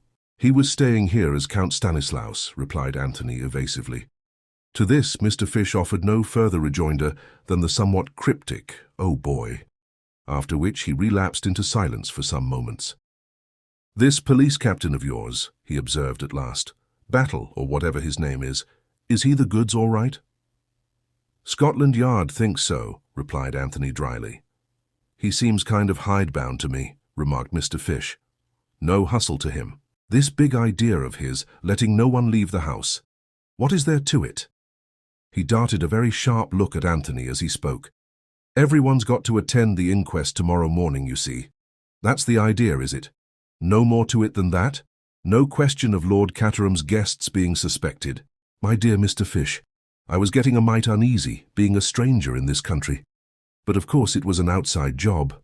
I remember now. Window found unfastened, wasn't it?" "It was," said Anthony, looking straight in front of him. Mr. Fish sighed. After a minute or two, he said in a plaintive tone, "Young man, do you know how they get the water out of a mine?" "How?" "By pumping. But it's almighty hard work. I observe the figure of my genial host detaching itself from the group over yonder. I must join him. Mr. Fish walked gently away, and Bundle drifted back again. Funny fish, isn't he? She remarked. He is. It's no good looking at Virginia, said Bundle sharply. I wasn't. You were. I don't know how she does it. It isn't what she says. I don't even believe it's what she looks. But, oh boy, she gets there every time. Anyway, she's on duty elsewhere for the time. She told me to be nice to you, and I'm going to be nice to you by force if necessary. No force required, Anthony assured her, but if it's all the same to you, I'd rather you were nice to me on the water, in a boat. It's not a bad idea, said Bundle meditatively. They strolled down to the lake together. There's just one question I'd like to ask you, said Anthony as he paddled gently out from the shore, before we turn to really interesting topics. Business before pleasure. Whose bedroom do you want to know about now? Asked Bundle with weary patience. Nobody's bedroom for the moment, but I would like to know where you got your French governess from. The man's bewitched, said Bundle. I got her from an agency, and I pay her £100 a year, and her Christian name is Genevieve. Anything more you want to know? We'll assume the agency, said Anthony. What about her references? Oh, glowing. She'd lived for 10 years with the Countess of Whatnot. Whatnot being the Comtesses de Breteuil, Château de Breteuil, Dinard. You didn't actually see the Comtesse yourself? It was all done by letter? Exactly. Said Anthony. You intrigue me, said Bundle. You intrigue me enormously. Is it love or crime? Probably sheer idiocy on my part. Let's forget it. Let's forget it, said he negligently, having extracted all the information he wants. Mr. Cade, who do you suspect? I rather suspect Virginia as being the most unlikely person, or possibly Bill. What about you? Member of the aristocracy joins in secret the comrades of the Red Hand. It would create a sensation, all right. Anthony laughed. He liked Bundle, though he was a little afraid of the shrewd penetration of her sharp grey eyes. You must be proud of all this, he said suddenly, waving his hand towards the great house in the distance. Bundle screwed up her eyes and tilted her head on one side. Yes, it means something, I suppose, but one's too used to it. Anyway, we're not here very much, too deadly dull. We've been at Cowes and Deauville all the summer after town, and then up to Scotland. Chimneys has been swathed in dust sheets for about 5 months. Once a week, they take the dust sheets off, and chars-a-bancs full of tourists come and gape and listen to Treadwell. On your right is the portrait of the 4th Marchioness of Caterham, painted by Sir Joshua Reynolds, etc., and Ed or Bert, the humorist of the party, nudges his girl and says, "Eh, Gladys, they've got 2 pennyworth of pictures here, right enough." And then they go and look at more pictures and yawn and shuffle their feet and wish it was time to go home. Yet history has been made here once or twice, by all accounts. You've been listening to George, said Bundle sharply. That's the kind of thing he's always saying. But Anthony had raised himself on his elbow and was staring at the shore. Is that a third suspicious stranger I see standing disconsolately by the boathouse? Or is it one of the house party? Bundle lifted her head from the scarlet cushion. It's Bill, she said. He seems to be looking for something. He's probably looking for me, said Bundle without enthusiasm. Shall we row quickly in the opposite direction? That's quite the right answer, but it should be delivered with more enthusiasm. I shall row with double vigor after that rebuke. Not at all, said Bundle. I have my pride. Row me to where that young ass is waiting. Somebody's got to look after him, I suppose. Virginia must have given him the slip. One of these days, inconceivable as it seems, I might want to marry George, so I might as well practice being one of our well-known political hostesses. Anthony pulled obediently towards the shore. And what's to become of me, I should like to know, he complained. I refuse to be the unwanted third. Is that the children I see in the distance? Yes. Be careful, or they'll rope you in. I'm rather fond of children, said Anthony. I might teach them some nice, quiet, intellectual game. Well, don't say I didn't warn you.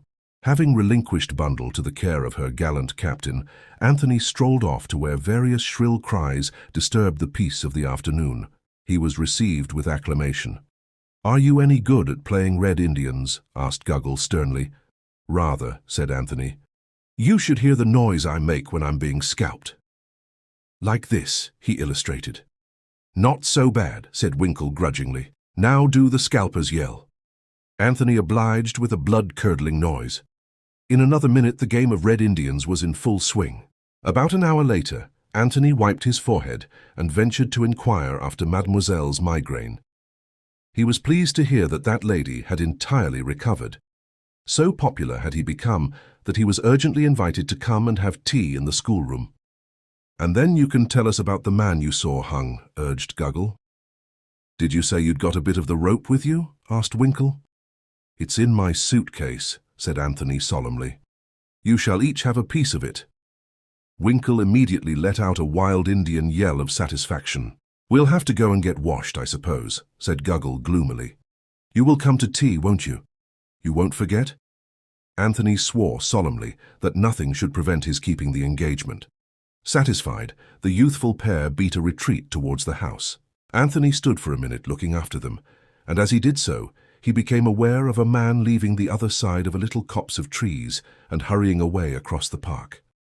He felt almost sure that it was the same black-bearded stranger he had encountered that morning. Whilst he was hesitating whether to go after him or not, the trees just ahead of him were parted, and Mr. Hiram Fish stepped out into the open. He stared slightly when he saw Anthony. "A peaceful afternoon, Mr. Fish?" inquired the latter. "I thank you, yes." Mr. Fish did not look as peaceful as usual, however. His face was flushed, and he was breathing hard as though he had been running. He drew out his watch and consulted it. "I guess," he said softly, "it's just about time for your British institution of afternoon tea." Closing his watch with a snap, Mr. Fish ambled gently away in the direction of the house. Anthony stood in a brown study and awoke with a start to the fact that Superintendent Battle was standing beside him. Not the faintest sound had heralded his approach, and he seemed literally to have materialized from space. "Where did you spring from?" asked Anthony irritably. With a slight jerk of his head, Battle indicated the little copse of trees behind them. "It seems a popular spot this afternoon," remarked Anthony. "You were very lost in thought, Mr. Cade?" "I was indeed. Do you know what I was doing, Battle? I was trying to put 2 and 1 and 5 and 3 together so as to make 4. And it can't be done, Battle. It simply can't be done." "There's difficulties that way," agreed the detective. "But you're just the man I wanted to see. Battle, I want to go away. Can it be done?" True to his creed, Superintendent Battle showed neither emotion nor surprise. His reply was easy and matter-of-fact. "That depends, sir, as to where you want to go." "I'll tell you exactly, Battle. I'll lay my cards upon the table. I want to go to Dinard, to the chateau of Madame la Comtesse de Breteuil. Can it be done?" "When do you want to go, Mr. Cade?" "Say tomorrow after the inquest. I could be back here by Sunday evening." "I see," said the superintendent with peculiar solidity. "Well, what about it? I've no objection, provided you go where you say you're going and come straight back here. You're a man in 1,000, Battle. Either you have taken an extraordinary fancy to me, or else you're extraordinarily deep. Which is it?" Superintendent Battle smiled a little, but did not answer. "Well, well," said Anthony, "I expect you'll take your precautions. Discreet minions of the law will follow my suspicious footsteps. So be it. But I do wish I knew what it was all about." "I don't get you, Mr. Cade. The memoirs? What all the fuss is about? Were they only memoirs, or have you got something up your sleeve?" Battle smiled again. "Take it like this. I'm doing you a favor because you've made a favorable impression on me, Mr. Cade. I'd like you to work in with me over this case. The amateur and the professional, they go well together. The one has the intimacy, so to speak, and the other the experience." "Well," said Anthony slowly, "I don't mind admitting that I've always wanted to try my hand at unraveling a murder mystery. Any ideas about the case at all, Mr. Cade?" "Plenty of them," said Anthony, "but they're mostly questions. As, for instance, who steps into the murdered Michael's shoes? It seems to me that that is important." A rather wry smile came over Superintendent Battle's face. "I wondered if you'd think of that, sir. Prince Nicholas Obolovich is the next heir, first cousin of this gentleman." "And where is he at the present moment?" asked Anthony, turning away to light a cigarette. "Don't tell me you don't know, Battle, because I shan't believe you. We've reason to believe that he's in the United States. He was until quite lately, at all events, raising money on his expectations." Anthony gave vent to a surprised whistle. "I get you," said Anthony. "Michael was backed by England, Nicholas by America. In both countries, a group of financiers are anxious to obtain the oil concessions. The Loyalist Party adopted Michael as their candidate. Now they'll have to look elsewhere. Gnashing of teeth on the part of Isaacstein and Comas and Mr. George Lomax. Rejoicings in Wall Street. Am I right?" "You're not far off," said Superintendent Battle. Said Anthony. "I almost dare swear that I know what you were doing in that copse." The detective smiled, but made no reply. "International politics are very fascinating," said Anthony, "but I fear I must leave you. I have an appointment in the schoolroom." He strode briskly away towards the house. Inquiries of the dignified Treadwell showed him the way to the schoolroom. He tapped on the door and entered, to be greeted by squeals of joy. Guggle and Winkle immediately rushed at him and bore him in triumph to be introduced to Mademoiselle. For the first time, Anthony felt a qualm. Mademoiselle Brune was a small, middle-aged woman with a sallow face, pepper and salt hair, and a budding moustache. As the notorious foreign adventuress, she did not fit into the picture at all. "I believe," said Anthony to himself, "I'm making the most utter fool of myself. Never mind, I must go through with it now." He was extremely pleasant to Mademoiselle, and she, on her part, was evidently delighted to have a good-looking young man invade her schoolroom. The meal was a great success. But that evening, alone in the charming bedchamber that had been allotted to him, Anthony shook his head several times. "I'm wrong," he said to himself. "For the second time, I'm wrong. Somehow or other, I can't get the hang of this thing." He stopped in his pacing of the floor. "What the devil?" began Anthony. The door was being softly opened. In another minute, a man had slipped into the room and stood deferentially by the door. He was a big, fair man, squarely built, with high Slavonic cheekbones and dreamy, fanatic eyes. "Who the devil are you?" asked Anthony, staring at him. The man replied in perfect English. "I am Boris Anchukov, Prince Michael's servant, eh?" "That is so. I served my master. He is dead. Now I serve you." "It's very kind of you," said Anthony, "but I don't happen to want a valet. You are my master now." "I will serve you faithfully. Yes, but look here, I don't need a valet. I can't afford one." Boris Anchukov looked at him with a touch of scorn. "I do not ask for money. I served my master. So will I serve you, to the death." Stepping quickly forward, he dropped on one knee, caught Anthony's hand and placed it on his forehead. Then he rose swiftly and left the room as suddenly as he had come. Anthony stared after him, his face a picture of astonishment. "That's damned odd," he said to himself. "A faithful sort of dog. Curious the instincts these fellows have." He rose and paced up and down. "All the same," he muttered, "it's awkward, damned awkward, just at present." Chapter 17. A Midnight Adventure. The inquest took place on the following morning. It was extraordinarily unlike the inquests as pictured in sensational fiction. It satisfied even George Lomax in its rigid suppression of all interesting details. Superintendent Battle and the coroner, working together with the support of the chief constable, had reduced the proceedings to the lowest level of boredom. Immediately after the inquest, Anthony took an unostentatious departure. His departure was the one bright spot in the day for Bill Eversley. George Lomax, obsessed with the fear that something damaging to his department might leak out, had been exceedingly trying. Miss Oscar and Bill had been in constant attendance. Everything useful and interesting had been done by Miss Oscar. Bill's part had been to run to and fro with countless messages, to decode telegrams, and to listen by the hour to George repeating himself. It was a completely exhausted young man who retired to bed on Saturday night. He had had practically no chance to talk to Virginia all day, owing to George's exactions, and he felt injured and ill-used. "Thank goodness," That colonial fellow had taken himself off. He had monopolized far too much of Virginia's society anyway. And of course, if George Lomax went on making an ass of himself like this, his mind seething with resentment, Bill fell asleep. And in dreams came consolation. For he dreamt of Virginia. It was an heroic dream, a dream of burning timbers in which he played the part of the gallant rescuer. He brought down Virginia from the topmost story in his arms. She was unconscious. He laid her on the grass.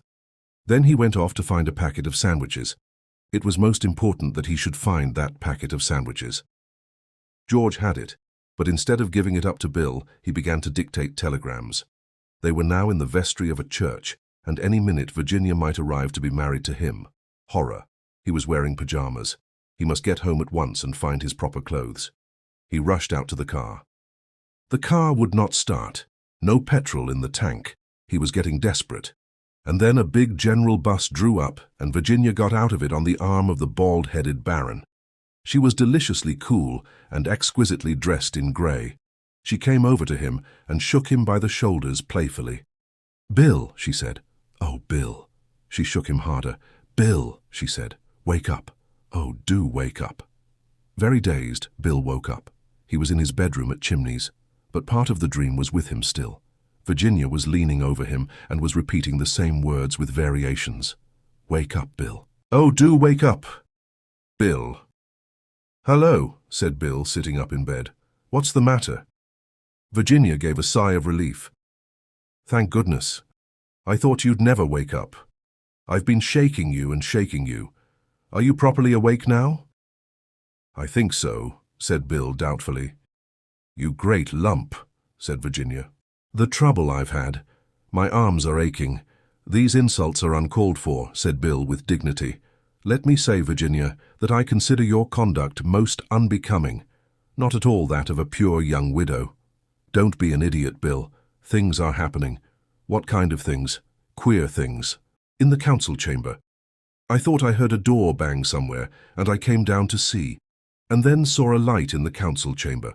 I crept along the passage and peeped through the crack of the door. I couldn't see much, but what I could see was so extraordinary that I felt I must see more. And then, all of a sudden, I felt that I should like a nice, big, strong man with me. And you were the nicest and biggest and strongest man I could think of, so I came in and tried to wake you up quietly, but I've been ages doing it." "I see," said Bill. "And what do you want me to do now? Get up and tackle the burglars?" Virginia wrinkled her brows. "I'm not sure that they are burglars. Bill, it's very queer. But don't let's waste time talking. Get up." Bill slipped obediently out of bed. "Wait while I don a pair of boots, the big ones with nails in them. However big and strong I am, I'm not going to tackle hardened criminals with bare feet." "I like your pajamas, Bill," said Virginia dreamily. "Brightness without vulgarity." "While we're on the subject," remarked Bill, reaching for his second boot, "I like that thing-ummy-bob of yours. It's a pretty shade of green. What do you call it? It's not just a dressing gown, is it?" "It's a negligee," said Virginia. "I'm glad you've led such a pure life, Bill." "I haven't," said Bill indignantly. "You've just betrayed the fact. You're very nice, Bill, and I like you. I dare say that tomorrow morning. Say about 10 o'clock. A good safe hour for not unduly exciting the emotions. I might even kiss you." "I always think these things are best carried out on the spur of the moment," suggested Bill. "We've other fish to fry," said Virginia. "If you don't want to put on a gas mask and a shirt of chainmail, shall we start?" "I'm ready," said Bill. He wriggled into a lurid silk dressing gown and picked up a poker. "The orthodox weapon," he observed. "Come on," said Virginia, "and don't make a noise." They crept out of the room and along the corridor, and then down the wide double staircase. Virginia frowned as they reached the bottom of it. "Those boots of yours aren't exactly domes of silence, are they, Bill?" "Nails will be nails," said Bill. "I'm doing my best." "You'll have to take them off," said Virginia firmly. Bill groaned. "You can carry them in your hand. I want to see if you can make out what's going on in the council chamber." "Bill, it's awfully mysterious. Why should burglars take a man in armor to pieces?" "Well, I suppose they can't take him away whole very well. They disarticulate him and pack him neatly. Virginia shook her head, dissatisfied. What should they want to steal a mouldy old suit of armor for? Why, Chimneys is full of treasures that are much easier to take away. Bill shook his head. How many of them are there, he asked, taking a firmer grip of his poker. I couldn't see properly. You know what a keyhole is, and they only had a flashlight. I expect they've gone by now, said Bill hopefully. He sat down on the bottom stair and drew off his boots. Then, holding them in his hand, he crept along the passage that led to the council chamber, Virginia close behind him. They halted outside the massive oak door. All was silent within, but suddenly Virginia pressed his arm, and he nodded. A bright light had shone for a minute through the keyhole. Bill went down on his knees and applied his eye to the orifice. What he saw was confusing in the extreme. The scene of the drama that was being enacted inside was evidently just to the left, out of his line of vision. A subdued opening every now and then seemed to point to the fact that the invaders were still dealing with the figure in armor. There were two of these, Bill remembered. They stood together by the wall just under the Holbein portrait. The light of the electric torch was evidently being directed upon the operations in progress.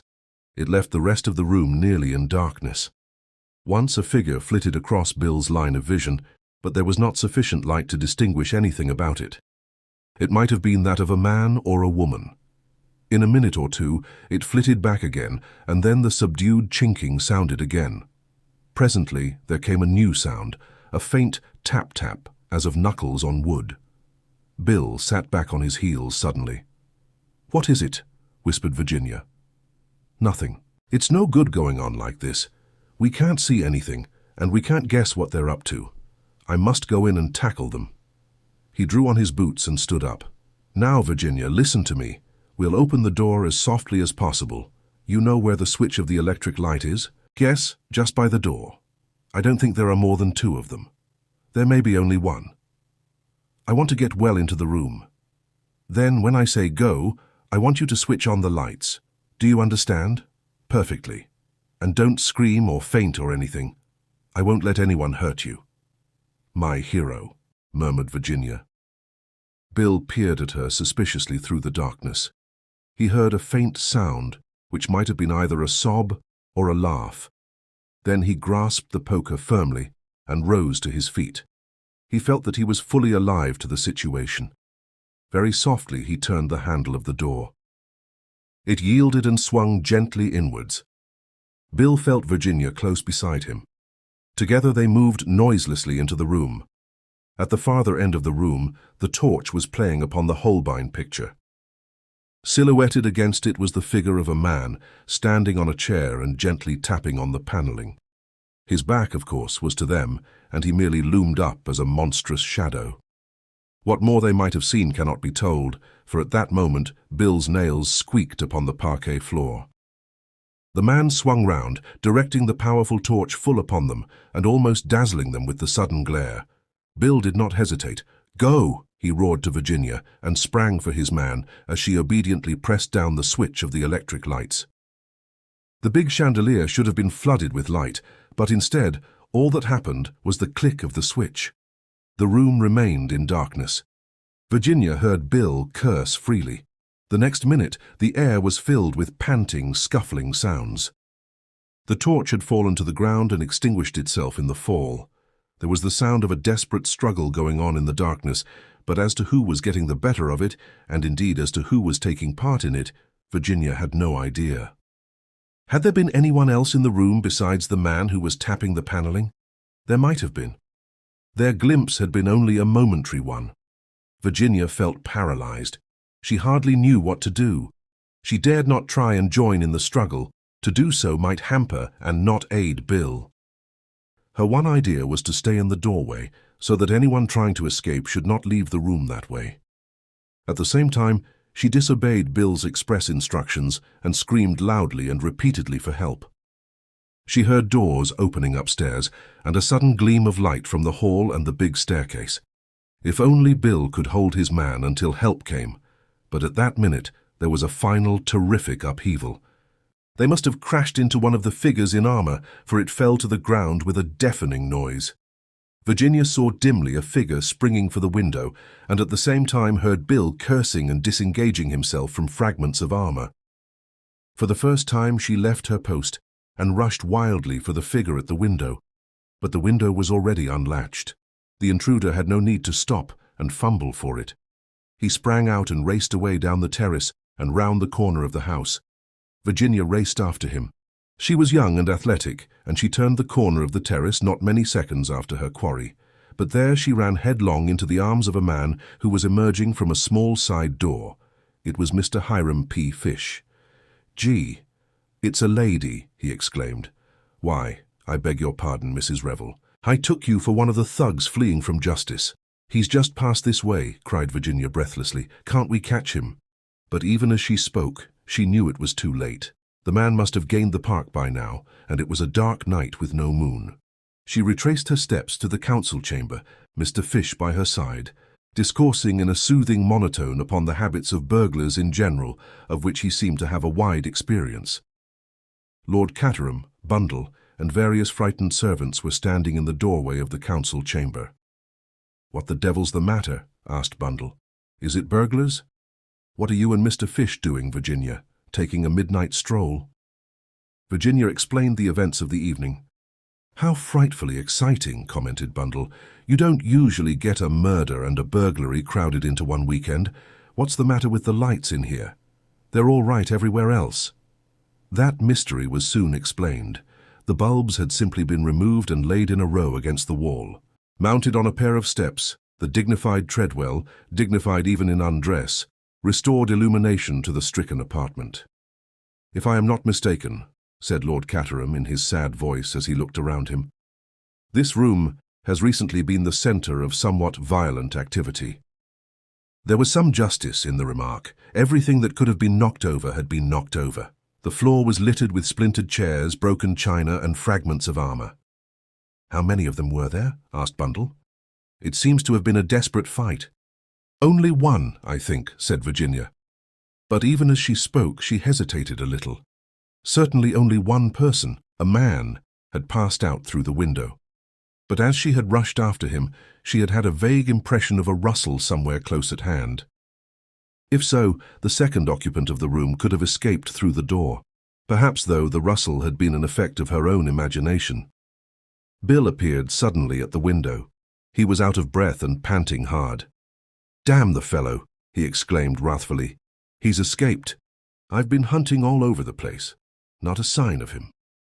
"Cheer up, Bill," said Virginia. "Better luck next time." "Well," said Lord Caterham, "what do you think we'd better do now?" "Go back to bed. I can't get hold of Badgeworthy at this time of night. Treadwell, you know the sort of thing that's necessary. Just see to it, will you?" "Very good, my lord." With a sigh of relief, Lord Caterham prepared to retreat. "That beggar Isaacstein sleeps soundly," he remarked with a touch of envy. "You'd have thought all this row would have brought him down." He looked across at Mr. Fish. "You found time to dress, I see," he added. "I flung on a few articles of clothing." "Yes," admitted the American. "Very sensible of you," said Lord Caterham. "Damned chilly things, pyjamas." He yawned. In a rather depressed mood, the house party retired to bed. Chapter 18. Second Midnight Adventure. The first person that Anthony saw as he alighted from his train on the following afternoon was Superintendent Battle. His face broke into a smile. "I've returned according to contract," he remarked. "Did you come down here to assure yourself of the fact?" Battle shook his head. "I wasn't worrying about that, Mr. Cade. I happen to be going to London, that's all." "You have such a trustful nature, Battle." "Do you think so, sir?" "No. I think you're deep, very deep. Still waters, you know, and all that sort of thing." "So you're going to London?" "I am, Mr. Cade. I wonder why." The detective did not reply. "You're so chatty," remarked Anthony. "That's what I like about you." A far-off twinkle showed in Battle's eyes. "What about your own little job, Mr. Cade?" he inquired. "How did that go off?" "I've drawn blank, Battle. For the second time I've been proved hopelessly wrong.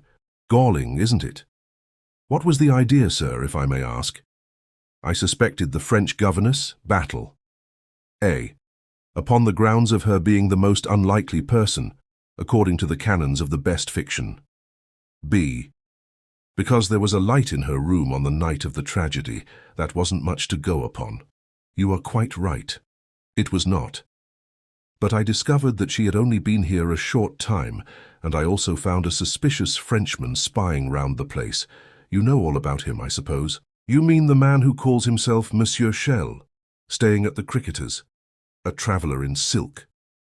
That's it, is it? What about him? What does Scotland Yard think?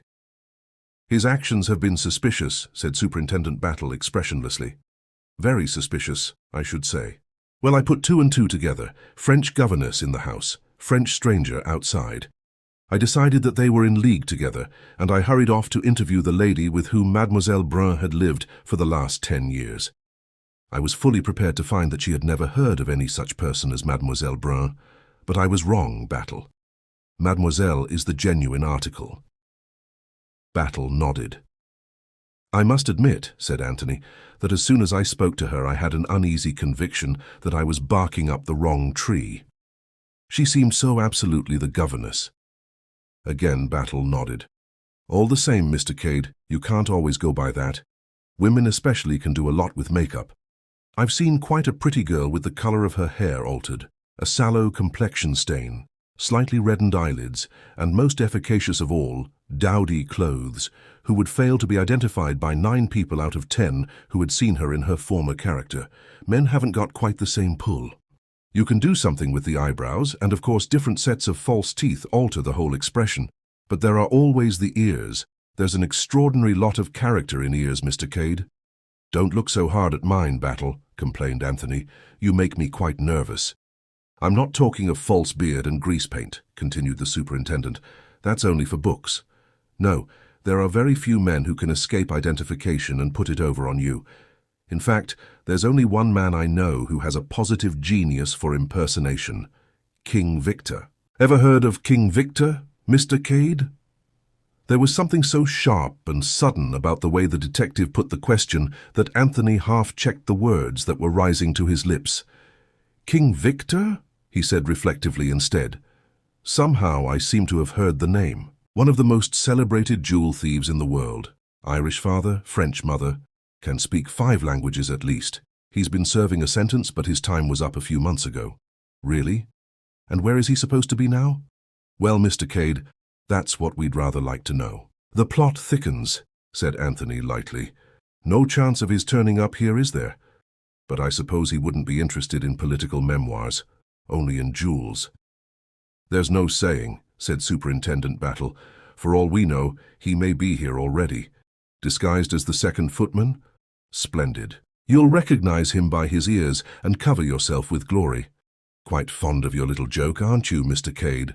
By the way, what do you think of that curious business at Staines? Staines, said Anthony. What's been happening at Staines? It was in Saturday's papers. I thought you might have seen about it. Man found by the roadside shot. A foreigner. It was in the papers again today, of course. I did see something about it, said Anthony carelessly. Not suicide, apparently. No, there was no weapon. As yet, the man hasn't been identified. You seem very interested, said Anthony, smiling. No connection with Prince Michael's death, is there? His hand was quite steady. So were his eyes. Was it his fancy that Superintendent Battle was looking at him with peculiar intentness? Seems to be quite an epidemic of that sort of thing, said Battle, but well, I dare say there's nothing in it. He turned away, beckoning to a porter as the London train came thundering in. Anthony drew a faint sigh of relief. He strolled across the park in an unusually thoughtful mood. He purposely chose to approach the house from the same direction as that from which he had come on the fateful Thursday night. And as he drew near to it, he looked up at the windows, cudgelling his brains to make sure of the one where he had seen the light. Was he quite sure that it was the second from the end? And doing so, he made a discovery. There was an angle at the corner of the house in which was a window set farther back. Standing on one spot, you counted this window as the first, and the first one built out over the council chamber as the second, but move a few yards to the right, and the part built out over the council chamber appeared to be the end of the house. The first window was invisible, and the two windows of the rooms over the council chamber would have appeared the first and second from the end. Where exactly had he been standing when he had seen the light flash up? Anthony found the question very hard to determine. A matter of a yard or so made all the difference. But one point was made abundantly clear. It was quite possible that he had been mistaken in describing the light as occurring in the second room from the end. It might equally well have been the third. Now, who occupied the third room? Anthony was determined to find that out as soon as possible. Fortune favored him. In the hall, Treadwell had just set the massive silver urn in its place on the tea tray. Nobody else was there. "Hello, Treadwell," said Anthony. "I wanted to ask you something. Who has the third room from the end on the west side? Over the council chamber, I mean." Treadwell reflected for a minute or two. "That would be the American gentleman's room, sir. Mr. Fish." "Oh, is it?" "Thank you." "Not at all, sir." Treadwell prepared to depart, then paused. The desire to be the first to impart news makes even pontifical butlers human. "Perhaps you have heard, sir, of what occurred last night." "Not a word," said Anthony. "What did occur last night? An attempt at robbery, sir." "Not really." "Was anything taken?" "No, sir. The thieves were dismantling the suits of armor in the council chamber when they were surprised and forced to flee. Unfortunately, they got clear away." "That's very extraordinary," said Anthony. "The council chamber again. Did they break in that way?" "It is supposed, sir, that they forced the window." Satisfied with the interest his information had aroused, Treadwell resumed his retreat, but brought up short with a dignified apology. "I beg your pardon, sir. I didn't hear you come in, and I didn't know you were standing just behind me." Mr. Isaacstein, who had been the victim of the impact, waved his hand in a friendly fashion. "No harm done, my good fellow. I assure you, no harm done." Treadwell retired looking contemptuous, and Isaacstein came forward and dropped into an easy chair. "Hello, Cade. So you're back again. Been hearing all about last night's little show?" "Yes," said Anthony. "Rather an exciting weekend, isn't it?" "I should imagine that last night was the work of local men," said Isaacstein. "It seems a clumsy, amateurish affair." "Is there anyone about here who collects armor?" asked Anthony. "It seems a curious thing to select." "Very curious," agreed Mr. Isaacstein. He paused a minute, and then said slowly, "The whole position here is very unfortunate." There was something almost menacing in his tone. "I don't quite understand," said Anthony. "Why are we all being kept here in this way? The inquest was over yesterday. The prince's body will be removed to London, where it is being given out that he died of heart failure, and still nobody is allowed to leave the house. Mr. Lomax knows no more than I do. He refers me to Superintendent Battle." "Superintendent Battle has something up his sleeve," said Anthony thoughtfully, "and it seems the essence of his plan that nobody should leave. But excuse me, Mr. Cade, you have been away, with a string tied to my leg. I've no doubt that I was shadowed the whole time. I shouldn't have been given a chance of disposing of the revolver or anything of that kind." "Ah, the revolver," said Isaacstein thoughtfully. "That has not yet been found, I think." "Not yet. Possibly thrown into the lake in passing." "Very possibly. Where is Superintendent Battle?" "I have not seen him this afternoon. He's gone to London. I met him at the station." "Gone to London? Really? Did he say when he would be back?" "Early tomorrow, so I understood. Virginia came in with Lord Caterham and Mr. Fish." She smiled a welcome at Anthony. "So you're back, Mr. Cade. Have you heard all about our adventures last night?" "Why, truly, Mr. Cade," said Hiram Fish. "It was a night of strenuous excitement. Did you hear that I mistook Mrs. Revel for one of the thugs?" "And in the meantime," said Anthony. "The thug?" "Got clear away," said Mr. Fish mournfully. "Do pour out," said Lord Caterham to Virginia. "I don't know where Bundle is." Virginia officiated. Then she came and sat down near Anthony. "Come to the boathouse after tea," she said in a low voice. "Bill and I have got a lot to tell you." Then she joined lightly in the general conversation. The meeting at the boathouse was duly held. Virginia and Bill were bubbling over with their news. They agreed that a boat in the middle of the lake was the only safe place for confidential conversation. Having paddled out a sufficient distance, the full story of last night's adventure was related to Anthony. Bill looked a little sulky. He wished Virginia would not insist on bringing this colonial fellow into it. "It's very odd," said Anthony, when the story was finished. "What do you make of it?" he asked Virginia. "I think they were looking for something," she returned promptly. "The burglar idea is absurd. They thought the something, whatever it was, might be concealed in the suits of armor, that's clear enough. But why tap the paneling? That looks more as though they were looking for a secret staircase, or something of that kind." "There's a priest's hole at Chimneys, I know," said Virginia, "and I believe there's a secret staircase as well. Lord Caterham would tell us all about it. What I want to know is, what can they have been looking for?" "It can't be the memoirs," said Anthony. "They're a great bulky package. It must have been something small." "George knows, I expect," said Virginia. "I wonder whether I could get it out of him. All along I've felt there was something behind all this." "You say there was only one man," pursued Anthony, "but that there might possibly be another, as you thought you heard someone going towards the door as you sprang to the window." "The sound was very slight," said Virginia. "It might have been just my imagination." "That's quite possible, but in case it wasn't your imagination, the second person must have been an inmate of the house. I wonder now." "What are you wondering at?" asked Virginia. "The thoroughness of Mr. Hiram Fish, who dresses himself completely when he hears screams for help downstairs." "There's something in that," agreed Virginia. "And then there's Isaacstein, who sleeps through it all. That's suspicious too.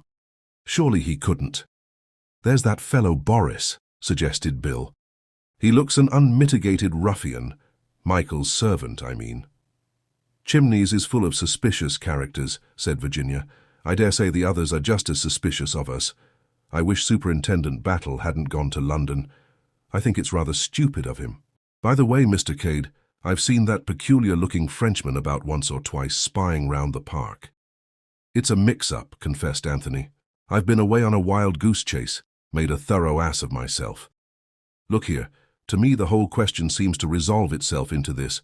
Did the men find what they were looking for last night?" "Supposing they didn't," said Virginia.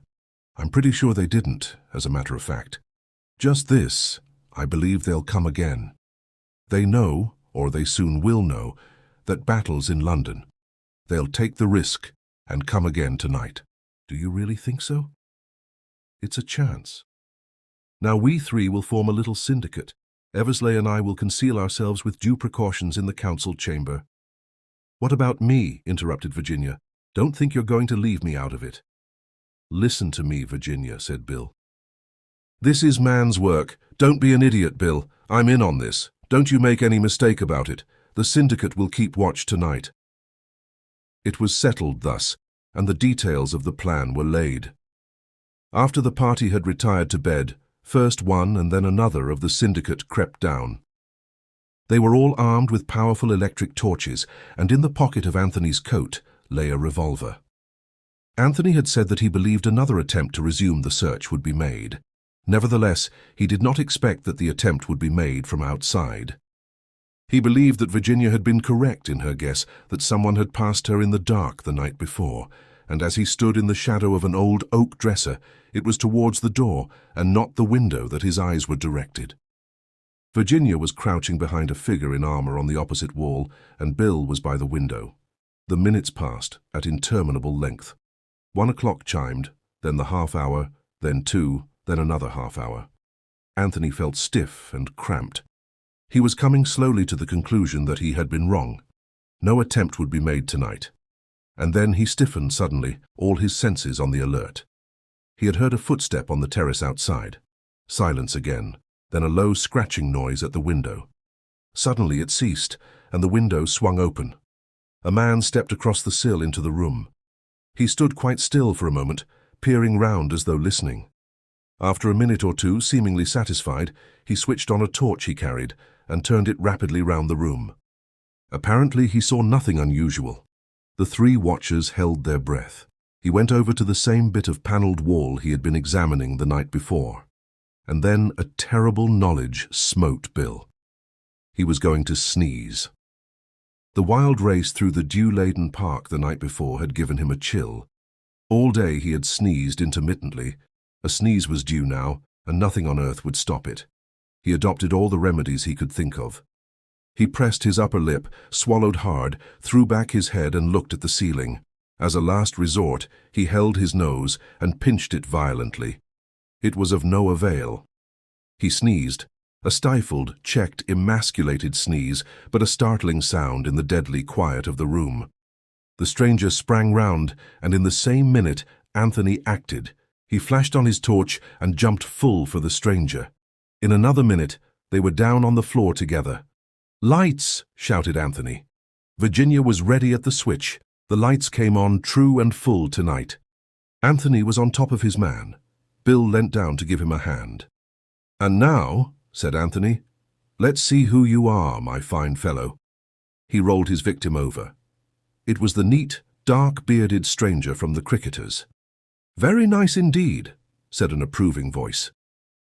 They all looked up, startled. The bulky form of Superintendent Battle was standing in the open doorway. "I thought you were in London, Superintendent Battle," said Anthony. Battle's eyes twinkled. "Did you, sir?" he said. "Well, I thought it would be a good thing if I was thought to be going." "And it has been," agreed Anthony, looking down at his prostrate foe. To his surprise, there was a slight smile on the stranger's face. "May I get up, gentlemen?" he inquired. "You are 3-1. Anthony kindly hauled him onto his legs. The stranger settled his coat, pulled up his collar, and directed a keen look at Battle. "I demand pardon," he said, "but do I understand that you are a representative from Scotland Yard?" "That's right," said Battle. "Then I will present to you my credentials." He smiled rather ruefully. "I would have been wise to do so before." He took some papers from his pocket and handed them to the Scotland Yard detective. At the same time, he turned back the lapel of his coat and showed something pinned there. Battle gave an exclamation of astonishment. He looked through the papers and handed them back with a little bow. "I'm sorry you've been manhandled, monsieur," he said, "but you brought it on yourself, you know." He smiled, noting the astonished expression on the faces of the other. "This is a colleague we have been expecting for some time," he said. "Monsieur Lemoine, of the Sûreté in Paris." Chapter 19. Secret History. They all stared at the French detective, who smiled back at them. "But yes," he said, "it is true." There was a pause for a general readjusting of ideas. Then Virginia turned to Battle. "Do you know what I think, Superintendent Battle?" "What do you think, Mrs. Revel?" "I think the time has come to enlighten us a little." "To enlighten you?" "I don't quite understand, Mrs. Revel. Superintendent Battle, you understand perfectly. I dare say Mr. Lomax has hedged you about with recommendations of secrecy. George would. But surely it's better to tell us than have us stumbling on the secret all by ourselves, and perhaps doing untold harm." "Monsieur Lemoine, don't you agree with me?" "Madame, I agree with you entirely." "You can't go on keeping things dark forever," said Battle. "I've told Mr. Lomax so. Mr. Eversley is Mr. Lomax's secretary. There's no objection to his knowing what there is to know. As for Mr. Cade, he's been brought into the thing willy-nilly, and I consider he's a right to know where he stands." "But—" Battle paused. "I know," said Virginia. "Women are so indiscreet. I've often heard George say so." Lemoine had been studying Virginia attentively. Now he turned to the Scotland Yard man. "Did I hear you just now address Madame by the name of Revel?" "That is my name," said Virginia. "Your husband was in the diplomatic service, was he not? And you were with him in Czechoslovakia just before the assassination of the late King and Queen?" "Yes." Lemoine turned again. "I think Madame has a right to hear the story. She is indirectly concerned.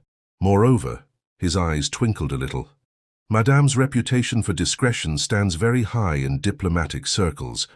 I'm glad they give me a good character," said Virginia, laughing, "and I'm glad I'm not going to be left out of it." "What about refreshments?" said Anthony. "Where does the conference take place?" "Here."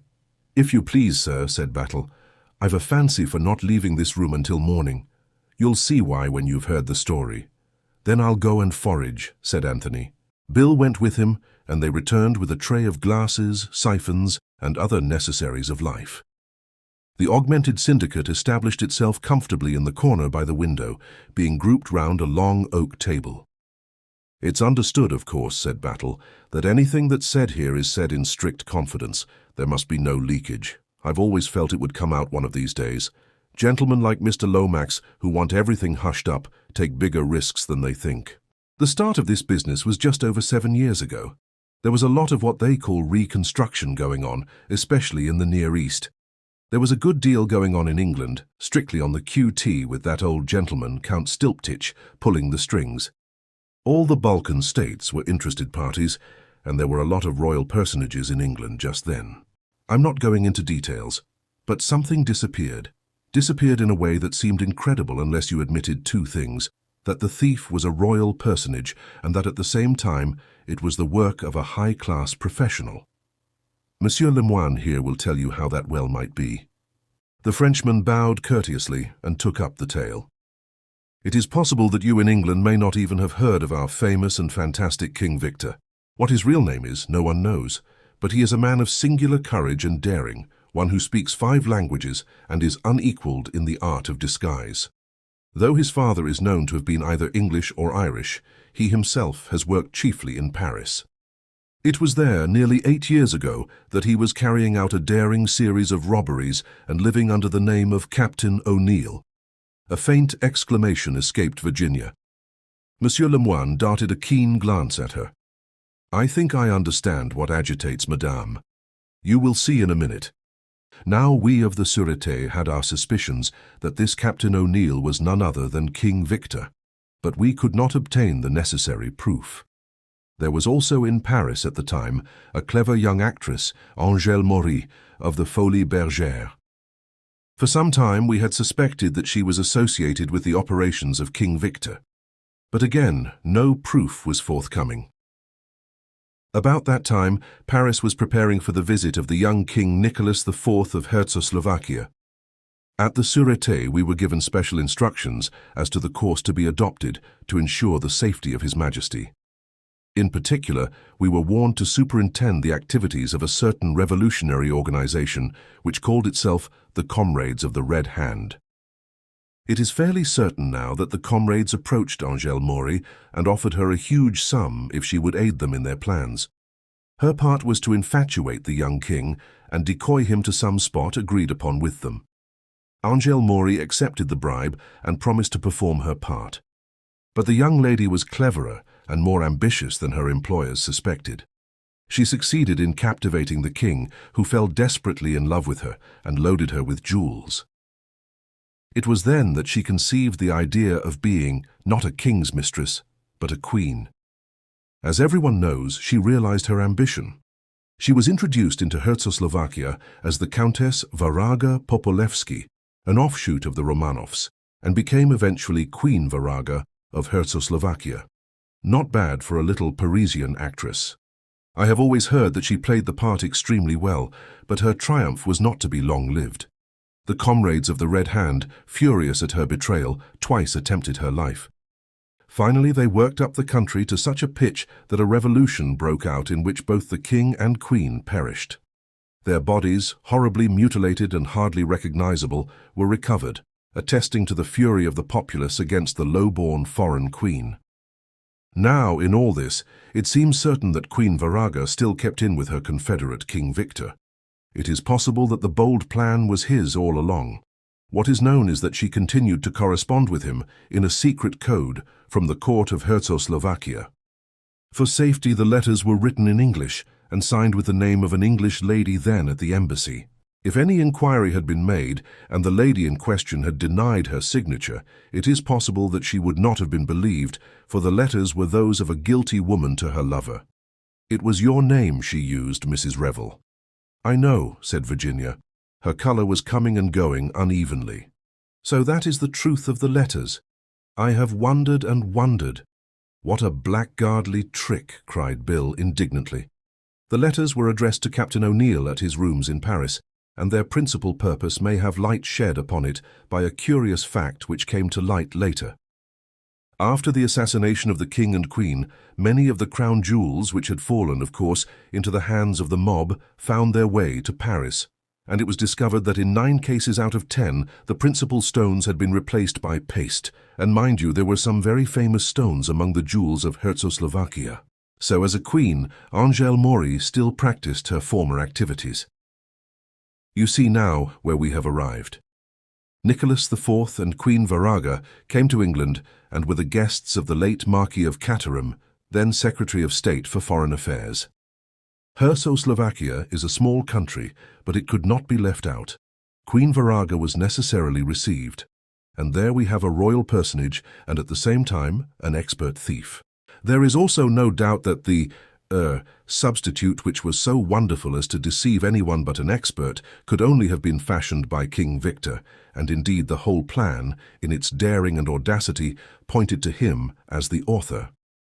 "What happened?" asked Virginia. "Hushed up," said Superintendent Battle laconically. "Not a mention of it's ever been made public to this day. We did all that could be done on the quiet, and that was a good deal more than you'd ever imagine, by the way. We've got methods of our own that would surprise. That jewel didn't leave England with the Queen of Czechoslovakia. I can tell you that much. No, Her Majesty hid it somewhere, but where we've never been able to discover. But I shouldn't wonder," Superintendent Battle let his eyes wander gently round, "if it wasn't somewhere in this room." Anthony leapt to his feet. "What? After all these years?" he cried incredulously. "Impossible." "You do not know the peculiar circumstances, monsieur," said the Frenchman quickly.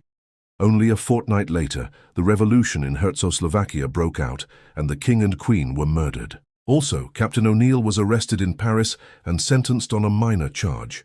We hoped to find the packet of code letters in his house, but it appears that this had been stolen by some Czechoslovakian go-between.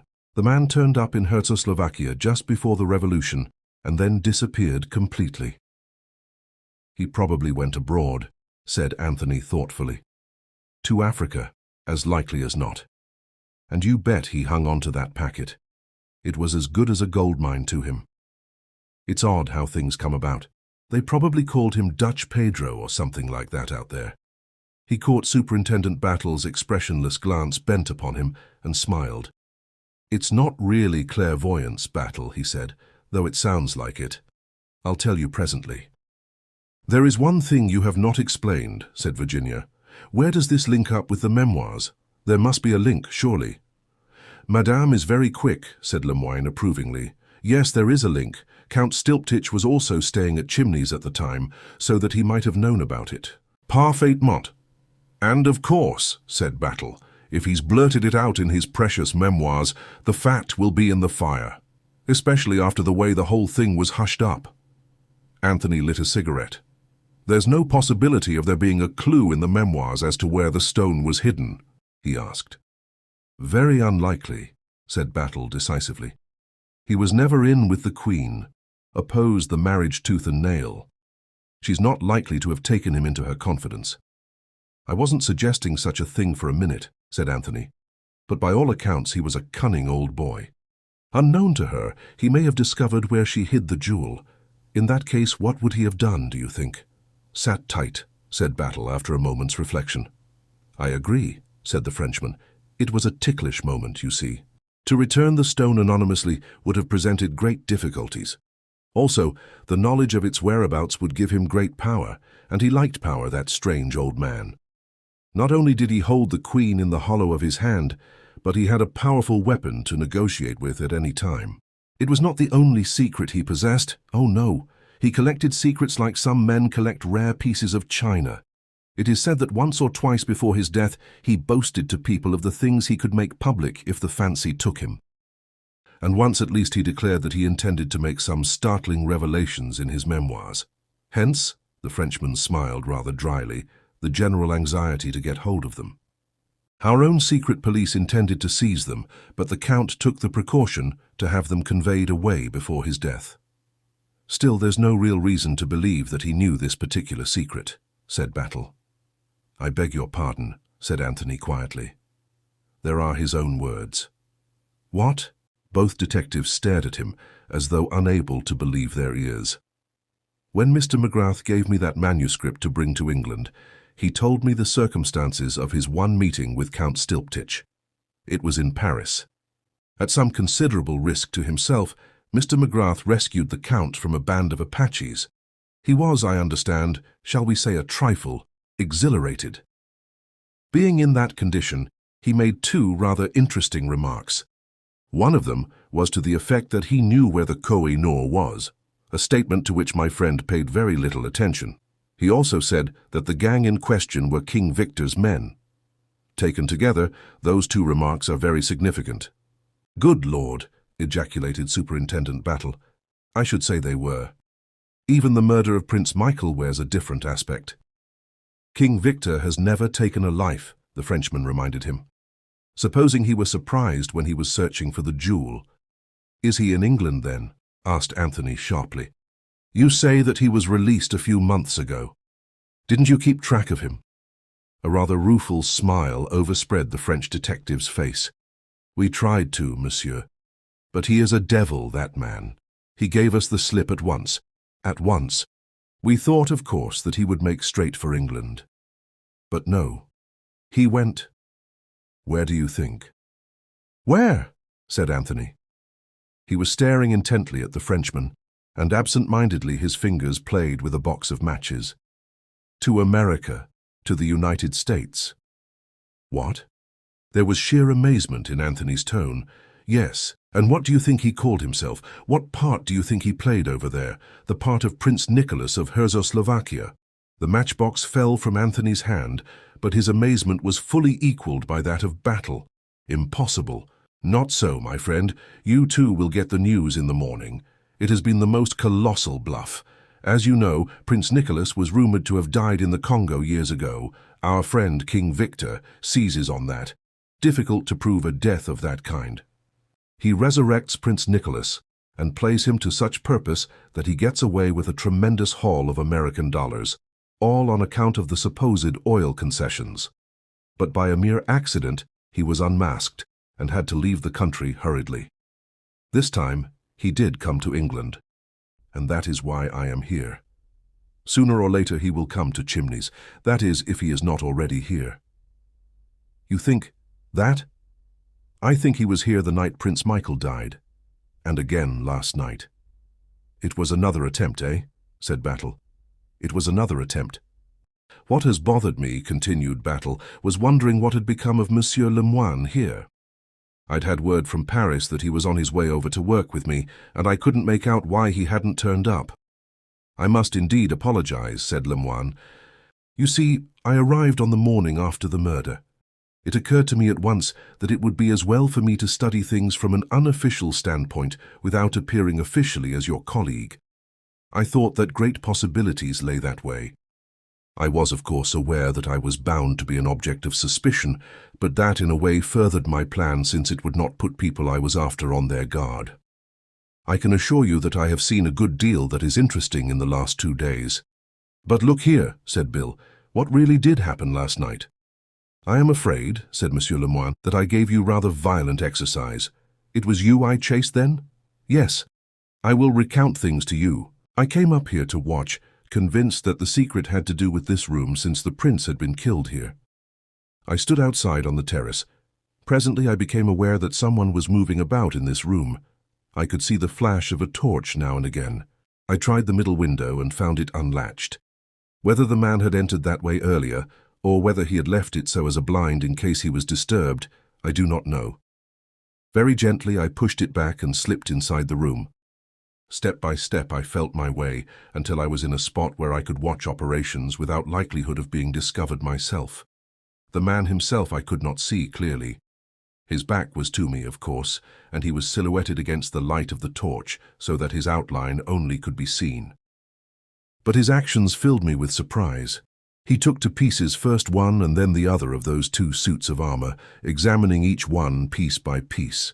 When he had convinced himself that what he sought was not there, he began tapping the paneling of the wall under that picture. What he would have done next, I do not know. The interruption came. "You burst in?" He looked at Bill. "Our well-meant interference was really rather a pity," said Virginia thoughtfully. "In a sense, madame, it was."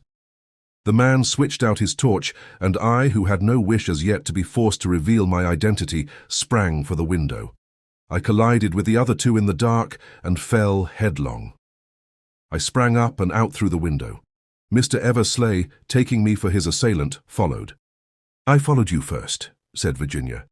Bill was only second in the race, and the other fellow had the sense to stay still and sneak out through the door. I wonder he didn't meet the rescuing crowd. That would present no difficulties, said Lemoyne. He would be a rescuer in advance of the rest, that was all. Do you really think this Arsène Lupin fellow is actually among the household now? Asked Bill, his eyes sparkling. Why not? Said Lemoyne. He could pass perfectly as a servant. For all we may know, he may be Boris Ankukhov, the trusted servant of the late Prince Michael. He is an odd-looking bloke, agreed Bill, but Anthony was smiling. That's hardly worthy of you, Monsieur Lemoyne, he said gently. The Frenchman smiled too. You've taken him on as your valet now, haven't you, Mr. Cade? Asked Superintendent Battle. Battle, I take off my hat to you. You know everything.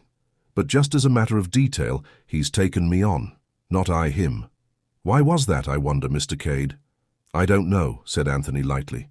It's a curious taste, but perhaps he may have liked my face. Or he may think I murdered his master and wished to establish himself in a handy position for executing revenge upon me. He rose and went over to the windows, pulling the curtains. Daylight, he said, with a slight yawn. There won't be any more excitements now. Lemoyne rose also. I will leave you, he said. We shall perhaps meet again later in the day. With a graceful bow to Virginia, he stepped out of the window. Bed, said Virginia, yawning. It's all been very exciting. Come on, Bill, go to bed like a good little boy. The breakfast table will see us not, I fear. Anthony stayed at the window, looking after the retreating form of Monsieur Lemoyne. You wouldn't think it, said Battle behind him, but that's supposed to be the cleverest detective in France. I don't know that I wouldn't, said Anthony thoughtfully. I rather think I would. Well, said Battle, he was right about the excitements of this night being over. By the way, do you remember my telling you about that man they'd found shot near Staines? Yes. Why? Nothing. They've identified him, that's all. It seems he was called Giuseppe Manelli. He was a waiter at the Blitz in London.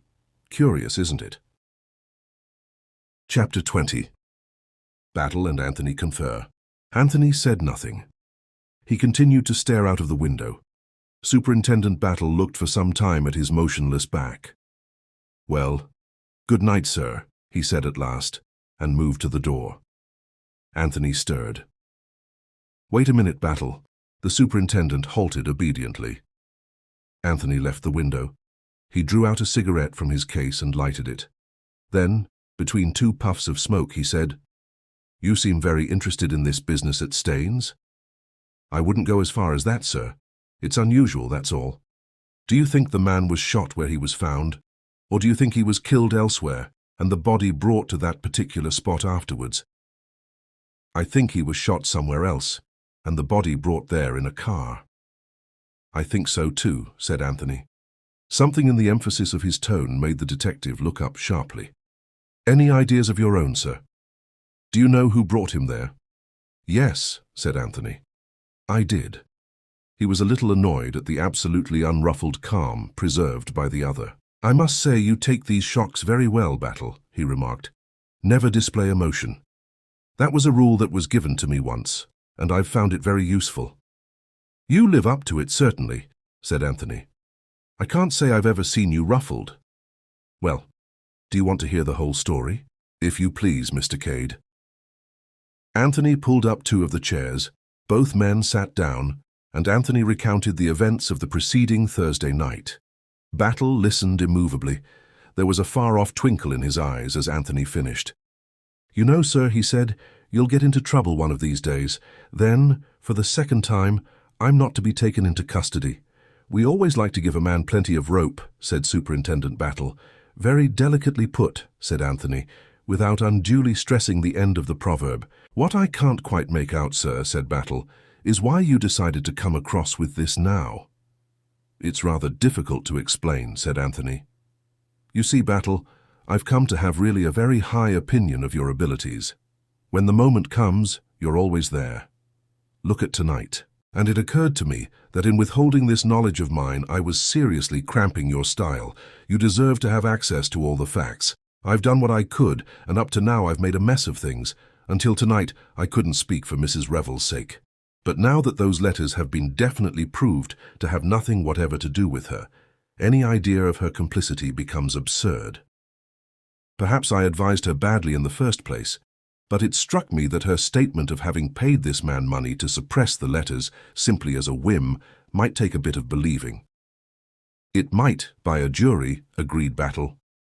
Juries never have any imagination. But you accept it quite easily? Said Anthony, looking curiously at him. Well, you see, Mr. Cade, most of my work has lain amongst these people. What they call the upper classes, I mean.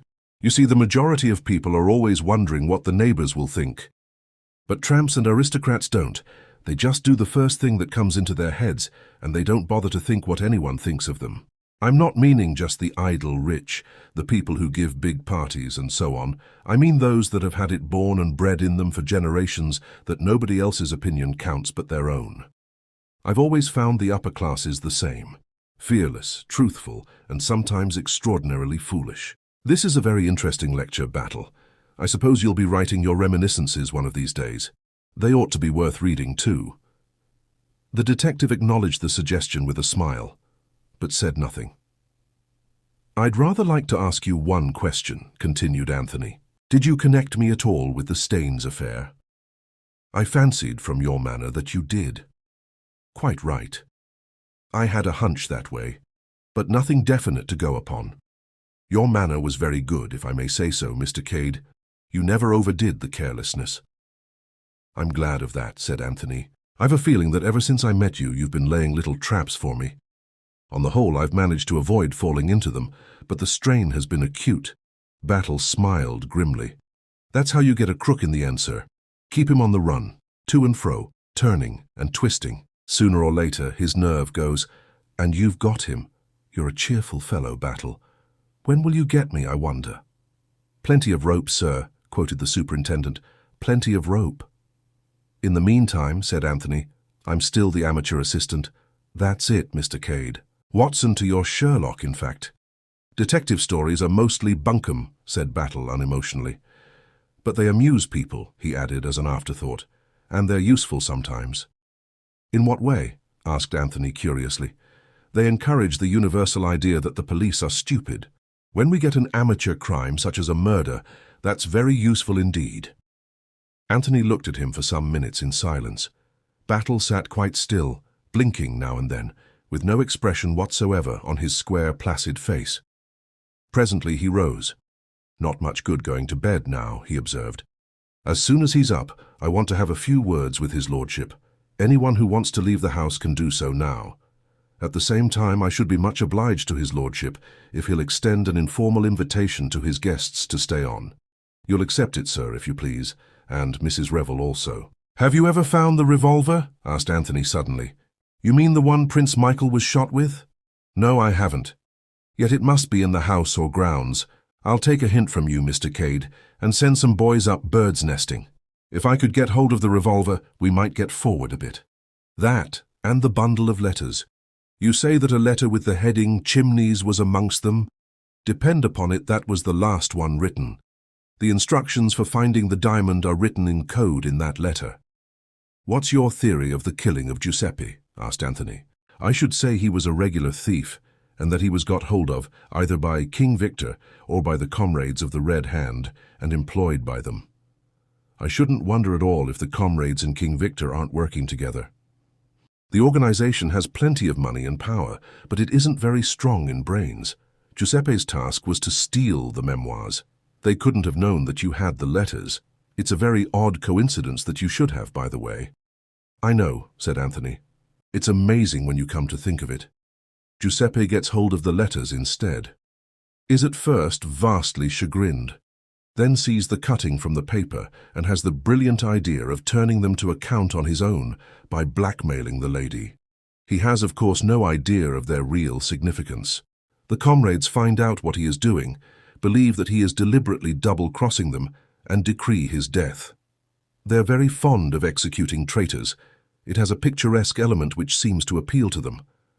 What I can't quite make out is the revolver with Virginia engraved upon it. There's too much finesse about that for the comrades. As a rule, they enjoy plastering their red hand sign about in order to strike terror into other would-be traitors. No, it looks to me as though King Victor had stepped in there. But what his motive was, I don't know. It looks like a very deliberate attempt to saddle Mrs. Revel with the murder. And on the surface, there doesn't seem any particular point in that. I had a theory, said Anthony, but it didn't work out according to plan. He told Battle of Virginia's recognition of Michael. Battle nodded his head. Oh, yes, no doubt as to his identity. By the way, that old baron has a very high opinion of you. He speaks of you in most enthusiastic terms. That's very kind of him, said Anthony, especially as I've given him full warning that I mean to do my utmost to get hold of the missing memoirs before Wednesday next. You'll have a job to do that, said Battle. Y.S. You think so? I suppose King Victor and co. have got the letters. Battle nodded. Pinched them off Giuseppe that day in Pont Street. Prettily planned piece of work, that. Yes, they've got 'em all right, and they've decoded them, and they know where to look. Both men were on the point of passing out of the room. In here, said Anthony, jerking his head back. Exactly in here. But they haven't found the prize yet, and they're going to run a pretty risk trying to get it. I suppose, said Anthony, that you've got a plan in that subtle head of yours. Battle returned no answer. He looked particularly stolid and unintelligent. Then, very slowly, he winked. Want my help? Asked Anthony. I do, and I shall want someone else's. Who is that? Mrs. Revels. You may not have noticed it, Mr. Cade, but she's a lady who has a particularly beguiling way with her. I've noticed it all right, said Anthony. He glanced at his watch. I'm inclined to agree with you about bed, Battle. A dip in the lake and a hearty breakfast will be far more to the point. He ran lightly upstairs to his bedroom. Whistling to himself, he discarded his evening clothes and picked up a dressing gown and a bath towel. Then suddenly he stopped dead in front of the dressing table, staring at the object that reposed demurely in front of the looking-glass. For a moment he could not believe his eyes. He took it up, examined it closely. Yes, there was no mistake. It was the bundle of letters signed Virginia Revel. They were intact. Not one was missing. Anthony dropped into a chair, the letters in his hand. My brain must be cracking, he murmured. I can't understand a quarter of what is going on in this house. Why should the letters reappear like a damned conjuring trick? Who put them on my dressing table? Why? And to all these very pertinent questions he could find no satisfactory reply. Chapter 21. Mr. Isaacstein's suitcase. At 10 o'clock that morning, Lord Caterham and his daughter were breakfasting. Bundle was looking very thoughtful. Father, she said at last. Lord Caterham, absorbed in the Times, did not reply. Father, said Bundle again, more sharply. Lord Caterham, torn from his interested perusal of forthcoming sales of rare books, looked up absent-mindedly. Eh? He said. Did you speak? Yes. Who is it who's had breakfast? She nodded towards a place that had evidently been occupied. The rest were all expectant. Oh, what's his name? Fat Ikey. Bundle and her father had enough sympathy between them to comprehend each other's somewhat misleading observations. That's it. Did I see you talking to the detective this morning before breakfast? Lord Caterham sighed. Yes, he buttonholed me in the hall. I do think the hours before breakfast should be sacred. I shall have to go abroad. The strain on my nerves. Bundle interrupted unceremoniously. What did he say? Said everyone who wanted to could clear out. Well, said Bundle, that's all right. That's what you've been wanting, I know. But he didn't leave it at that. He went on to say that nevertheless he wanted me to ask everyone to stay on. I don't understand, said Bundle, wrinkling her nose. So confusing and contradictory, complained Lord Caterham. And before breakfast too. What did you say? Oh, I agreed, of course. It's never any good arguing with these people. Especially before breakfast, continued Lord Caterham, reverting to his principal grievance. Who have you asked so far? Cade. He was up very early this morning. He's going to stop on. I don't mind that. I can't quite make the fellow out, but I like him. I like him very much." "So does Virginia," said Bundle, drawing a pattern on the table with her fork. "Eh? And so do I. But that doesn't seem to matter." "And I asked Isaacstein," continued Lord Caterham. "Well?" "But fortunately he's got to go back to town. Don't forget to order the car for the 10:40, by the way." "All right.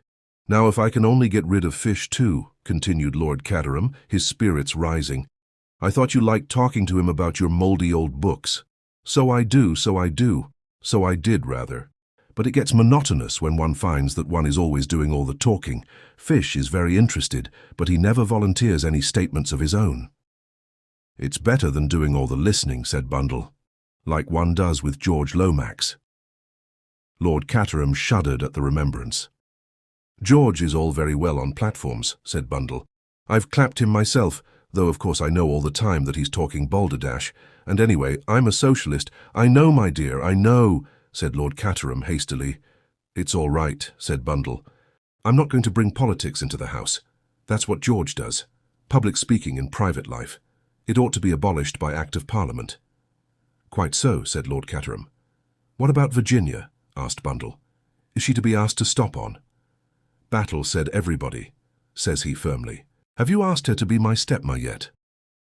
"I don't think it would be any good," said Lord Caterham mournfully, "although she did call me a darling last night. But that's the worst of these attractive young women with affectionate dispositions. They'll say anything, and they mean absolutely nothing by it." "No," agreed Bundle. "It would have been much more hopeful if she'd thrown a boot at you or tried to bite you. You modern young people seem to have such unpleasant ideas about love-making," said Lord Caterham plaintively. "It comes from reading The Sheik," said Bundle. "Desert love. Throw her about, etc." "What is The Sheik?" asked Lord Caterham simply. "Is it a poem?" Bundle looked at him with commiserating pity. Then she rose and kissed the top of his head. "Dear old Daddy," she remarked, and sprang lightly out of the window. Lord Caterham went back to the sale rooms. He jumped when addressed suddenly by Mr. Hiram Fish, who had made his usual noiseless entry. "Good morning, Lord Caterham." "Oh, good morning," said Lord Caterham. "Good morning. Nice day." "The weather is delightful," said Mr. Fish. He helped himself to coffee. By way of food, he took a piece of dry toast. "Do I hear correctly that the embargo is removed?" he asked after a minute or two. "That we are all free to depart?" Yes, said Lord Caterham. "As a matter of fact, I mean that I shall be delighted," his conscience drove him on, "only too delighted if you will stay on for a little." "Why, Lord Caterham?" "It's been a beastly visit, I know," Lord Caterham hurried on. "Too bad. Shan't blame you for wanting to run away. You misjudge me, Lord Caterham. The associations have been painful, no one could deny that point. But the English country life, as lived in the mansions of the great, has a powerful attraction for me. I am interested in the study of those conditions. It is a thing we lack completely in America. I shall be only too delighted to accept your very kind invitation and stay on." "Oh, well," said Lord Caterham, "that's that." "Absolutely delighted, my dear fellow, absolutely delighted." Spurring himself onto a false geniality of manner, Lord Caterham murmured something about having to see his bailiff and escaped from the room.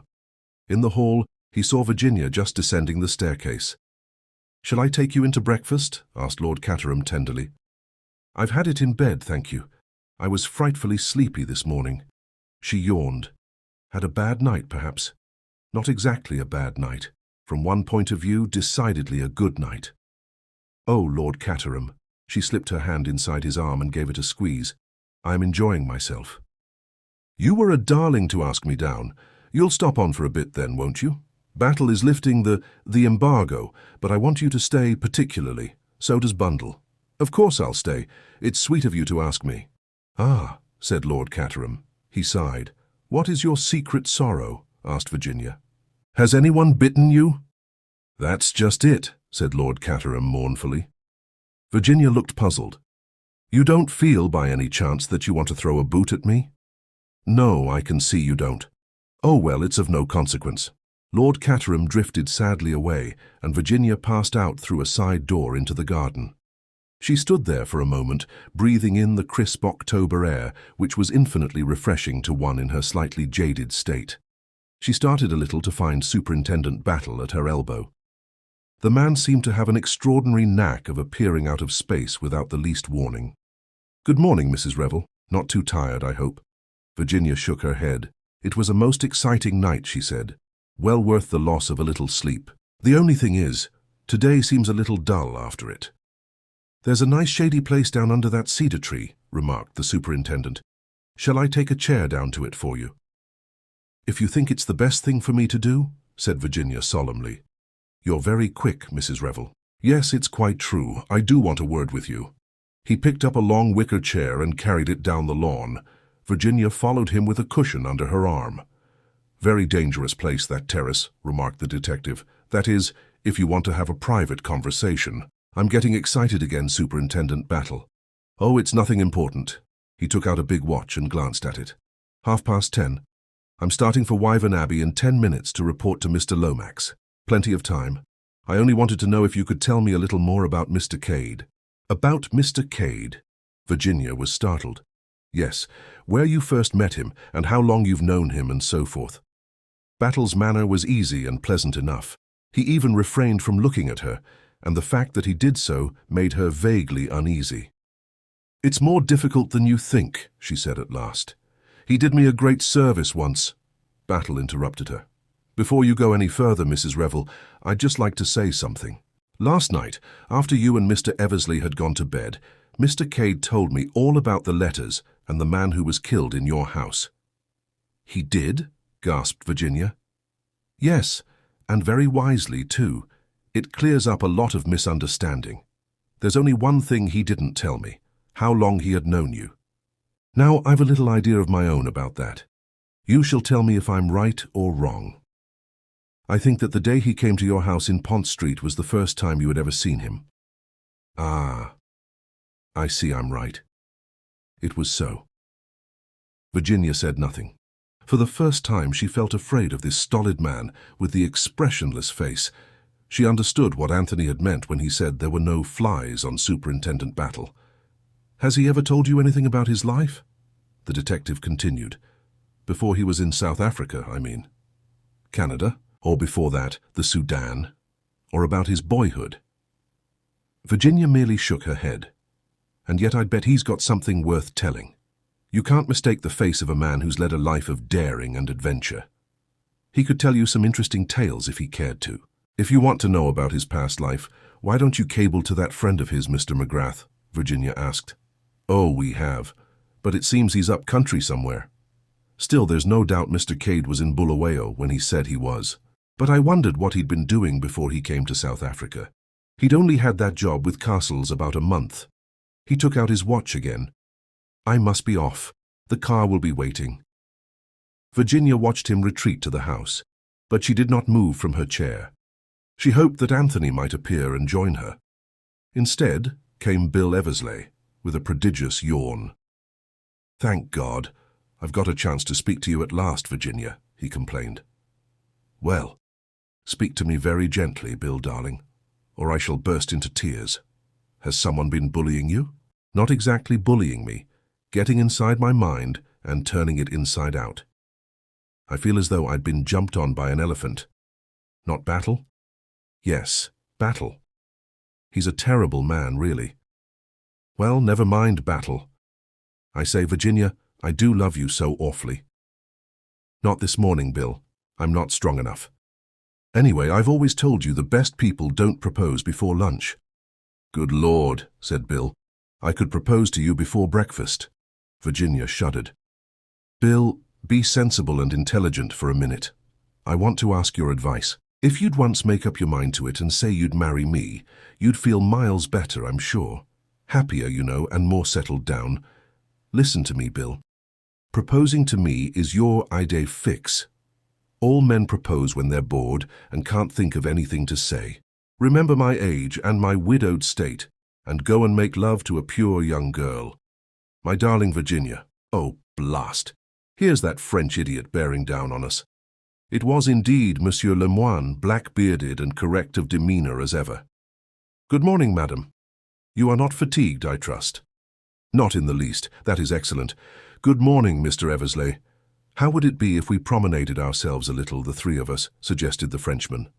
How about it, Bill? Said Virginia. Oh, all right, said the unwilling young gentleman by her side. He heaved himself up from the grass, and the three of them walked slowly along, Virginia between the two men. She was sensible at once of a strange undercurrent of excitement in the Frenchman, though she had no clue as to what caused it. Soon, with her usual skill, she was putting him at his ease, asking him questions, listening to his answers, and gradually drawing him out. Presently he was telling them anecdotes of the famous King Victor. He talked well, albeit with a certain bitterness, as he described the various ways in which the Detective Bureau had been outwitted.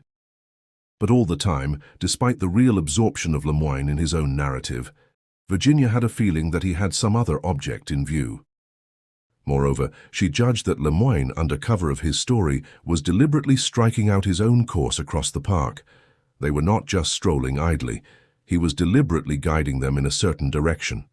Suddenly, he broke off his story and looked round. They were standing just where the drive intersected the park before turning an abrupt corner by a clump of trees. Lemoyne was staring at a vehicle approaching them from the direction of the house. Virginia's eyes followed his. It's the luggage cart, she said, taking Isaacstein's luggage and his valet to the station. Is that so? Said Lemoyne. He glanced down at his own watch and started. 1,000 pardons. I have been longer here than I meant. Such charming company. Is it possible, do you think, that I might have a lift to the village? He stepped out onto the drive and signalled with his arm. The luggage cart stopped, and after a word or two of explanation, Lemoyne climbed in behind. He raised his hat politely to Virginia and drove off. The other two stood and watched the cart disappearing with puzzled expressions. Just as the cart swung round the bend, a suitcase fell off into the drive. The cart went on. Come on, said Virginia to Bill. We're going to see something interesting. That suitcase was thrown out. Nobody's noticed it, said Bill. They ran down the drive towards the fallen piece of luggage. Just as they reached it, Lemoyne came round the corner of the bend on foot. He was hot from walking fast. I was obliged to descend, he said pleasantly. I found that I had left something behind. This, said Bill, indicating the suitcase. It was a handsome case of heavy pigskin, with the initials H.I. on it. What a pity, said Lemoyne gently. It must have fallen out. Shall we lift it from the road? Without waiting for a reply, he picked up the suitcase and carried it over to the belt of trees. He stooped over it, something flashed in his hand, and the lock slipped back. He spoke, and his voice was totally different, quick and commanding. The car will be here in a minute, he said. Is it in sight? Virginia looked back towards the house. No. Good. With deft fingers, he tossed the things out of the suitcase. Gold-topped bottle, silk pajamas, a variety of socks. Suddenly his whole figure stiffened. He caught up what appeared to be a bundle of silk underwear and unrolled it rapidly. A slight exclamation broke from Bill. In the center of the bundle was a heavy revolver.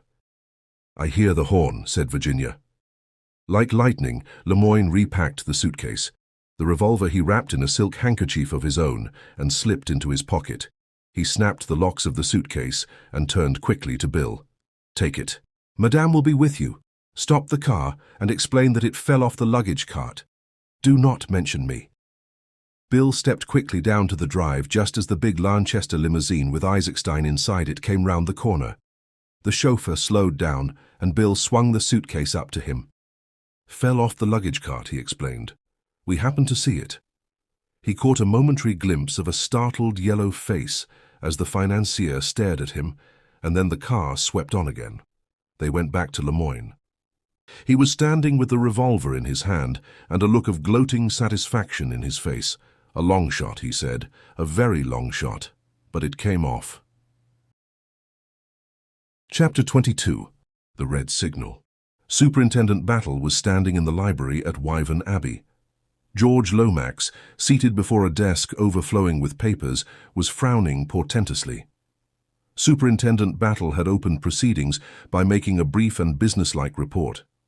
Since then, the conversation had lain almost entirely with George, and Battle had contented himself with making brief and usually monosyllabic replies to the other's questions.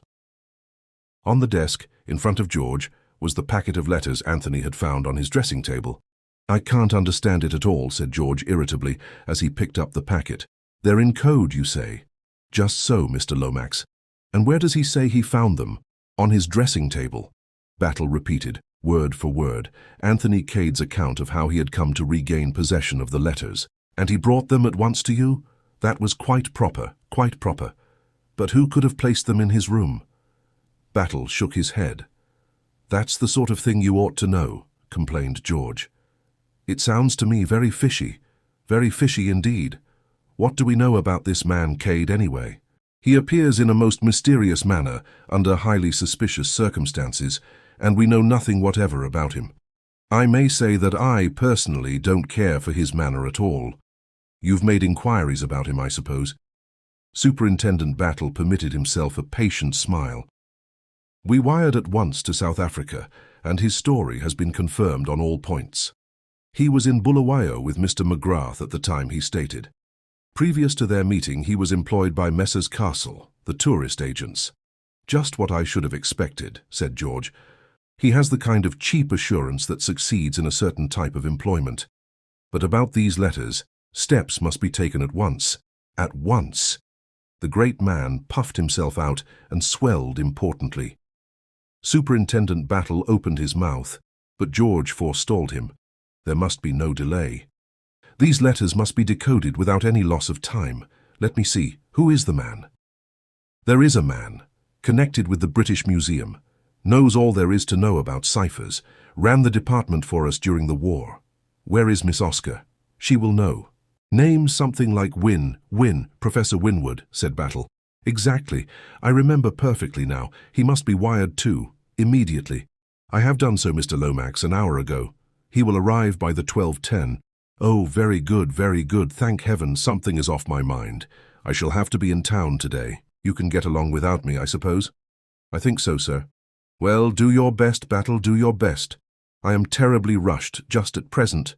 "Just so, sir. By the way, why did not Mr. Eversley come over with you?" "He was still asleep, sir. We've been up all night, as I told you." "Oh, quite so. I am frequently up nearly the whole night myself. To do the work of 36 hours in 24, that is my constant task. Send Mr. Eversley over at once when you get back, will you, Battle?" "I will give him your message, sir." "Thank you, Battle. I realize perfectly that you had to repose a certain amount of confidence in him. But do you think it was strictly necessary to take my cousin, Mrs. Revel, into your confidence also?" "In view of the name signed to those letters, I do, Mr. Lomax." "An amazing piece of effrontery," murmured George, his brow darkened as he looked at the bundle of letters. "I remember the late King of Herzoslovakia, a charming fellow, but weak, deplorably weak, a tool in the hands of an unscrupulous woman.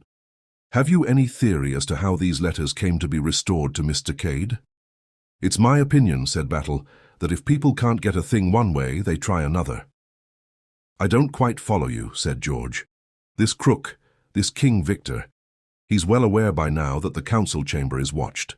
So he'll let us have the letters, and let us do the decoding, and let us find the hiding place, and then trouble. But Lemoyne and I between us will attend to that. You've got a plan, eh?"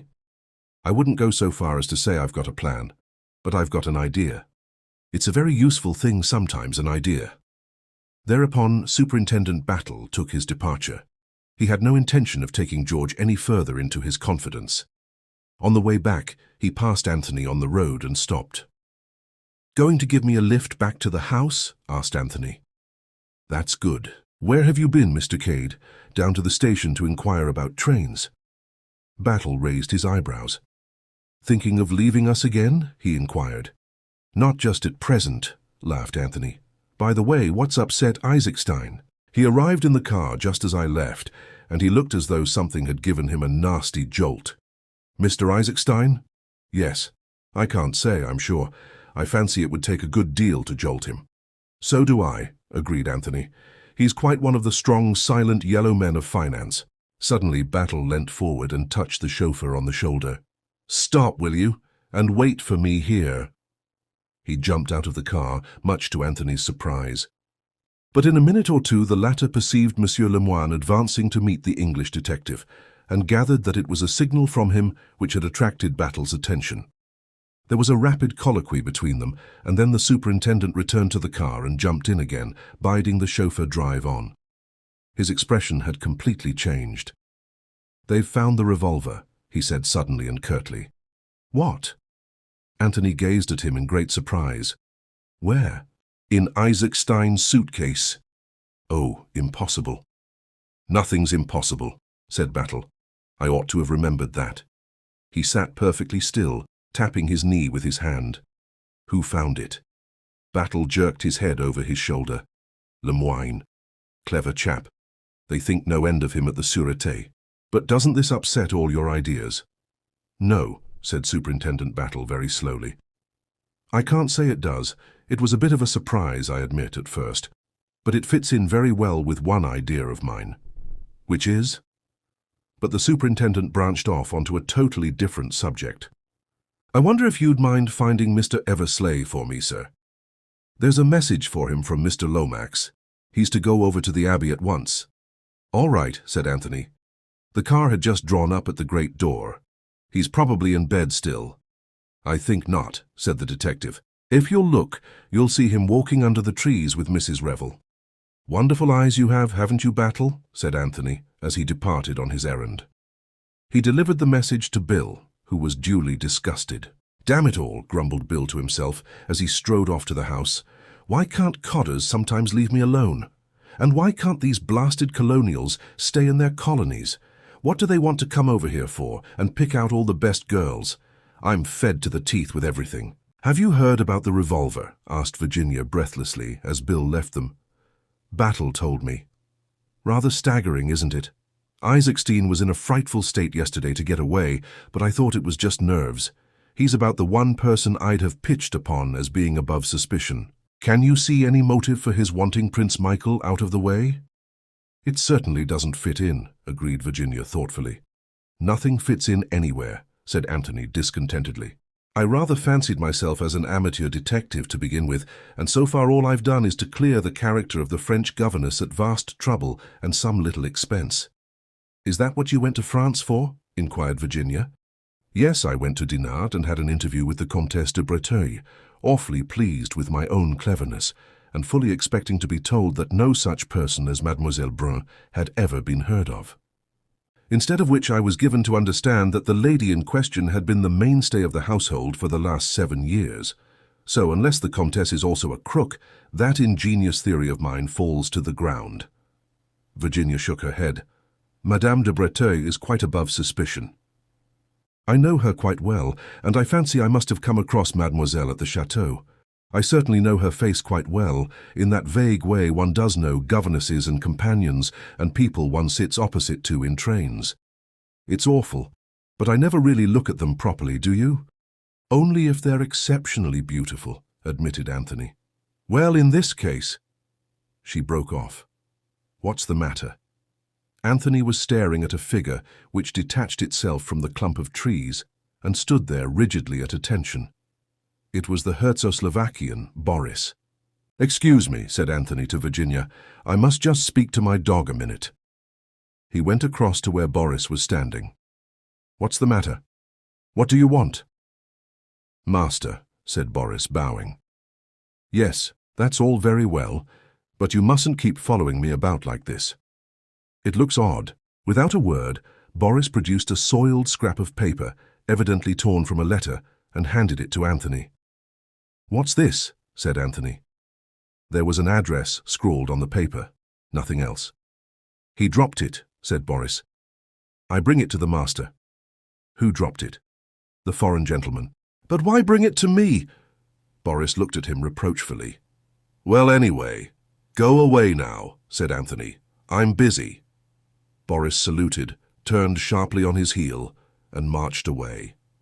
Anthony rejoined Virginia, thrusting the piece of paper into his pocket. "What did he want?" she asked curiously. "And why do you call him your dog?" "Because he acts like one," said Anthony, answering the last question first. He must have been a retriever in his last incarnation, I think. He's just brought me a piece of a letter, which he says the foreign gentleman dropped. I suppose he means Lemoyne. I suppose so, acquiesced Virginia. He's always following me round, continued Anthony, just like a dog, says next to nothing, just looks at me with his big round eyes. I can't make him out. Perhaps he meant Isaacstein, suggested Virginia. Isaacstein looks foreign enough, heaven knows. Isaacstein, muttered Anthony impatiently. Where the devil does he come in? Are you ever sorry that you've mixed yourself up in all this? Asked Virginia suddenly. Sorry? Good Lord, no, I love it. I've spent most of my life looking for trouble, you know. Perhaps this time I've got a little more than I bargained for. But you're well out of the wood now, said Virginia, a little surprised by the unusual gravity of his tone. Not quite. They strolled on for a minute or two in silence. There are some people, said Anthony, breaking the silence, who don't conform to the signals. An ordinary, well-regulated locomotive slows down or pulls up when it sees the red light hoisted against it. Perhaps I was born colorblind. When I see the red signal, I can't help forging ahead. And in the end, you know, that spells disaster. Bound to. And quite right, really. That sort of thing is bad for traffic generally. He still spoke very seriously. I suppose, said Virginia, that you have taken a good many risks in your life. Pretty nearly everyone there is. Except marriage. That's rather cynical. It wasn't meant to be. Marriage, the kind of marriage I mean, would be the biggest adventure of the lot. I like that, said Virginia, flushing eagerly. There's only one kind of woman I'd want to marry, the kind who is worlds removed from my type of life. What would we do about it? Is she to lead my life? Or am I to lead hers? If she loved you. Sentimentality, Mrs. Revel. You know it is. Love isn't a drug that you take to blind you to your surroundings. You can make it that, yes, but it's a pity. Love can be a lot more than that. What do you think the king and his beggar maid thought of married life after they'd been married a year or two? Didn't she regret her rags and her bare feet and her carefree life? You bet she did. Would it have been any good renouncing his crown for her sake? Not a bit of good either. He'd have made a damned bad beggar, I'm sure, and no woman respects a man when he's doing a thing thoroughly badly. Have you fallen in love with a beggar maid, Mr. Cade? Inquired Virginia softly. It's the other way about with me, but the principle's the same. And there's no way out? Asked Virginia. There's always a way out, said Anthony gloomily. I've a theory that one can always get anything one wants if one will pay the price. And do you know what the price is? 9 times out of 10? Compromise. A beastly thing. Compromise. But it steals upon you as you near middle age. It's stealing upon me now. To get the woman I want, I'd even take up regular work. Virginia laughed. I was brought up to a trade, you know, continued Anthony, and you abandoned it? Yes. Why? A matter of principle. Oh, you're a very unusual woman, said Anthony suddenly, turning and looking at her. Why? You can refrain from asking questions. You mean that I haven't asked you what your trade was? Just that. Again they walked on in silence. They were nearing the house now, passing close by the scented sweetness of the rose garden. You understand well enough, I dare say, said Anthony, breaking the silence. You know when a man's in love with you. I don't suppose you care a hang for me or for anyone else, but by God, I'd like to make you care. Do you think you could? Asked Virginia, in a low voice. Probably not, but I'd have a damned good try. Are you sorry you ever met me? She said suddenly. Lord, no. It's the red signal again. When I first saw you, that day in Pont Street, I knew I was up against something that was going to hurt like fun. Your face did that to me. Just your face. There's magic in you from head to foot. Some women are like that, but I've never known a woman who had so much of it as you have. You'll marry someone respectable and prosperous, I suppose, and I shall return to my disreputable life. But I'll kiss you once before I go. I swear I will. You can't do it now, said Virginia softly. Superintendent Battle is watching us out of the library window. Anthony looked at her. You're rather a devil, Virginia, he said dispassionately. But rather a dear, too. Then he waved his hand airily to Superintendent Battle. Caught any criminals this morning, Battle? Not as yet, Mr. Cade. That sounds hopeful. Battle, with an agility surprising in so stolid a man, vaulted out of the library window and joined them on the terrace. "I've got Professor Winwood down here," he announced in a whisper. "Just this minute arrived. He's decoding the letters now. Would you like to see him at work?" His tone suggested that of the showman speaking of some pet exhibit. Receiving a reply in the affirmative, he led them up to the window and invited them to peep inside. Seated at a table, the letters spread out in front of him, and writing busily on a big sheet of paper was a small red-haired man of middle age. He grunted irritably to himself as he wrote, and every now and then rubbed his nose violently until its hue almost rivaled that of his hair. Presently he looked up. "That you, Battle? What you want me down here to unravel this tomfoolery for? A child in arms could do it. A baby of 2 could do it on its head. Call this thing a cipher? It leaps to the eye, man." "I'm glad of that, Professor," said Battle mildly. "But we're not all so clever as you are, you know." "It doesn't need cleverness," snapped the Professor. "It's routine work. Do you want the whole bundle done? It's a long business, you know, requires diligent application and close attention and absolutely no intelligence. I've done the one dated Chimneys, which you said was important. I might as well take the rest back to London and hand 'em over to one of my assistants. I really can't afford the time myself. I've come away now from a real teaser, and I want to get back to it." His eyes glistened a little. "Very well, Professor," assented Battle. "I'm sorry we're such small fry. I'll explain to Mr. Lomax. It's just this one letter that all the hurry is about. Lord Caterham is expecting you to stay for lunch, I believe." "Never have lunch," said the Professor. "Bad habit lunch. A banana and a water biscuit is all any sane and healthy man should need in the middle of the day." He seized his overcoat, which lay across the back of a chair. Battle went round to the front of the house, and a few minutes later Anthony and Virginia heard the sound of a car driving away. Battle rejoined them, carrying in his hand the half-sheet of paper which the Professor had given him. "He's always like that," said Battle, referring to the departed Professor. "In the very deuce of a hurry. Clever man, though. Well, here's the kernel of Her Majesty's letter. Care to have a look at it?" Virginia stretched out a hand, and Anthony read it over her shoulder. It had been, he remembered, a long epistle, breathing mingled passion and despair. The genius of Professor Winwood had transformed it into an essentially businesslike communication. "Operations carried out successfully, but S double-crossed us. Has removed stone from hiding place, not in his room. I have searched. Found following memorandum which I think refers to it. Richmond 7 straight 8, left 3 right." "S?" said Anthony. "Stilptitch, of course. Cunning old dog." He changed the hiding place. "Richmond," said Virginia thoughtfully. "Is the diamond concealed somewhere at Richmond, I wonder?" "It's a favorite spot for royalties," agreed Anthony. Battle shook his head. "I still think it's a reference to something in this house." "I know," cried Virginia suddenly. Both men turned to look at her. The Holbein portrait in the council chamber. They were tapping on the wall just below it. And it's a portrait of the Earl of Richmond. "You've got it," said Battle, and slapped his leg. He spoke with an animation quite unwanted. "That's the starting point, the picture, and the crooks know no more than we do what the figures refer to. Those 2 men in armor stand directly underneath the picture, and their first idea was that the diamond was hidden in one of them. The measurements might have been inches. That failed, and their next idea was a secret passage or stairway, or a sliding panel. Do you know of any such thing, Mrs. Revel?" Virginia shook her head. "There's a priest's hole, and at least one secret passage I know," she said. "I believe I've been shown them once, but I can't remember much about them now. Here's Bundle, she'll know."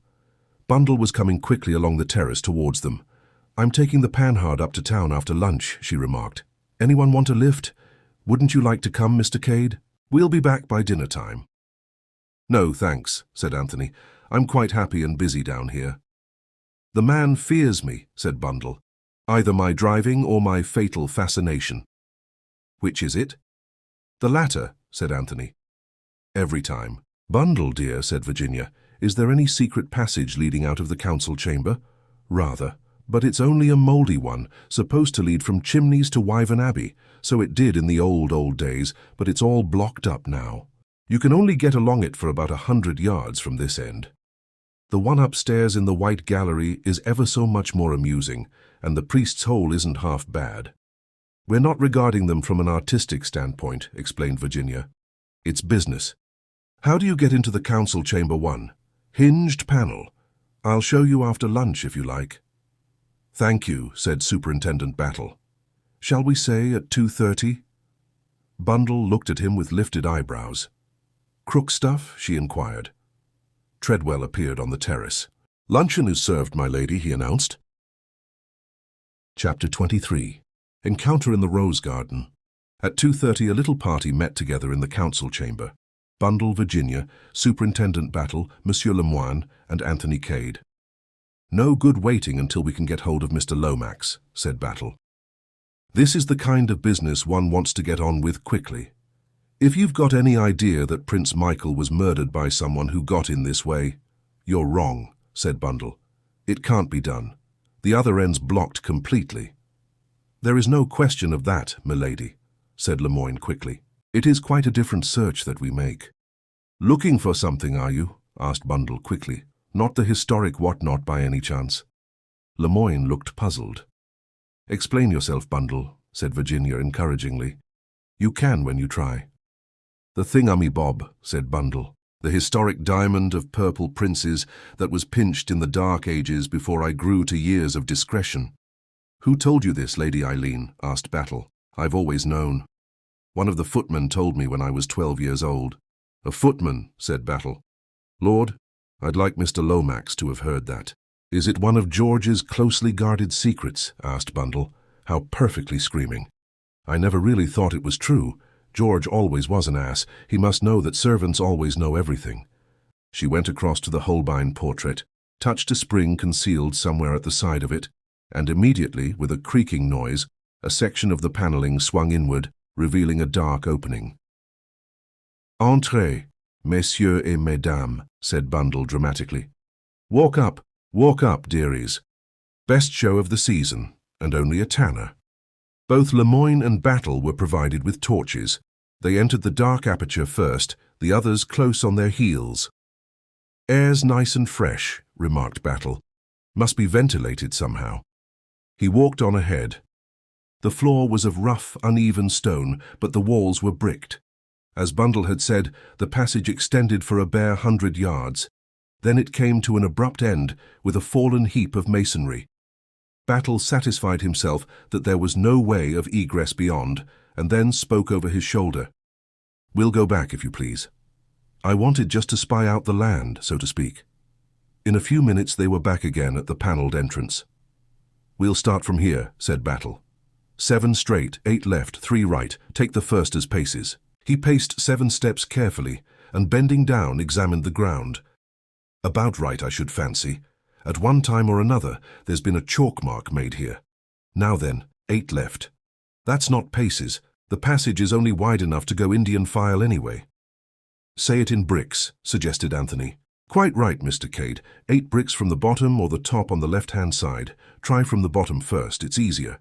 He counted up 8 bricks. Now 3 to the right of that. 1, 2, 3. Hello, what's this? I shall scream in a minute, said Bundle. I know I shall. What is it? Superintendent Battle was working at the brick with the point of his knife. His practiced eye had quickly seen that this particular brick was different from the rest. A minute or two's work, and he was able to pull it right out. Behind was a small, dark cavity. Battle thrust in his hand. Everyone waited in breathless expectancy. Battle drew out his hand again. He uttered an exclamation of surprise and anger. The others crowded round and stared uncomprehendingly at the 3 articles he held. For a moment it seemed as though their eyes must have deceived them. A card of small pearl buttons, a square of coarse knitting, and a piece of paper on which were inscribed a row of capital E's. Well, said Battle, I'm donged. What's the meaning of this? Mon Dieu, muttered the Frenchman. Ça, c'est un peu trop fort. But what does it mean? Cried Virginia, bewildered. Mean? Said Anthony. There's only one thing it can mean. The late Count Stilptich must have had a sense of humour. This is an example of that humour. I may say that I don't consider it particularly funny myself. Do you mind explaining your meaning a little more clearly, sir? Said Superintendent Battle. Certainly. This was the Count's little joke. He must have suspected that his memorandum had been read. When the crooks came to recover the jewel, they were to find instead this extremely clever conundrum. It's the sort of thing you pin onto yourself at book teas when people have to guess what you are. It has a meaning, then? I should say, undoubtedly. If the Count had meant to be merely offensive, he would have put a placard with "sold" on it, or a picture of a donkey or something crude like that. A bit of knitting, some capital E's, and a lot of buttons, muttered Battle discontentedly. C'est inouï, said Lemoyne angrily. Cipher number 2, said Anthony. I wonder whether Professor Winwood would be any good at this one. When was this passage last used, milady? Asked the Frenchman of Bundle. Bundle reflected. I don't believe anyone's been into it for over 2 years. The Priest's Hole is the show exhibit for Americans and tourists generally. Curious, murmured the Frenchman. Why curious? Lemoyne stooped and picked up a small object from the floor. Because of this, he said. This match has not lain here for 2 years, not even for 2 days. Battle looked at the match curiously. It was of pink wood, with a yellow head. Any of you ladies or gentlemen drop this by any chance? He asked. He received a negative all round. Well then, said Superintendent Battle, we've seen all there is to see. We might as well get out of here. The proposal was assented to by all. The panel had swung to, but Bundle showed them how it was fastened from the inside. She unlatched it, swung it noiselessly open, and sprang through the opening, alighting in the council chamber with a resounding thud. Damn, said Lord Caterham, springing up from an armchair in which he appeared to have been taking 40 winks. Poor old father, said Bundle. Did I startle you? I can't think, said Lord Caterham, why nobody nowadays ever sits still after a meal. It's a lost art. God knows Chimneys is big enough, but even here there doesn't seem to be a single room where I can be sure of a little peace. Good Lord, how many of you are there? Reminds me of the pantomimes I used to go to as a boy when hordes of demons used to pop up out of trapdoors. Demon number 7, said Virginia, approaching him and patting him on the head. Don't be cross. We're just exploring secret passages, that's all. There seems to be a positive boom in secret passages today, grumbled Lord Caterham, not yet completely mollified. I've had to show that fellow Fish round them all this morning. When was that? Asked Battle quickly. Just before lunch. It seems he'd heard of the one in here. I showed him that, and then took him up to the White Gallery, and we finished up with the Priest's Hole. But his enthusiasm was waning by that time. He looked bored to death. But I made him go through with it. Lord Caterham chuckled at the remembrance. Anthony put a hand on Lemoyne's arm. Come outside, he said softly. I want to speak to you. The 2 men went out together through the window. When they had gone a sufficient distance from the house, Anthony drew from his pocket the scrap of paper that Boris had given him that morning. Look here, he said. Did you drop this? Lemoyne took it and examined it with some interest. No, he said. I have never seen it before. Why? Quite sure. Absolutely sure, monsieur. That's very odd. He repeated to Lemoyne what Boris had said. The other listened with close attention. No, I did not drop it. You say he found it in that clump of trees. Well, I assume so, but he did not actually say so. It is just possible that it might have fluttered out of Monsieur Isaacstein's suitcase. Questioned Boris again. He handed the paper back to Anthony. After a minute or two, he said, What exactly do you know of this man, Boris? Anthony shrugged his shoulders. I understood he was the late Prince Michael's trusted servant. It may be so, but make it your business to find out. Ask someone who knows, such as the Baron Lolopretschel. Perhaps this man was engaged but a few weeks ago. For myself, I have believed him honest. But who knows? King Victor is quite capable of making himself into a trusted servant at a moment's notice. Do you really think— Lemoyne interrupted him. I will be quite frank. With me, King Victor is an obsession. I see him everywhere. At this moment, even I ask myself, this man who is talking to me, this Monsieur Cade, is he perhaps King Victor? Good Lord, said Anthony, you have got it badly. What do I care for the diamond, for the discovery of the murderer of Prince Michael? I leave those affairs to my colleague of Scotland Yard whose business it is. Me, I am in England for one purpose, and one purpose only, to capture King Victor, and to capture him red-handed. Nothing else matters. Think you'll do it? Asked Anthony, lighting a cigarette. How should I know?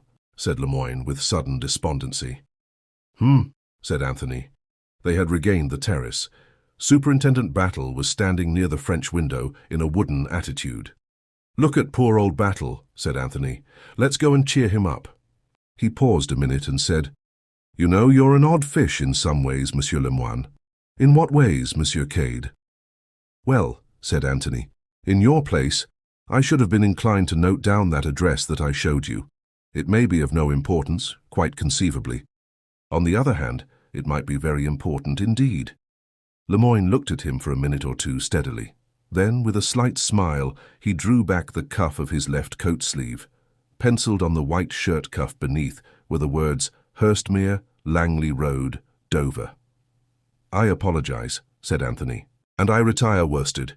He joined Superintendent Battle. You look very pensive, Battle, he remarked. I've got a lot to think about, Mr. Cade. Yes, I expect you have. Things aren't dovetailing.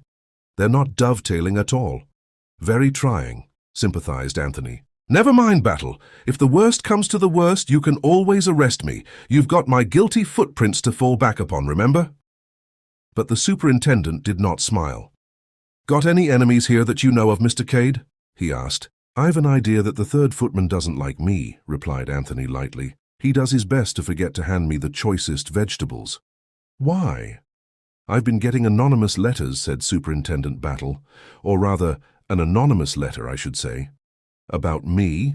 Without answering, Battle took a folded sheet of cheap notepaper from his pocket and handed it to Anthony. Scrawled on it in an illiterate handwriting were the words, Look out for Mr. Cade. He isn't what he seems. Anthony handed it back with a light laugh. That's all? Cheer up, Battle. I'm really a king in disguise, you know. He went into the house, whistling lightly as he walked along. But as he entered his bedroom and shut the door behind him, his face changed. It grew set and stern. He sat down on the edge of the bed and stared moodily at the floor. Things are getting serious, said Anthony to himself. Something must be done about it. It's all damned awkward. He sat there for a minute or two, then strolled to the window. For a moment or two he stood looking out aimlessly, and then his eyes became suddenly focused on a certain spot, and his face lightened. Of course, he said, the rose garden. That's it, the rose garden. He hurried downstairs again and out into the garden by a side door. He approached the rose garden by a circuitous route. It had a little gate at either end. He entered by the far one and walked up to the sundial, which was on a raised hillock in the exact center of the garden. Just as Anthony reached it, he stopped dead and stared at another occupant of the rose garden who seemed equally surprised to see him. I didn't know that you were interested in roses, Mr. Fish, said Anthony gently. Sir, said Mr. Fish, I am considerably interested in roses.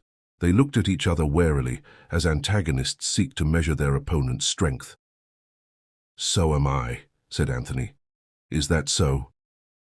In fact, I dote upon roses, said Anthony airily. A very slight smile hovered upon Mr. Fish's lips, and at the same time Anthony also smiled. The tension seemed to relax.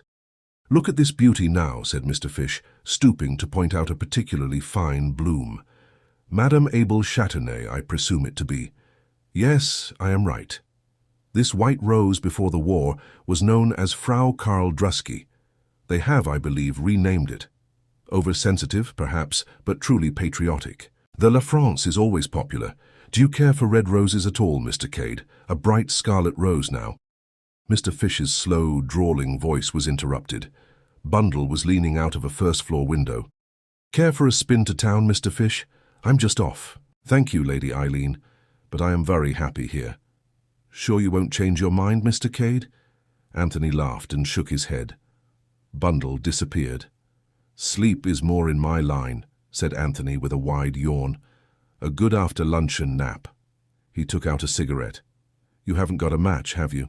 Mr. Fish handed him a matchbox. Anthony helped himself and handed back the box with a word of thanks. "Roses," said Anthony, "are all very well, but I don't feel particularly horticultural this afternoon."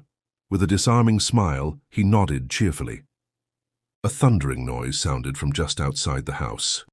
"Pretty powerful engine she's got in that car of hers," remarked Anthony. "There, off she goes." They had a view of the car speeding down the long drive. Anthony yawned again and strolled towards the house. He passed in through the door. Once inside, he seemed as though changed to quicksilver.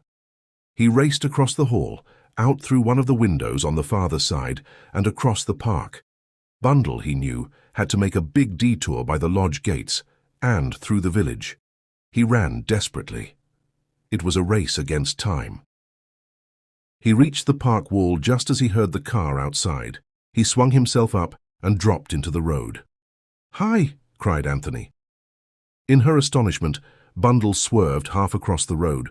She managed to pull up without accident. Anthony ran after the car, opened the door, and jumped in beside Bundle. "I'm coming to London with you," he said. "I meant to all along." "Extraordinary person," said Bundle. "What's that you've got in your hand?" "Only a match," said Anthony. He regarded it thoughtfully. It was pink, with a yellow head. He threw away his unlighted cigarette and put the match carefully into his pocket. Chapter 24. The House at Dover. "You don't mind, I suppose," said Bundle after a minute or two, "if I drive rather fast?" "I started later than I meant to do." It had seemed to Anthony that they were proceeding at a terrific speed already, but he soon saw that that was nothing compared to what Bundle could get out of the Panhard if she tried. "Some people," said Bundle, as she slowed down momentarily to pass through a village, "are terrified of my driving. Poor old father, for instance. Nothing would induce him to come up with me in this old bus." Privately, Anthony thought Lord Caterham was entirely justified. Driving with Bundle was not a sport to be indulged in by nervous, middle-aged gentlemen. "But you don't seem nervous a bit," continued Bundle approvingly, as she swept round a corner on 2 wheels. "I'm in pretty good training, you see," explained Anthony gravely. "Also," he added, as an afterthought, "I'm rather in a hurry myself." "Shall I speed her up a bit more?" asked Bundle kindly. "Good Lord, no," said Anthony hastily. "We're averaging about 50 as it is." "I'm burning with curiosity to know the reason of this sudden departure," said Bundle, after executing a fanfare upon the klaxon, which must temporarily have deafened the neighbourhood. "But I suppose I mustn't ask." "You're not escaping from justice, are you?" "I'm not quite sure," said Anthony. "I shall know soon." "That Scotland Yard man isn't as much of a rabbit as I thought," said Bundle thoughtfully. "Battle's a good man," agreed Anthony. "You ought to have been in diplomacy," remarked Bundle. "You don't part with much information, do you?" "I was under the impression that I babbled." "Oh, boy. You're not eloping with Mademoiselle Brun, by any chance?" "Not guilty," said Anthony with fervour. There was a pause of some minutes during which Bundle caught up and passed 3 other cars. Then she asked suddenly, "How long have you known Virginia?" "That's a difficult question to answer," said Anthony, with perfect truth. "I haven't actually met her very often, and yet I seem to have known her a long time." Bundle nodded. "Virginia's got brains," she remarked abruptly. "She's always talking nonsense, but she's got brains all right. She was frightfully good out in Czechoslovakia, I believe. If Tim Revel had lived, he'd have had a fine career, and mostly owing to Virginia. She worked for him tooth and nail. She did everything in the world she could for him, and I know why too. Because she cared for him." Anthony sat looking very straight ahead of him. "No, because she didn't. Don't you see? She didn't love him. She never loved him, and so she did everything on earth she could to make up. That's Virginia all over. But don't you make any mistake about it. Virginia was never in love with Tim Revel." "You seem very positive," said Anthony, turning to look at her. Bundle's little hands were clenched on the steering wheel, and her chin was stuck out in a determined manner. "I know a thing or two. I was only a kid at the time of her marriage, but I heard 1 or 2 things, and knowing Virginia, I can put them together easily enough. Tim Revel was bowled over by Virginia, He was Irish, you know, and most attractive, with a genius for expressing himself well. Virginia was quite young, 18. She couldn't go anywhere without seeing Tim in a state of picturesque misery, vowing he'd shoot himself or take to drink if she didn't marry him. Girls believe these things, or used to. We've advanced a lot in the last 8 years. Virginia was carried away by the feeling she thought she'd inspired. She married him, and she was an angel to him always. She wouldn't have been half as much of an angel if she'd loved him. There's a lot of the devil in Virginia, but I can tell you one thing, she enjoys her freedom. And anyone will have a hard time persuading her to give it up. "I wonder why you tell me all this," said Anthony slowly. "It's interesting to know about people, isn't it? Some people, that is." "I've wanted to know," he acknowledged, Nicholas IV, "and you'd never have heard from Virginia. But you can trust me for an inside tip from the stables. Virginia's a darling. Even women like her because she isn't a bit of a cat." And anyway, Bundle ended somewhat obscurely, "One must be a sport, mustn't one?" "Oh, certainly," Anthony agreed. But he was still puzzled. He had no idea what had prompted Bundle to give him so much information unasked. That he was glad of it, he did not deny. "Here are the trams," said Bundle with a sigh. "Now I suppose I shall have to drive carefully." "It might be as well," agreed Anthony. His ideas and Bundle's on the subject of careful driving hardly coincided. Leaving indignant suburbs behind them, they finally emerged into Oxford Street. "Not bad going, eh?" said Bundle, glancing at her wristwatch. Anthony assented fervently. "Where do you want to be dropped?" "Anywhere." "Which way are you going?" "Knightsbridge way." "All right, drop me at Hyde Park Corner." "Goodbye," said Bundle, as she drew up at the place indicated. "What about the return journey?" "I'll find my own way back. Thanks very much." "I have scared him," remarked Bundle. "I shouldn't recommend driving with you as a tonic for nervous old ladies, but personally I've enjoyed it. The last time I was in equal danger was when I was charged by a herd of wild elephants." "I think you're extremely rude," remarked Bundle. "We've not even had one bump today." "I'm sorry if you've been holding yourself in on my account," retorted Anthony. "I don't think men are really very brave," said Bundle. "That's a nasty one," said Anthony. "I retire, humiliated." Bundle nodded and drove on. Anthony hailed a passing taxi. "Victoria Station," he said to the driver as he got in. When he got to Victoria, he paid off the taxi and inquired for the next train to Dover. Unfortunately, he had just missed one. Resigning himself to a wait of something over an hour, Anthony paced up and down, his brows knit. Once or twice he shook his head impatiently. The journey to Dover was uneventful. Arrived there, Anthony passed quickly out of the station, and then, as though suddenly remembering, he turned back again. There was a slight smile on his lips as he asked to be directed to Hurstmere Langley Road. The road in question was a long one, leading right out of the town. According to the porter's instructions, Hurstmere was the last house. Anthony trudged along steadily. The little pucker had reappeared between his eyes. Nevertheless, there was a new elation in his manner, as always when danger was near at hand. Hurstmere was, as the porter had said, the last house in Langley Road. It stood well back, enclosed in its own grounds, which were ragged and overgrown. The place, Anthony judged, must have been empty for many years. A large iron gate swung rustily on its hinges, and the name on the gatepost was half obliterated. "A lonely spot," muttered Anthony to himself, "and a good one to choose." He hesitated a minute or two, glanced quickly up and down the road, which was quite deserted, and then slipped quietly past the creaking gate into the overgrown drive. He walked up it a little way, and then stood listening. He was still some distance from the house. Not a sound could be heard anywhere. Some fast yellowing leaves detached themselves from one of the trees overhead and fell with a soft rustling sound that was almost sinister in the stillness. Anthony started, then smiled. "Nerves," he murmured to himself. "Never knew I had such things before." He went on up the drive. Presently, as the drive curved, he slipped into the shrubbery and so continued his way unseen from the house. Suddenly he stood still, peering out through the leaves. Some distance away a dog was barking, but it was a sound nearer at hand that had attracted Anthony's attention. His keen hearing had not been mistaken. A man came rapidly round the corner of the house, a short, square, thick-set man, foreign in appearance. He did not pause, but walked steadily on, circling the house and disappearing again. Anthony nodded to himself. "Sentry," he murmured. "They do the thing quite well." As soon as he had passed, Anthony went on, diverging to the left, and so following in the footsteps of the sentry. His own footsteps were quite noiseless. The wall of the house was on his right, and presently he came to where a broad blur of light fell on the gravelled walk. The sound of several men talking together was clearly audible. "My God! What double-dyed idiots!" murmured Anthony to himself. It would serve them right to be given a fright.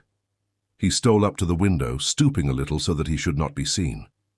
Presently he lifted his head very carefully to the level of the sill and looked in. Half a dozen men were sprawling round a table. 4 of them were big, thick-set men with high cheekbones and eyes set in Magyar slanting fashion. The other 2 were rat-like little men with quick gestures. The language that was being spoken was French, but the 4 big men spoke it with uncertainty and a hoarse, guttural intonation. "The boss?" growled one of these. "When will he be here?" One of the smaller men shrugged his shoulders. "Any time now." "About time, too," growled the first man. "I have never seen him, this boss of yours, but oh, what great and glorious work might we not have accomplished in these days of idle waiting." "Fool," said the other little man bitingly. "Getting nabbed by the police is all the great and glorious work you and your precious lot would have been likely to accomplish. A lot of blundering guerrillas?" "Aha," roared another big, thick-set fellow. "You insult the comrades? I will soon set the sign of the red hand round your throat." He half rose, glaring ferociously at the Frenchman, but one of his companions pulled him back again. "No quarrelling," he grunted. "We're to work together. From all I heard, this King Victor doesn't stand for being disobeyed." In the darkness, Anthony heard the footsteps of the sentry coming his round again, and he drew back behind a bush. "Who's that?" said one of the men inside. "Carlo, going his rounds." "Oh, what about the prisoner?" "He's all right, coming round pretty fast now. He's recovered well from the crack on the head we gave him." Anthony moved gently away. "God, what a lot," he muttered. They discuss their affairs with an open window, and that fool Carlo goes his round with the tread of an elephant and the eyes of a bat. And to crown all, the Herzeslavakians and the French are on the point of coming to blows. King Victor's headquarters seem to be in a parlous condition. It would amuse me very much to teach them a lesson." He stood irresolute for a minute, smiling to himself. From somewhere above his head came a stifled groan. Anthony looked up. The groan came again. Anthony glanced quickly from left to right. Carlo was not due round again just yet. He grasped the heavy Virginia creeper and climbed nimbly till he reached the sill of a window. The window was shut, but with a tool from his pocket he soon succeeded in forcing up the catch. He paused a minute to listen, then sprang lightly inside the room. There was a bed in the far corner, and on that bed a man was lying, his figure barely discernible in the gloom. Anthony went over to the bed and flashed his pocket torch on the man's face. It was a foreign face, pale and emaciated, and the head was swathed in heavy bandages. The man was bound hand and foot. He stared up at Anthony like one dazed. Anthony bent over him, and as he did so he heard a sound behind him and swung round, his hand travelling to his coat pocket. But a sharp command arrested him. "Hands up, Sonny. You didn't expect to see me here, but I happened to catch the same train as you at Victoria." It was Mr. Hiram Fish who was standing in the doorway. He was smiling, and in his hand was a big blue automatic. Chapter 25. Tuesday night at Chimneys. Lord Caterham, Virginia, and Bundle were sitting in the library after dinner. It was Tuesday evening. Some 30 hours had elapsed since Anthony's rather dramatic departure. For at least the 7th time, Bundle repeated Anthony's parting words as spoken at Hyde Park Corner. "I'll find my own way back," repeated Virginia thoughtfully. "That doesn't look as though he expected to be away as long as this. And he's left all his things here." "He didn't tell you where he was going?" No, said Virginia, looking straight in front of her. He told me nothing. After this, there was a silence for a minute or two. Lord Caterham was the first to break it. On the whole, he said, keeping an hotel has some advantages over keeping a country house. Meaning, that little notice they always hang up in your room. Visitors intending departure must give notice before 12 o'clock. Virginia smiled. I dare say, he continued, that I am old-fashioned and unreasonable. It's the fashion, I know, to pop in and out of a house. Same idea as an hotel. Perfect freedom of action, and no bill at the end. You are an old grouser, said Bundle. You've had Virginia and me. What more do you want? Nothing more, Lord Caterham assured them hastily. That's not it at all. It's the principle of the thing. It gives one such a restless feeling. I'm quite willing to admit that it's been an almost ideal 24 hours. Peace. Perfect peace. No burglaries or other crimes of violence. No detectives. No Americans. What I complain of is that I should have enjoyed it all so much more if I'd felt really secure. As it is, all the time I've been saying to myself, one or other of them is bound to turn up in a minute. And that spoilt the whole thing. Well, nobody has turned up, said Bundle. We've been left severely alone, neglected in fact. It's odd the way Fish disappeared. Didn't he say anything? Not a word. Last time I saw him he was pacing up and down the rose garden yesterday afternoon, smoking one of those unpleasant cigars of his. After that he seems to have just melted into the landscape. Somebody must have kidnapped him, said Bundle hopefully. In another day or two I expect we shall have Scotland Yard dragging the lake to find his dead body, said her father gloomily. It serves me right. At my time of life I ought to have gone quietly abroad and taken care of my health, and not allowed myself to be drawn into George Lomax's wildcat schemes. He was interrupted by Treadwell. Well, said Lord Caterham irritably. What is it? The French detective is here, my lord, and would be glad if you could spare him a few minutes. What did I tell you? Said Lord Caterham. I knew it was too good to last. Depend upon it, they've found Fish's dead body doubled up in the goldfish pond. Treadwell, in a strictly respectful manner, steered him back to the point of issue. Am I to say that you will see him, my lord? Yes, yes. Bring him in here. Treadwell departed. He returned a minute or two later, announcing in a lugubrious voice, Monsieur Lemoine. The Frenchman came in with a quick, light step. His walk, more than his face, betrayed the fact that he was excited about something. Good evening, Lemoine, said Lord Caterham. Have a drink, won't you? I thank you, no. He bowed punctiliously to the ladies. At last, I make progress. As things are, I felt that you should be acquainted with the discoveries, the very grave discoveries that I have made in the course of the last 24 hours. I thought there must be something important going on somewhere, said Lord Caterham. My lord, yesterday afternoon one of your guests left this house in a curious manner. From the beginning, I must tell you, I have had my suspicions. Here is a man who comes from the wilds. 2 months ago he was in South Africa. Before that, where? Virginia drew a sharp breath. For a moment the Frenchman's eyes rested on her doubtfully. Then he went on. Before that, where? None can say. And he is just such a one as the man I'm looking for. Gay, audacious, reckless, one who would dare anything. I send cable after cable, but I can get no word as to his past life. 10 years ago he was in Canada, yes, but since then, silence. My suspicions grow stronger. Then I picked up one day a scrap of paper where he has lately passed along. It bears an address, the address of a house in Dover. Later, as though by chance, I dropped that same piece of paper. Out of the tail of my eye, I see this Boris, this Hurso-Slovakian, pick it up and take it to his master. All along, I have been sure that this Boris is an emissary of the comrades of the Red Hand. We know that the comrades are working in with King Victor over this affair. If Boris recognized his chief in Mr. Anthony Cade, would he not do just what he has done, transferred his allegiance? Why should he attach himself otherwise to an insignificant stranger? It was suspicious, I tell you, very suspicious. But almost I am disarmed, for Anthony Cade brings this same paper to me at once and asks me if I have dropped it. As I say, almost I am disarmed, but not quite, for it may mean that he is innocent, or it may mean that he is very, very clever. I deny, of course, that it is mine or that I dropped it. But in the meantime, I have set inquiries on foot. Only today I have news. The house at Dover has been precipitately abandoned, but up till yesterday afternoon it was occupied by a body of foreigners. Not a doubt, but that it was King Victor's headquarters. Now see the significance of these points. Yesterday afternoon Mr. Cade clears out from here precipitately. Ever since he dropped that paper, he must know that the game is up. He reaches Dover and immediately the gang is disbanded. What the next move will be, I do not know. What is quite certain is that Mr. Anthony Cade will not return here. But knowing King Victor as I do, I am certain that he will not abandon the game without having one more try for the jewel.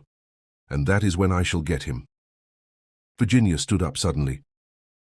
She walked across to the mantelpiece and spoke in a voice that rang cold like steel. "You are leaving one thing out of account, I think, Monsieur Lemoine," she said. "Mr. Cade is not the only guest who disappeared yesterday in a suspicious manner." "You mean, Madame?" "That all you have said applies equally well to another person. What about Mr. Hiram Fish?" "Oh, Mr. Fish." "Yes, Mr. Fish. Did you not tell us that first night that King Victor had lately come to England from America?" "So has Mr. Fish come to England from America. It is true that he brought a letter of introduction from a very well-known man, but surely that would be a simple thing for a man like King Victor to manage. He is certainly not what he pretends to be." Lord Caterham has commented on the fact that when it is a question of the first editions he is supposed to have come here to see, he is always the listener, never the talker. And there are several suspicious facts against him. There was a light in his window the night of the murder. Then take that evening in the council chamber. When I met him on the terrace, he was fully dressed. He could have dropped the paper. You didn't actually see Mr. Cade do so. Mr. Cade may have gone to Dover. If he did, it was simply to investigate. He may have been kidnapped there. I say that there is far more suspicion attaching to Mr. Fish's actions than to Mr. Cade's. The Frenchman's voice rang out sharply. "From your point of view, that well may be, Madame. I do not dispute it, and I agree that Mr. Fish is not what he seems." "Well then, but that makes no difference. You see, Madam, Mr. Fish is a Pinkerton's man." "What?" cried Lord Caterham. "Yes, Lord Caterham. He came over here to trail King Victor. Superintendent Battle and I have known this for some time." Virginia said nothing. Very slowly she sat down again. With those few words, the structure that she had built up so carefully was scattered in ruins about her feet. "You see," Lemoine was continuing, "we have all known that eventually King Victor would come to Chimneys. It was the one place we were sure of catching him." Virginia looked up with an odd light in her eyes, and suddenly she laughed. "You've not caught him yet," she said. Lemoine looked at her curiously. "No, Madame. But I shall. He's supposed to be rather famous for outwitting people, isn't he?" The Frenchman's face darkened with anger. "This time it will be different," he said between his teeth. "He's a very attractive fellow," said Lord Caterham. "Very attractive. But surely—" "Why, you said he was an old friend of yours, Virginia." "That is why," said Virginia composedly, "I think Monsieur Lemoine must be making a mistake." And her eyes met the detective's steadily, but he appeared in no wise discomfited. "Time will show, Madame," he said. "Do you pretend that it was he who shot Prince Michael?" she asked presently. "Certainly." But Virginia shook her head. "Oh no," she said. "Oh no. That is one thing I am quite sure of. Anthony Cade never killed Prince Michael." Lemoine was watching her intently. "There is a possibility that you are right, Madame," he said slowly. "A possibility, that is all. It may have been the Herzo-Slovakian Boris who exceeded his orders and fired that shot. Who knows? Prince Michael may have done him some great wrong, and the man sought revenge. He looks a murderous sort of fellow," agreed Lord Caterham. "The housemaids, I believe, scream when he passes them in the passages." "Well," said Lemoine, "I must be going now. I felt it was due to you, my lord, to know exactly how things stand." Very kind of you, I'm sure, said Lord Caterham. Quite certain you won't have a drink? All right, then. Good night. I hate that man with his prim little black beard and his eyeglasses, said Bundle, as soon as the door had shut behind him. I hope Anthony does show him. I'd love to see him dancing with rage. What do you think about it all, Virginia? I don't know, said Virginia. I'm tired. I shall go up to bed. Not a bad idea, said Lord Caterham. It's 11:30. As Virginia was crossing the wide hall, she caught sight of a broad back that seemed familiar to her discreetly vanishing through a side door. Superintendent Battle, she called imperiously. The superintendent, for it was indeed he, retraced his steps with a shade of unwillingness. Yes, Mrs. Revel, Monsieur Lemoine has been here.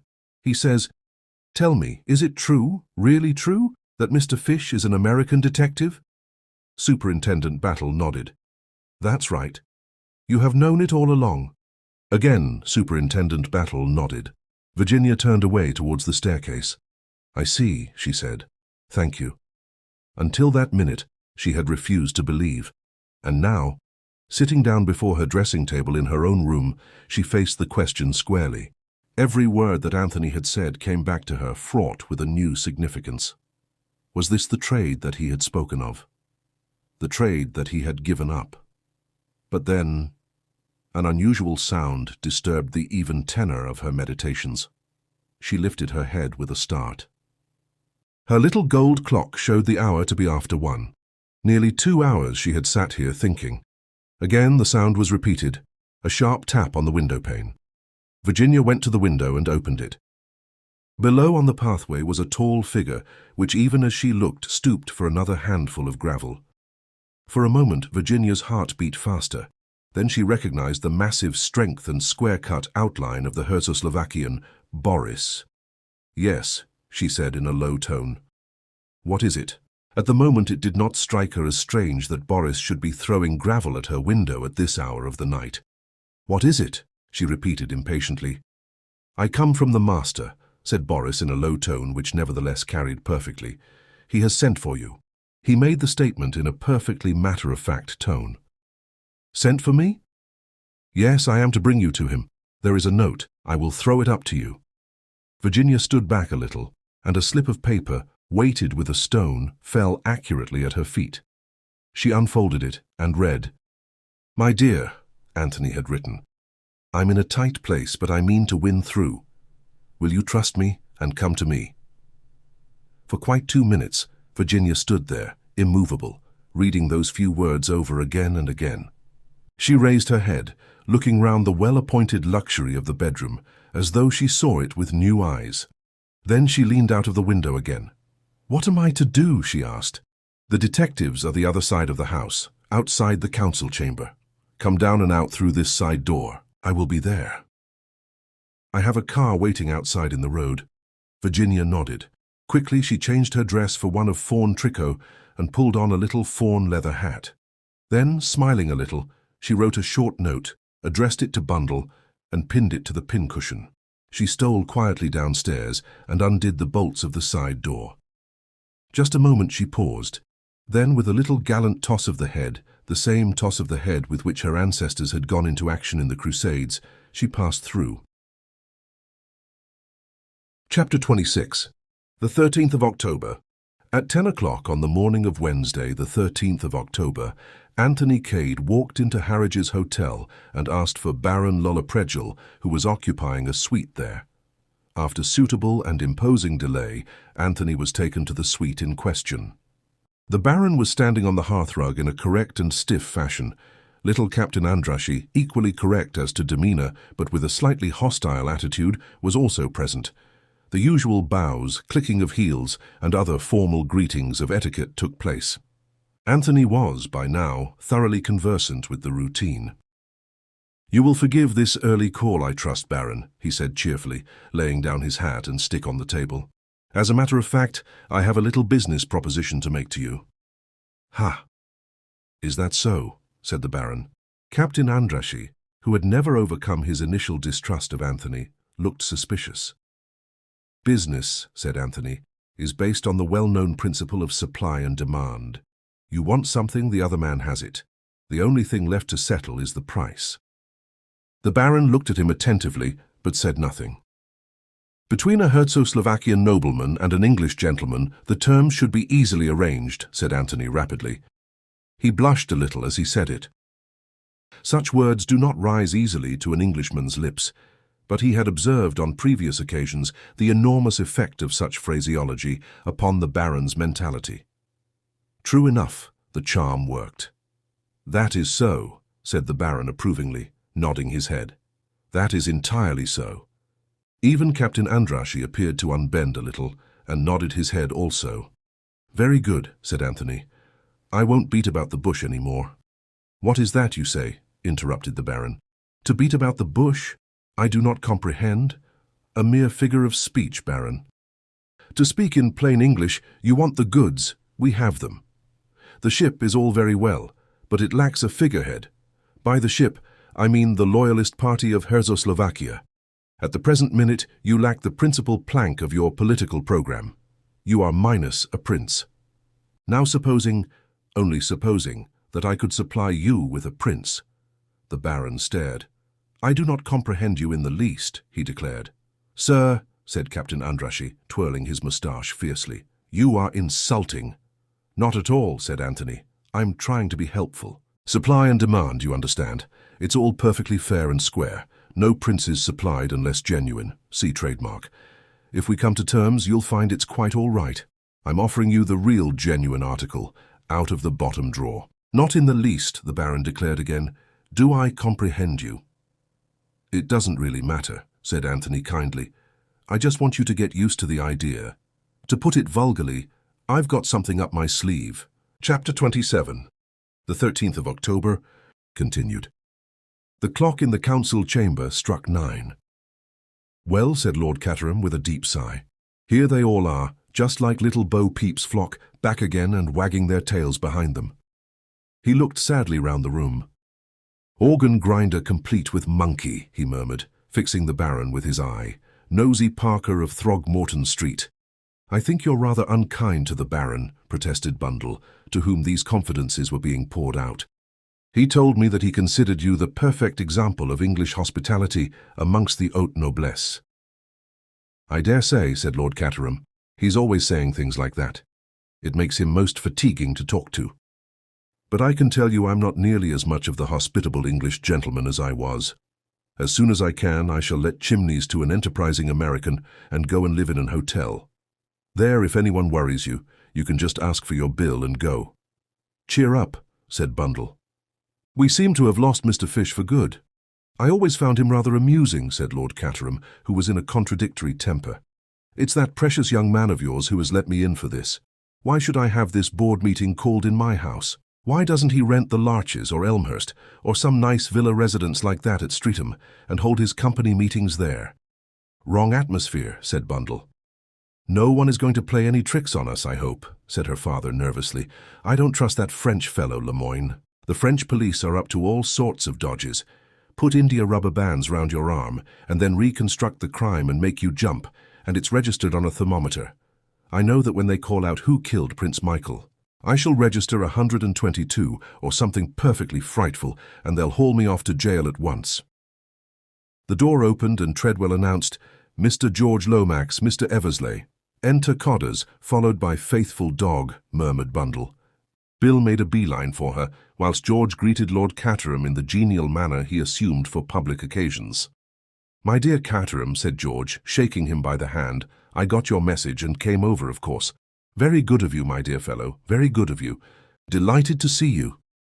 Lord Caterham's conscience always drove him on to an excess of geniality when he was conscious of feeling none. "Not that it was my message, but that doesn't matter at all." In the meantime, Bill was attacking Bundle in an undertone.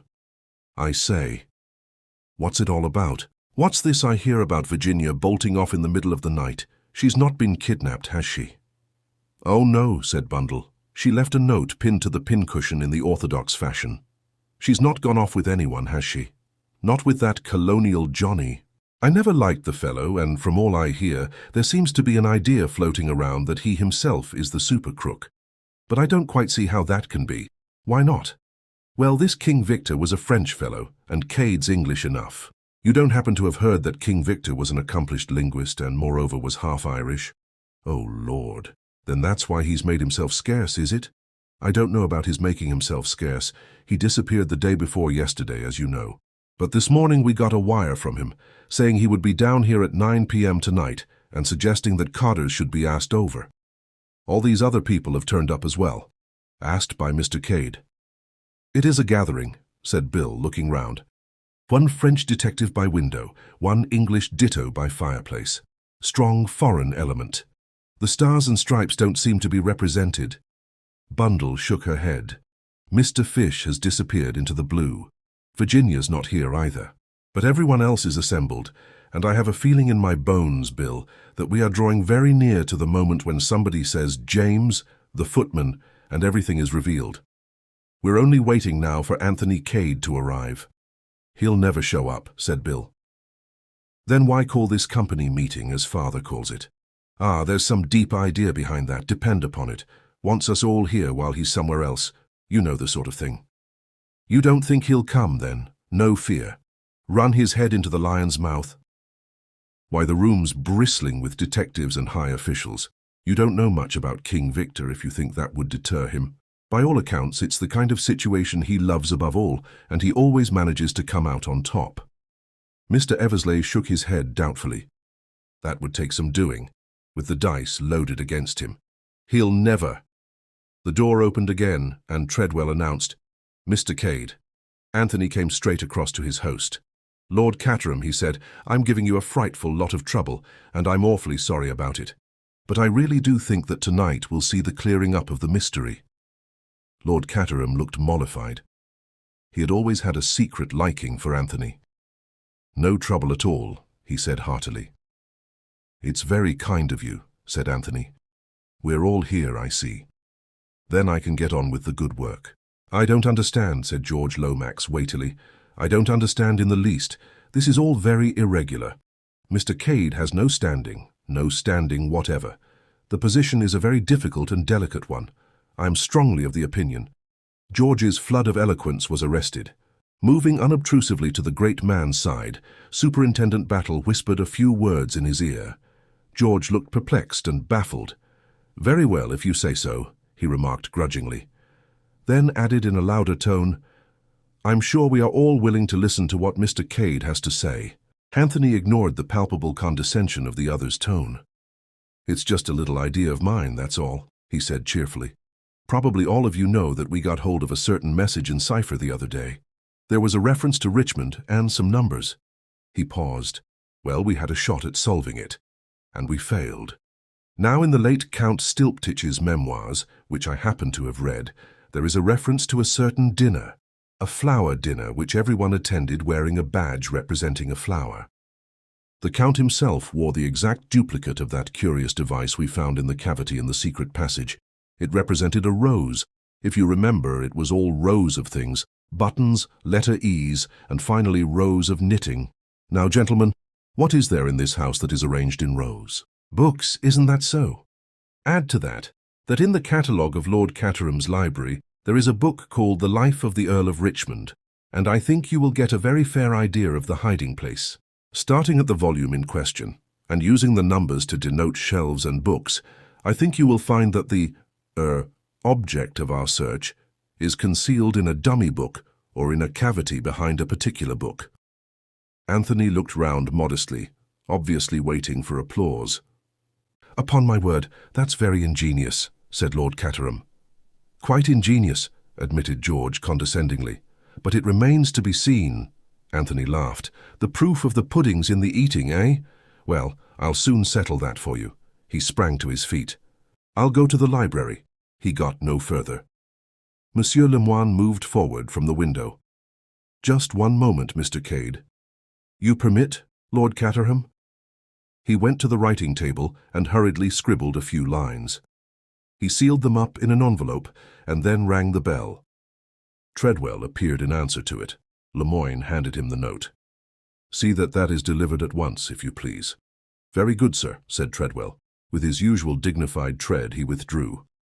Anthony, who had been standing irresolute, sat down again.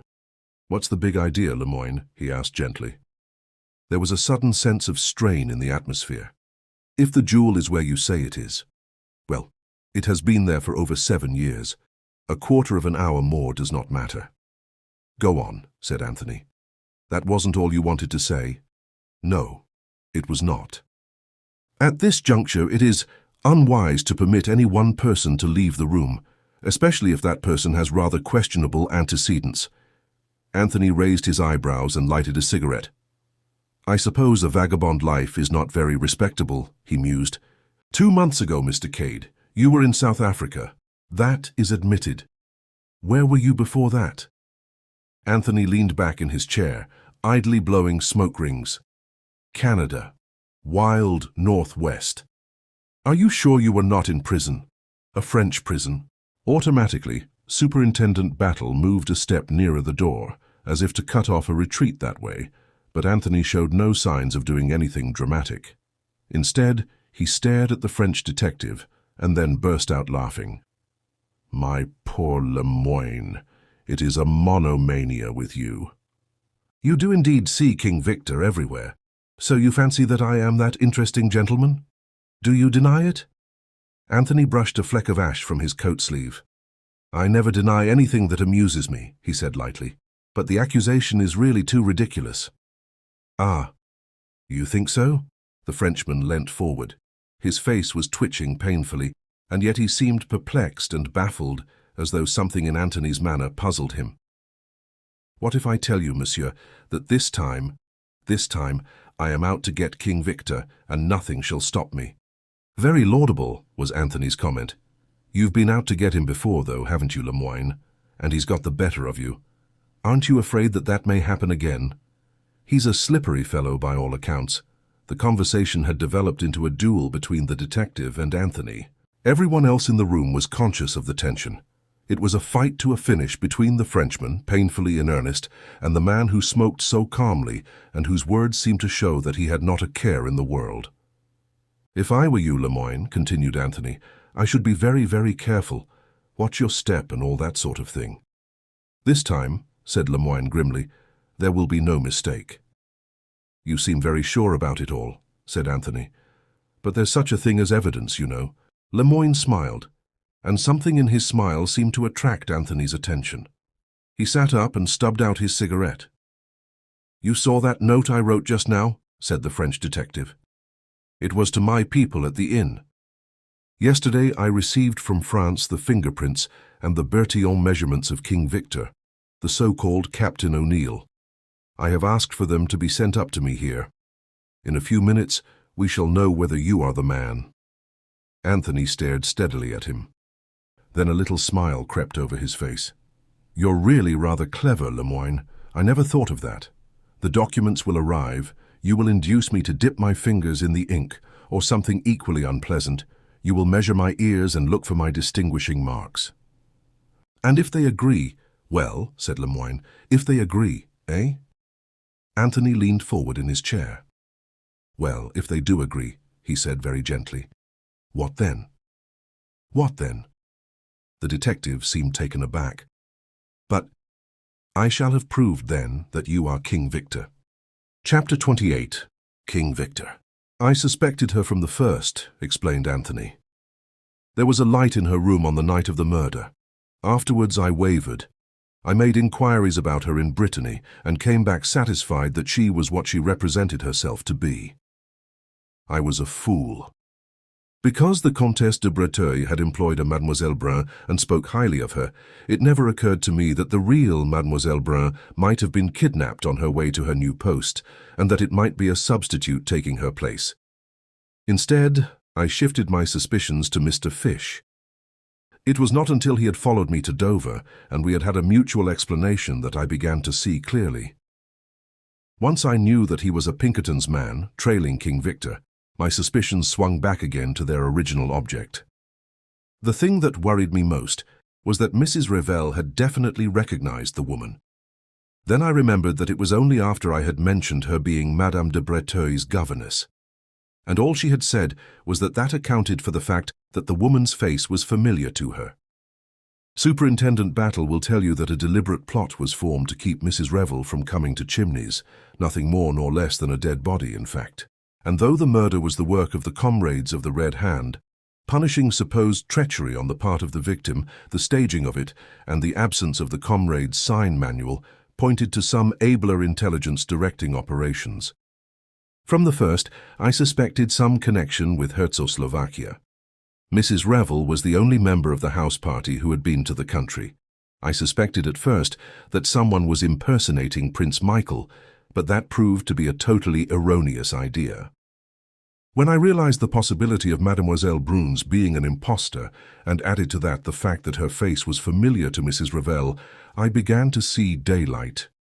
It was evidently very important that she should not be recognized, and Mrs. Revel was the only person likely to do so.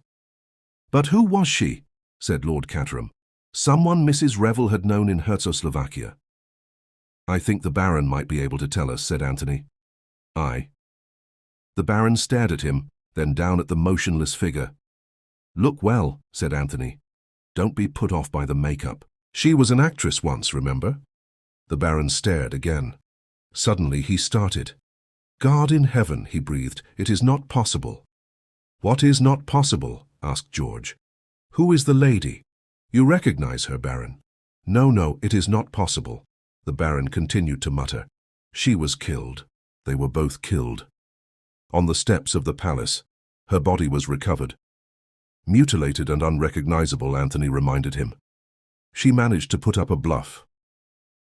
I think she escaped to America and has spent a good many years lying low in deadly terror of the comrades of the Red Hand. They promoted the revolution, remember, and, to use an expressive phrase, they always had it in for her. Then King Victor was released, and they planned to recover the diamond together.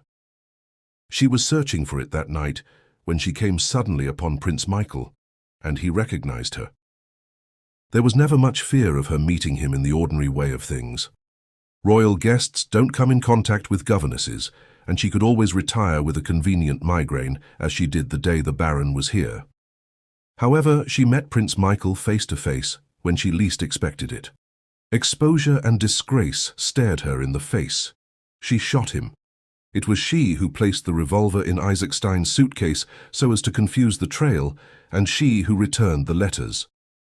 Lemoyne moved forward. "She was coming down to search for the jewel that night, you say," he said. "Might she not have been going to meet her accomplice, King Victor, who was coming from outside, eh? What do you say to that?" Anthony sighed. "Still at it, my dear Lemoyne. How persistent you are. You won't take my hint that I've got a trump card up my sleeve." But George, whose mind worked slowly, now broke in. "I am still completely at sea. Who was this lady, Baron? You recognize her, it seems." But the Baron drew himself up and stood very straight and stiff. "You are in error, Mr. Lomax. To my knowledge, I have not this lady seen before. A complete stranger she is to me, but—" George stared at him, bewildered. The Baron took him into a corner of the room and murmured something into his ear. Anthony watched with a good deal of enjoyment, George's face turning slowly purple, his eyes bulging, and all the incipient symptoms of apoplexy. A murmur of George's throaty voice came to him. "Certainly, certainly. By all means. No need at all. Complicate situation, utmost discretion." "Ah." Lemoyne hit the table sharply with his hand. "I do not care about all this. The murder of Prince Michael, that was not my affair. I want King Victor." Anthony shook his head gently. "I'm sorry for you, Lemoyne. You're really a very able fellow. But all the same, you're going to lose the trick. I'm about to play my trump card." He stepped across the room and rang the bell. Treadwell answered it. "A gentleman arrived with me this evening, Treadwell." "Yes, sir. A foreign gentleman." "Quite so. Will you kindly ask him to join us here as soon as possible?" "Yes, sir." Treadwell withdrew. "Entry of the trump card. The mysterious Monsieur X," remarked Anthony. "Who is he? Can anyone guess?" "Putting two and two together," said Hermann Isaacstein. "What with your mysterious hints this morning and your attitude this afternoon, I should say there was no doubt about it. Somehow or other you've managed to get hold of Prince Nicholas of Czechoslovakia. You think the same, Baron? I do. Unless yet another impostor you have put forward. But that I will not believe. With me, your dealings most honourable have been. Thank you, Baron. I shan't forget those words. So you are all agreed? His eyes swept round the circle of waiting faces. Only Lemoyne did not respond, but kept his eyes fixed sullenly on the table. Anthony's quick ears had caught the sound of footsteps outside in the hall. And yet, you know, he said with a queer smile, you're all wrong. He crossed swiftly to the door and flung it open. A man stood on the threshold, a man with a neat black beard, eyeglasses, and a foppish appearance slightly marred by a bandage round the head. Allow me to present you to the real Monsieur Lemoyne of the Sûreté. There was a rush and a scuffle, and then the nasal tones of Mr. Hiram Fish rose bland and reassuring from the window. No, you don't, Sonny, not this way. I have been stationed here this whole evening for the particular purpose of preventing your escape. You will observe that I have you covered well and good with this gun of mine. I came over to get you, and I've got you, but you sure are some lad. Chapter 29. Further explanations. You owe us an explanation, I think, Mr. Cade, said Hermann Isaacstein, somewhat later in the evening. There's nothing much to explain, said Anthony modestly. I went to Dover and Fish followed me under the impression that I was King Victor. We found a mysterious stranger imprisoned there, and as soon as we heard his story, we knew where we were. The same idea again, you see, the real man kidnapped, and the false one, in this case, King Victor himself, takes his place. But it seems that Battle here always thought there was something fishy about his French colleague, and wired to Paris for his fingerprints and other means of identification. Ah, cried the Baron. The fingerprints, the Bertillon measurements that scoundrel talked about. It was a clever idea, said Anthony. I admired it so much that I felt forced to play up. Besides, my doing so puzzled the false Lemoyne enormously. You see, as soon as I had given the tip about the rose and where the jewel really was, he was keen to pass on the news to his accomplice and at the same time to keep us all in that room. The note was really to Mademoiselle Brun. He told Treadwell to deliver it at once, and Treadwell did so by taking it upstairs to the schoolroom. Lemoyne accused me of being King Victor, by that means creating a diversion and preventing anyone from leaving the room. By the time all that had been cleared up and we adjourned to the library to look for the stone, he flattered himself that the stone would be no longer there to find. George cleared his throat. I must say, Mr. Cade, he said pompously, that I consider your action in that matter highly reprehensible. If the slightest hitch had occurred in your plans, one of our national possessions might have disappeared beyond the hope of recovery. It was foolhardy, Mr. Cade, reprehensibly foolhardy. I guess you haven't tumbled to the little idea, Mr. Lomax, said the drawling voice of Mr. Fish. That historic diamond was never behind the books in the library. Never? Not on your life. You see, explained Anthony, that little device of Count Stilptich's stood for what it had originally stood for, a rose. When that dawned upon me on Monday afternoon, I went straight to the rose garden. Mr. Fish had already tumbled to the same idea. If, standing with your back to the sundial, you take 7 paces straight forward, then 8 to the left and 3 to the right, you come to some bushes of a bright red rose called Richmond. The house has been ransacked to find the hiding place, but nobody has thought of digging in the garden. I suggest a little digging party tomorrow morning, then the story about the books in the library, an invention of mine to trap the lady. Mr. Fish kept watch on the terrace and whistled when the psychological moment had arrived. I may say that Mr. Fish and I established martial law at the Dover house and prevented the comrades from communicating with the false Lemoyne. He sent them an order to clear out, and word was conveyed to him that this had been done, so he went happily ahead with his plans for denouncing me. Well, well, said Lord Caterham cheerfully, everything seems to have been cleared up most satisfactorily. Everything but one thing, said Mr. Isaacstein. What is that? The great financier looked steadily at Anthony. What did you get me down here for? Just to assist at a dramatic scene as an interested onlooker? Anthony shook his head. No, Mr. Isaacstein. You are a busy man whose time is money. Why did you come down here originally? To negotiate a loan? With whom? Prince Michael of Czechoslovakia. Exactly. Prince Michael is dead. Are you prepared to offer the same loan on the same terms to his cousin Nicholas? Can you produce him? I thought he was killed in the Congo. He was killed, all right. I killed him. Oh no, I'm not a murderer. When I say I killed him, I mean that I spread the report of his death. I promised you a prince, Mr. Isaacstein. Will I do?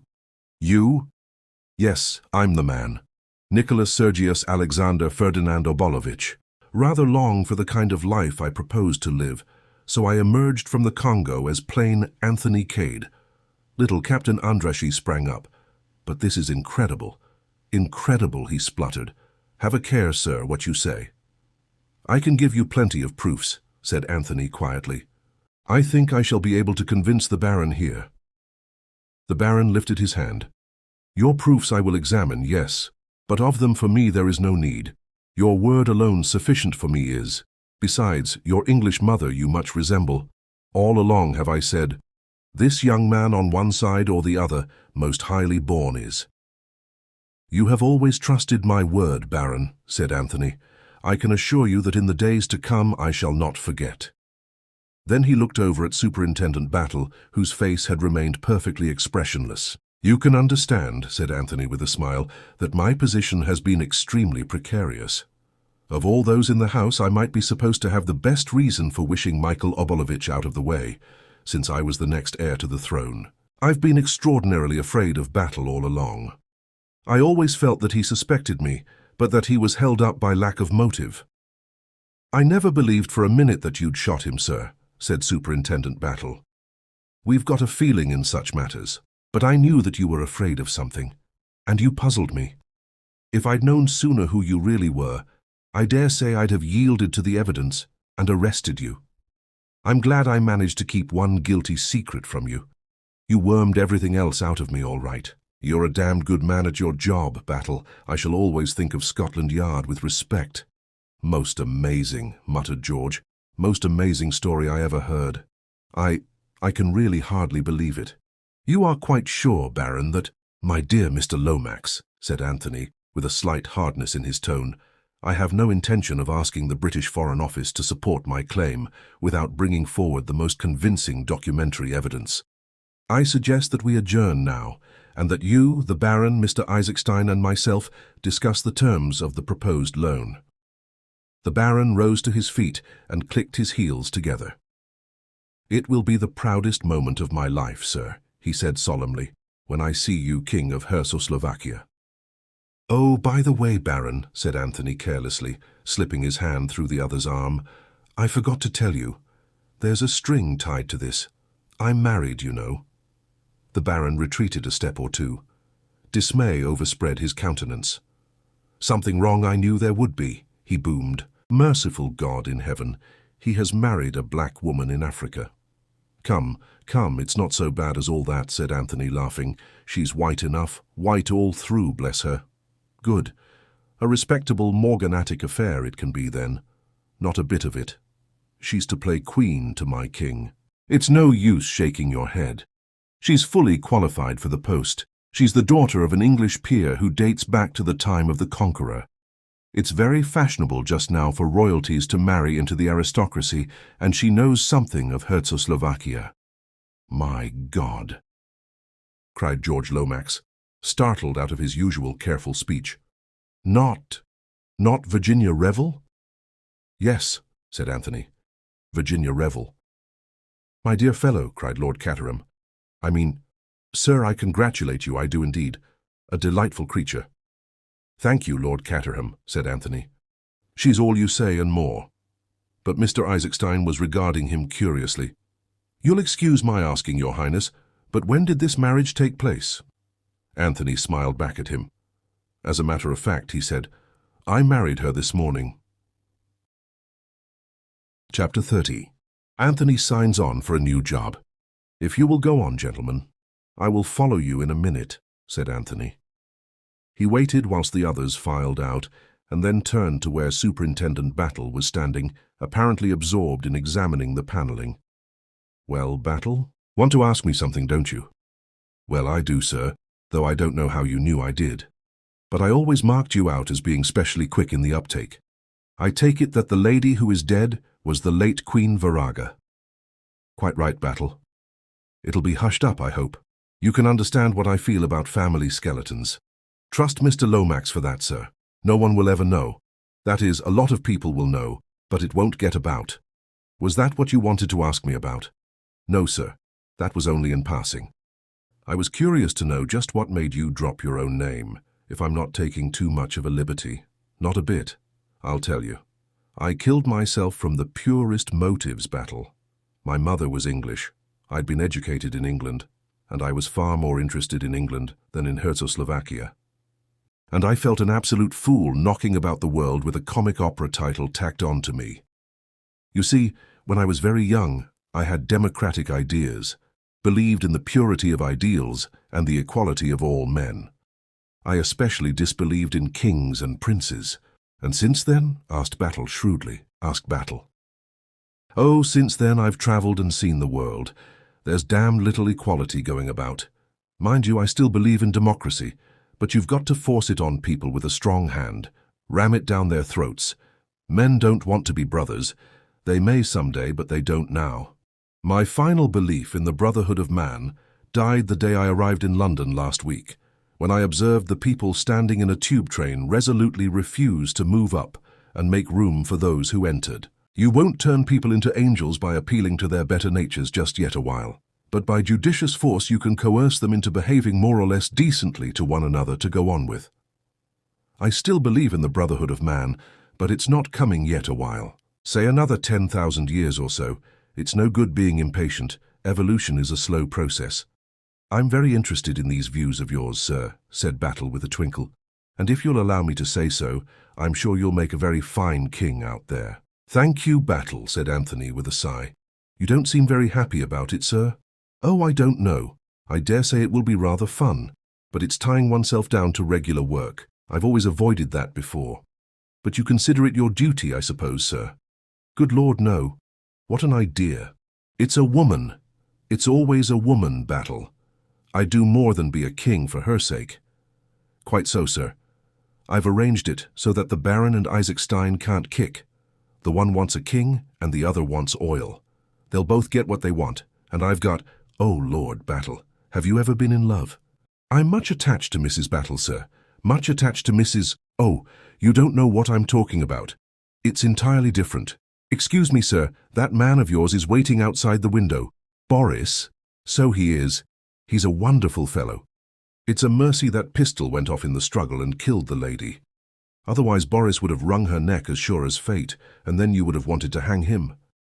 His attachment to the Obolovich dynasty is remarkable. The queer thing was that as soon as Michael was dead, he attached himself to me. And yet he couldn't possibly have known who I really was.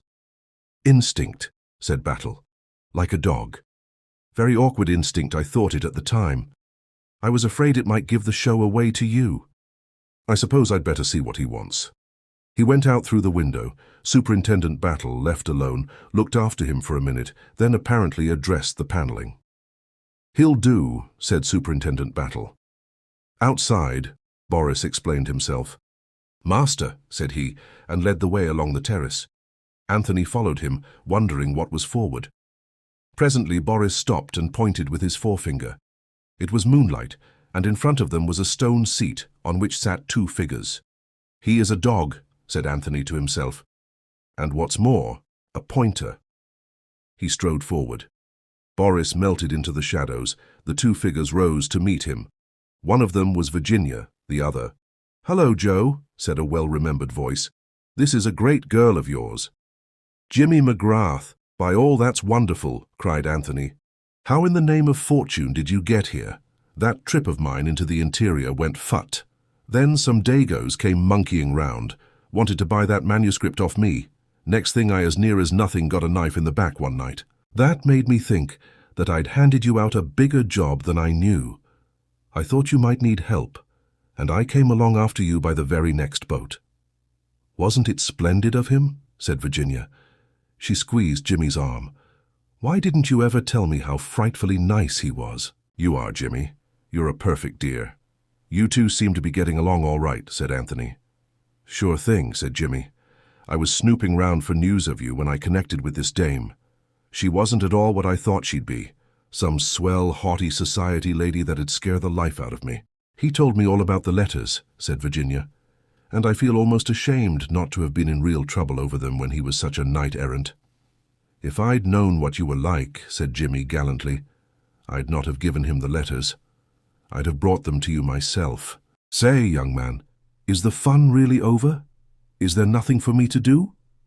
By Jove, said Anthony, there is. Wait a minute. He disappeared into the house. In a minute or two he returned with a paper package which he cast into Jimmy's arms. Go round to the garage and help yourself to a likely-looking car. Beat it to London and deliver that parcel at 17 Everdene Square. That's Mr. Balderson's private address. In exchange he'll hand you £1,000. What? It's not the memoirs? I understood that they'd been burnt. What do you take me for? Demanded Anthony. You don't think I'd fall for a story like that, do you? I rang up the publishers at once, found out that the other was a fake call, and arranged accordingly. I made up a dummy package as I'd been directed to do, but I put the real package in the manager's safe and handed over the dummy. The memoirs have never been out of my possession. Bully for you, my son, said Jimmy. Oh, Anthony, cried Virginia, you're not going to let them be published? I can't help myself. I can't let a pal like Jimmy down. But you needn't worry. I've had time to wade through them, and I see now why people always hint that bigwigs don't write their own reminiscences but hire someone to do it for them. As a writer, Stilptich is an insufferable bore. He proses on about statecraft and doesn't go in for any racy and indiscreet anecdotes. His ruling passion of secrecy held strong to the end.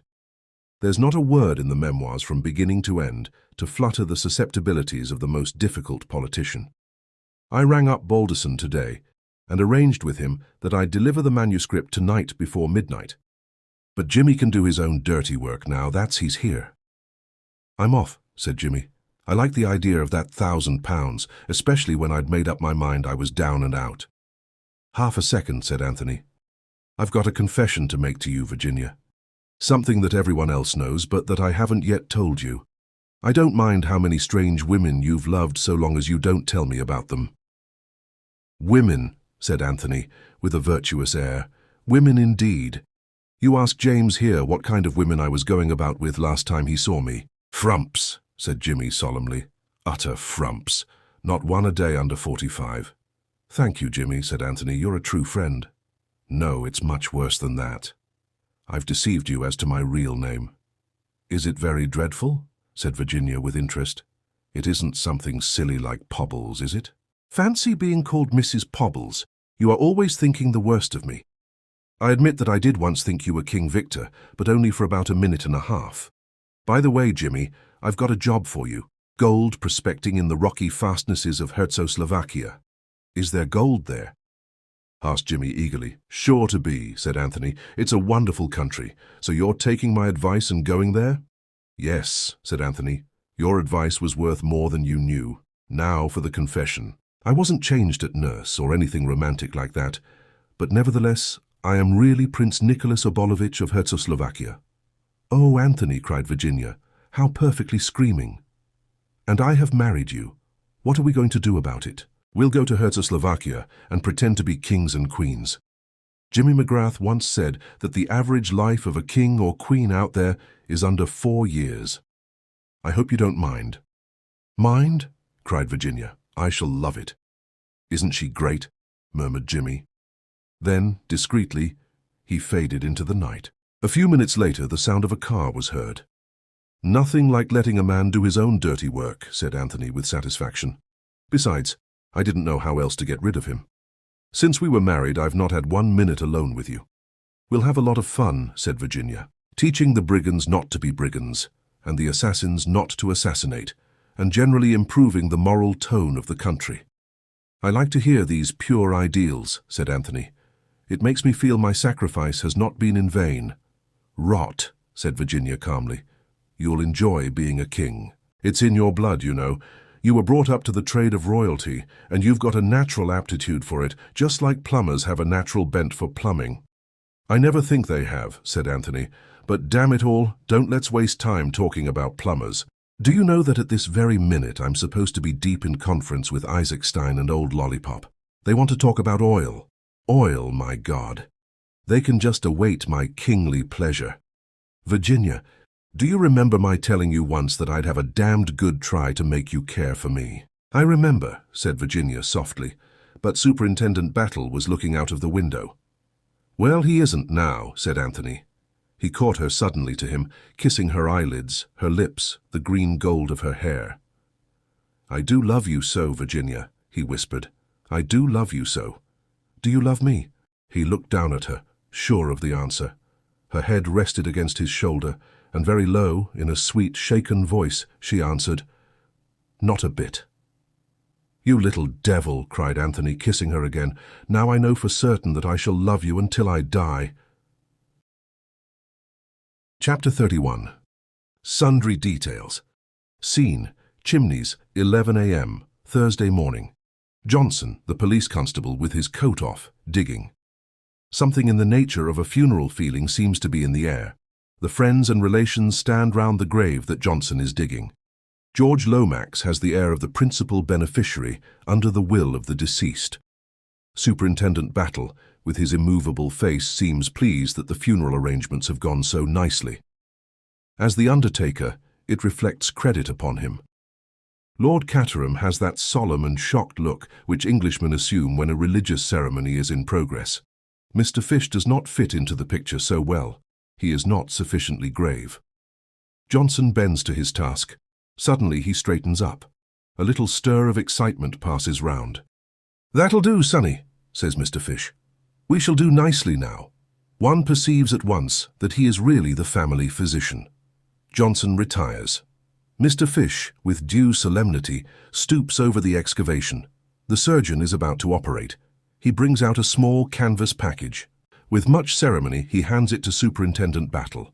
The latter, in his turn, hands it to George Lomax. The etiquette of the situation has now been fully complied with. George Lomax unwraps the package, slits up the oil silk inside it, burrows into further wrapping. For a moment he holds something on the palm of his hand, then quickly shrouds it once more in cotton wool. He clears his throat. At this auspicious minute he begins, with the clear delivery of the practiced speaker. Lord Caterham beats a precipitate retreat. On the terrace he finds his daughter. Bundle, is that car of yours in order? Yes. Why? Then take me up to town in it immediately. I'm going abroad at once, today. But father, don't argue with me, Bundle. George Lomax told me when he arrived this morning that he was anxious to have a few words with me privately on a matter of the utmost delicacy. He added that the King of Timbuktu was arriving in London shortly. I won't go through it again, Bundle, do you hear? Not for 50 George Lomaxes. If Chimneys is so valuable to the nation, let the nation buy it. Otherwise I shall sell it to a syndicate, and they can turn it into an hotel. Where is Codders now? Bundle is rising to the situation. At the present minute, replied Lord Caterham, looking at his watch, he is good for at least 15 minutes about the Empire. Another picture. Mr. Bill Eversley, not invited to be present at the graveside ceremony, at the telephone. No, really, I mean it. I say, don't be huffy. Well, you will have supper tonight anyway? No, I haven't. I've been kept to it with my nose at the grindstone. You've no idea what Codders is like. I say, Dolly, you know jolly well what I think about you. You know I've never cared for anyone but you. Yes, I'll come to the show first. How does the old wheeze go? And the little girl tries hooks and eyes, unearthly sounds, Mr. Eversley trying to hum the refrain in question. And now George's peroration draws to a close. The lasting peace and prosperity of the British Empire. I guess, said Mr. Hiram Fish sotto voce to himself and the world at large, that this has been a great little old week. This concludes the end of the story. Thank you for listening to Classic Audiobooks Library. To hear more free stories like this, be sure to subscribe and turn on notifications. We hope you'll join us again for more timeless stories and original works. Until next time.